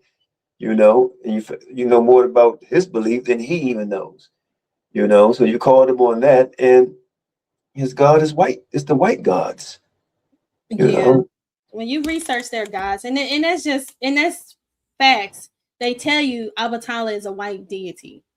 It tells you that. It tells you that they all tell you. Now they're trying to change it because people calling them out on it, because they want to say that it's African because our people in Africa are doing it. But that doesn't mean that that's what they've always done. And they're waking up and they're realizing that, hey, this is not what we do. He's trying to make stuff like it's tradition. Just because something is a tradition doesn't mean that it's fact. You know what I'm saying? My family was out there decking the halls with boughs of holly.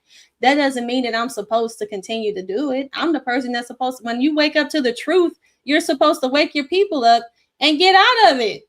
Just because something is popular doesn't mean now you're in the cult. You know what I'm saying? Because it's popular, you want to be the person because you see a lot of people do it doesn't mean that it's right.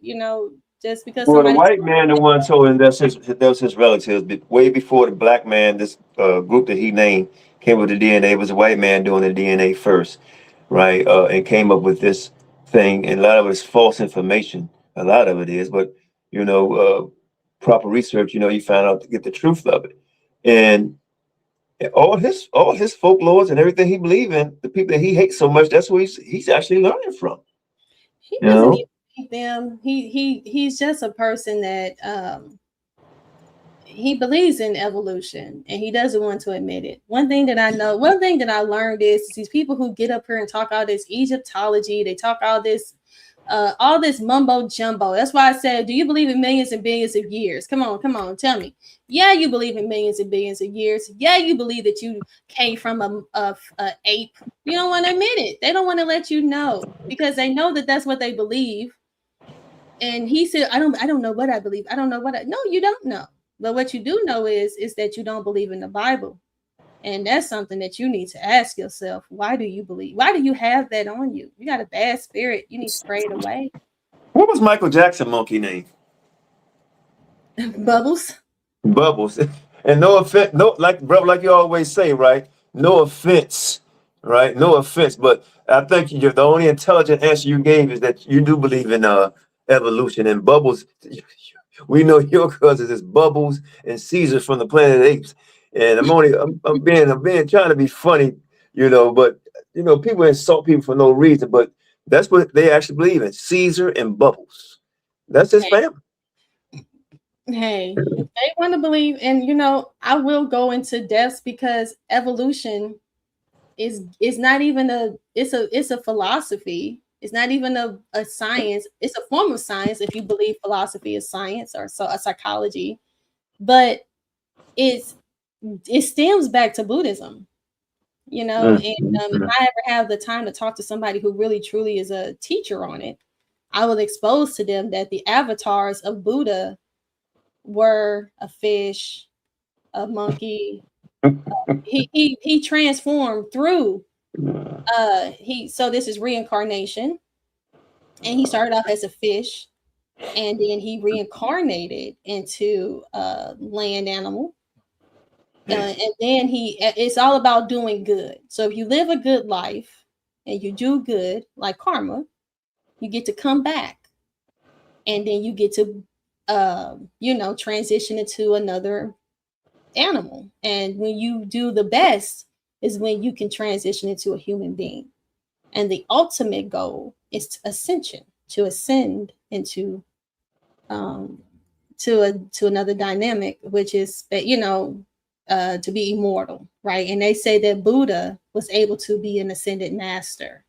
I mean, when you really talk to these people, they don't want you to know that. There's no evidence on it at all. I mean, I can't wait to have a conversation with somebody and talk to them about the avatars of Buddha. And, people be talking about their Kundalini and all this and all that. That's what they believe. But that's what they believe. They believe in the avatars. Hey, what was that sister that you had a conversation with? And then everybody, people, when you kicked her butt respectfully, and she was like, we kind of found out she believed in the white man and was teaching her. What was that she believed in? She was the same thing. She was believing in the so-called African spirituality. Sis, can you do a teaching on Buddhism? I sure can. If you guys find it, if you guys want to know about the avatars, the transition of Buddhism, what Buddhism is. See, a lot of people are Buddhist, but they still believe in the Bible. You know what I'm saying? Because they try to say that Buddhism isn't a religion. It's a philosophy. It's a way of life. It's a way to become a better person, because Buddha ascended immortality by being a good person. And that's pretty much what evolution is, without saying it, because think about it. Darwin wasn't an atheist. He believed in a God. To be an agnostic is to not believe in the God of the Bible. But that doesn't mean that you don't believe in another God. That just means that you don't believe in the God of the Bible. So what is to be a Hindu? Hindu is the same thing, but Hinduism actually have gods. See, Hinduism is still the same thing. They added Buddha into it, but the Hindus, they have Krishna, they have actual deities that they would talk about. People who are Buddhists, they are just trying to achieve. They don't want to be limited by a deity. How about that? They want to be able to do it without a God. They want to be able to achieve immortality without needing a God. They believe in themselves that much. What does it say? Ye are gods, like what Satan said to Eve in the garden. They want to be able to be gods without needing to bow down to any God. So they believe in themselves, and they say all you gotta do is be a good person. No repentance. They just say, hey, you die, you come back. And guess what? If you do wrong, you'll be a caterpillar. You just keep dying and you just keep coming back. That's what people believe. You might come back as ooze into the Big Bang. Yeah, you can come back as a mouse, a cow. You can come back as a bird. You can come back as a worm, an ant. If you do terrible, you'll be an ant. You do great. If you live and you do great, you can make it into an ascended master. Yeah, and the cow is the sacred animal. So, they always talk. But, yeah, so that's all it is. They worship in India. They worship the cow and the rat, right? Yeah, they're guru. And that's when you go over there to the Hinduism. So all these philosophies are all, it's all intertwined in evolution. Buddhism and Hinduism is older than evolution, way over thousands of years. And you got either you evolve or you transition. Which one sounds, they try to make it sound more scientific, I guess. So instead of that you have to die. So evolution teaches that you have to die. Buddhism teaches you have to die. But guess what? You have to do good and when you come back, you can become a higher level mammal. You can be a mammal. You can be a whale. I think he was a whale. He became an elephant. You know, he kept dying and he kept doing better and better and better. I don't know what you can do as an animal. Animals are dumb. I mean, how you judge an animal? I guess I don't know. You know, Well, but this animals live on. I don't think you can because they actually live on instinct. You know, it's a program. You know, that's what that certain time to mate and everything else. You know. that's what I'm trying to Um, understand. So how is he doing better as an animal? I don't get right. it. That's why I don't get it because I don't, you know what I'm saying, I have a cat and she want to be outside and what she just want to be a cat. She don't know any better. So how is she going to do good as a cat to become a higher, I guess, a dog? Would a dog be higher than But, a cat? A monkey? to go back a little bit on the Canaanites before I get out of here, um, we had researched this before. We got pictures. We've talked about this before, but to give a little information to the audience, like, and it's not to talk down on these people, but a lot of Mexicans, or the people down in South America, a lot of their customs are Canaanite customs. All You of them. know, I mean, All, heavy. all of them are. All of their custom. I mean, the Aztecs and the Mayans heavily is Canaanite customs. Now, what your Hebrew Israelite brothers and sisters going to say is, duh, that's why they're in captivity. it's so much they've done. Is that's why, sis. Duh. That doesn't mean they're Canaanites. That just means that's why they got thrown into captivity by following, not worshiping the Most High's law. It's like, hold on now. Some things. How do you know this? This is becoming. It's one thing to not follow his laws, but these traditions. I mean, the way they build their homes, the way that they know how to build these. I mean, it's these temples. I mean, all of it is. I mean, it's get to the point where it's like, yeah, I don't know about that because it's too much into the culture, intertwined. Well, if you look, that's why I said they don't believe their own doctrine because their doctrine. When you read Second Esdras, they said that they left the land to come over here to this land, which is actually to keep the laws. But if they came over here, you don't see any evidence of them these people keeping laws. People's already here, and they keeping Canaanite customs because they was here from traveling. You know, like you say, the Phoenicians and so on. So how do they come here, and how can you travel on ships or whatever and live in a canoe? It just don't make sense to me. What it is, it's the same thing that happened to our fellow and that's who I was just talking about with the Australian Aboriginals. They have the same story, is that they got brought down. You know, when I teach on the Aztecs, what happened to them is that they were very, very prominent. They had palaces, they had beautiful gardens, they had heated floors, they had sewer plumbing, they had zoos. They were a very affluent, people too. It made the conquistadors jealous. But what happened is they made a deal with them and they brought their disease and they used biological warfare on them because they couldn't destroy them. They were too powerful, and they had the same narrative of the white deity, you know what I'm saying? So, but like I said, if you're going to say this, right? Let's say what you said. They came over here to a land that mankind never dwelt, but they were not supposed to be following these false gods. How did they know how to use these temples? Who taught them that? That's what gets me, because they say the white man gave them a new religion. Okay, but the white man wasn't teaching them how to sacrifice people, and where did they get that from? Did a fallen demon come on them or something? Like, how did they know to build these temples that were there, or use them, these ziggurats? How did they know to do that? And the artifacts in these temples and these pyramids look demonic.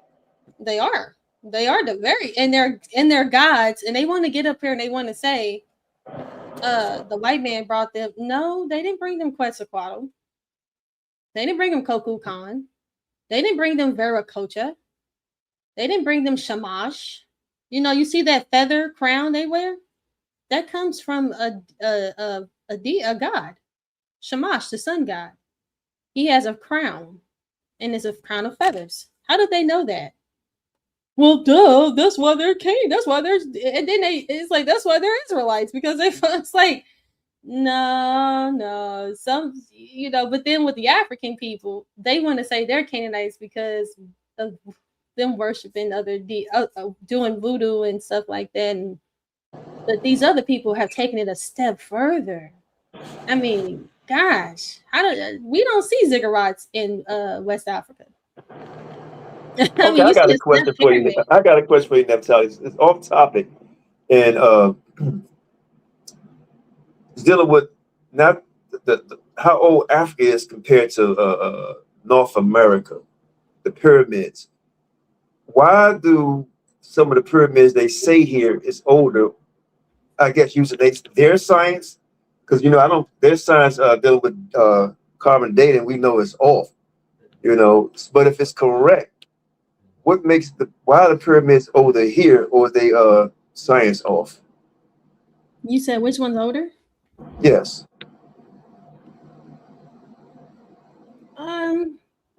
It really depends on who you listening to, because the age of the pyramids over here. So there's ones they're two different. There's two different types of pyramids. There's something called a ziggurat, and then there's something called a pyramid. So let's make sure we differentiate the two. They both have two different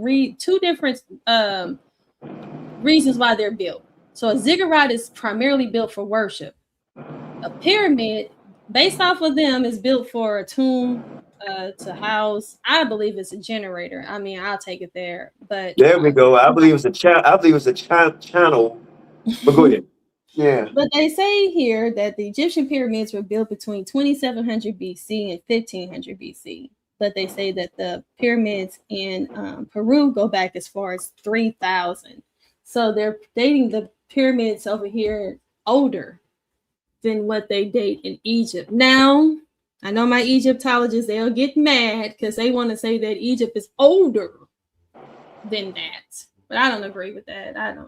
I know that people over here the Canaanites came over here in Genesis 10. They came over here first, and they established America. America's named after of an Amorite. America's named after Amorites. It's Amaru Ka. It's a god, Amaru Khan. Genesis, what is it? Genesis. It says, let me see here.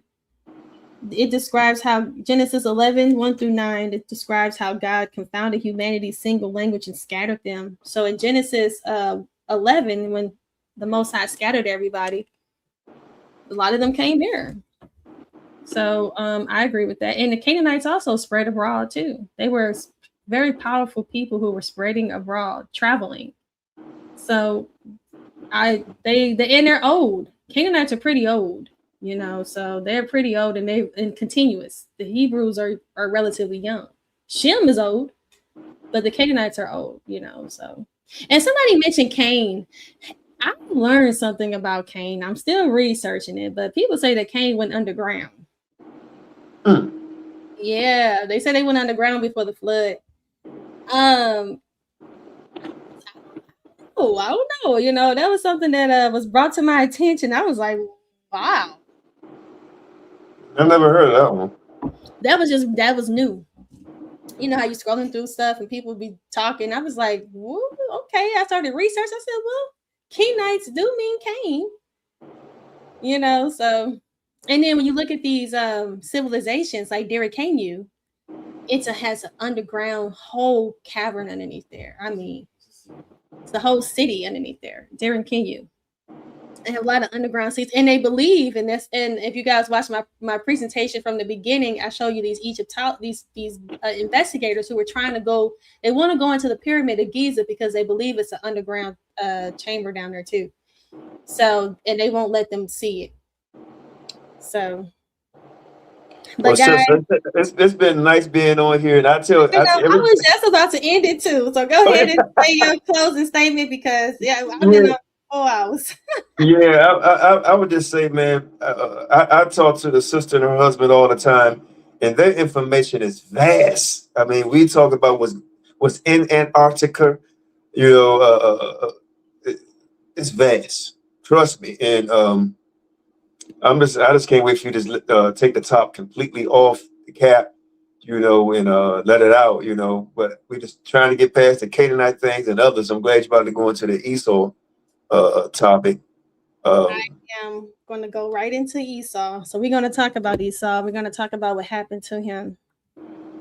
Well, I'm looking forward to that, and I really appreciate the time and effort that you put in, because I know it's not easy. People can sit here and just listen, but you have to read, and then you have to write stuff down. You have to remember the names and connect the dots, and be ready to be challenged by others.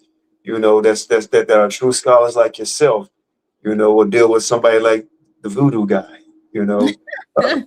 But I appreciate you having me on. I like the bill that you give out, and just thank you for letting me come on the show. Appreciate it.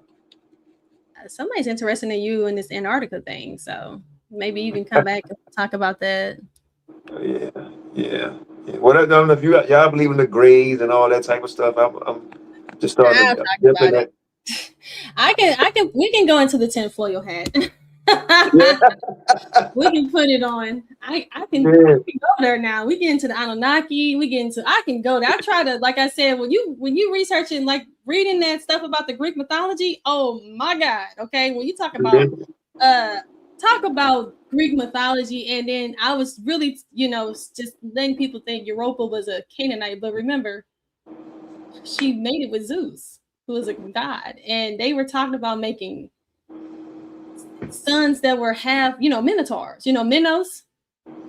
Minos was said to make a minotaur. You know what a minotaur is, right? Have human, have horse, right, or a bull or whatever, a minotaur. Well, they said that her son was a minotaur. That's where we get the word minotaur from, Minos. Well, I believe some of these things that people are seeing is they're not come from outer space. I believe it's come from out the waters. I think they're part of the fallen seeds, stuff like that. So they are. That's where demonic spirits come from. Yeah. So it's not aliens. He's talking about hoodoo. He's talking about hoodoo and all that kind of stuff, baby. You talking about fallen angel, Nephilim, hybrid spirits, and you conjuring those spirits, and they talking to you, and they'll talk to you too. They'll spend good time with you. Well, they let you know. America has let stuff out. They let you know, to their science and to their telescopes and radar, and they're able to pick up and see different things. And I never forget what the vice president said. They asked him about, what do you think about these things we're seeing that's flying around that we can't identify? He said, my opinion, and y'all can Google this, or YouTube or whatever. His opinion that he believed they're not from outer space. He said he believed they're demons. That's where they are. And for him to say that, I'm like, why would he say that? Because that's what I believe they are too. He said they evil angels or they demons. He said, but I believe they evil spirits. Well, and he just laughed it off and walked away. It's a level. It's a level to it, because they're interdimensional beings, right? So they can go into and out of dimensions, and then when they are immortal. So when you mix an immortal being with a mortal being, right? So a mortal being being a human being, which these fallen angels are interdimensional beings, they create a child that is mortal, that can't live, but their spirit is immortal. So that's what you're dealing with when you deal with a demon. You're dealing with these offspring of the fallen angels and the human person who create these spiritual demonic beings. I mean, people sit up there and tell me, I don't believe in fallen angels. Where did the bad spirits come from? That's where they come from. That's why, the spirits that they had to come out the person that go into the pig. They say don't believe in the fallen angels. So where did the spirits come from then? What is a bad spirit? You know what I'm saying? So the bad spirits come from the mixing of a fallen angel with a human woman, and their offspring body is mortal, but their spirit is immortal, and it lives on and is here to harass and hunt us. The body dies and the spirit lives on. So that's a conversation that we could definitely do that. We could definitely do something on that. It's if they people ready for it. No, I don't think they're ready. We're gonna do the Esau next. I don't know, because my people been with me for a while and they know about the Anunnaki. They know. Well, most High blessed. Well, most High blessed. You know, and for the dude, what's his name? Q. Yeah, you might get a restraining order against that guy right there, man. Because I'm telling y'all, that guy right there, he loves the queen. You know, so he loves the queen. You know, a fan. He has to actually physically stop by and say hello. Yeah, no doubt. All right, most High bless all of y'all. All right, thank you so much, Eloquina. Thanks for coming on. Thanks for watching. Happy Father's Day. Thank you. Okay. All right, family. You guys have been with me for a while. We had fun. I hope you guys learned something. Please, as always, like the video, subscribe to the channel. I'm trying to get to 5,000. Trying to grow and to bring this information out. I want to give a shout out to all of the people who became a member. Corey is a boss. Thank you so much. User XZO, thank you so much, as well as B Kifafly. I'm sorry if I messed your name up. Thank you so much. And those who sent a donation, Milo W6QN, thank you so much for the super sticker. Again, as always, I'm so thankful for all of you all's help and your contributions, and just for tuning in. It means a lot to me. I will be back again. I will be doing a video on what is it? We'll do one on Esau. We'll go into Esau. We'll go ahead and take that away from people. You know, people still, you know, are confounded by the Esau doctrine. And the thing is that there's nothing. The problem with their Esau doctrine is that Esau can't marry black Canaanites and be white. It don't work, but it works opposite, vice versa. And all right, so let me see if there's any more comments. Let's see what happened. He says, so that means there are people alive today who have the Nephilim bloodline, whose spirits roam the earth after death. Yes, yes, and people, they become ghosts. That's where you get the ghost from, the story of the ghost. You know what I'm saying? That's where we get ghosts. That's where you get evil spirits. You get haunted houses. You know what I'm saying? You get all that stuff. You know what I'm saying? Haunted houses. You get evil spirits. You know what I'm saying? These people, you know, if you guys know of any real haunted houses, because here in St. Louis, we have a lot of them. You know, Salem is a big place that's known for stuff like that. Here in St. Louis, we have Lint Mansion. You know what I'm saying? There's also Skinwalker Ranch. There's a lot of, you know, people that, and then, you know, you get into the Native American, the burial grounds. They say, you know, if people live on these burial, you know, Native American burial grounds. They speak of spiritual warfare. The Bible talks about spiritual warfare. You said I better shout you out for this madness. What madness? Trevor 2830? According to tradition, there are 72 nations in Genesis, not one West Gentile chart. You said, yes, there's numerous people who have Nephilim. Yeah, that's what it is. Wow. All right. What you say here? Thanks, sister. It was a good live. Good night, y'all. All right, guys. Let me go ahead and let y'all go. I know I keep saying that, but we had some fun. We had some people come up and talk with us today. Usually we don't get that, but it was nice that people came on. Shout out to you, Hoodoo. Keep listening. You'll learn some. Maybe one day you'll get it. Remember, Hoodoo, get on your knees and pray, because Most High could be having you out here eating grass. He don't play. You got to understand who you're dealing with. See, a lot of people, you know, they give credit to the devil more than what they should be giving to the Most High, who, you know, he's not this weak person who's just letting people do whatever they want to do. He will put your mind away from worshiping him. All right. All right. So anyway, let's get ready to go. All right, guys. All right, guys. So we're going to get ready to go. Thank you all again so much for watching. Most High bless. Shalom.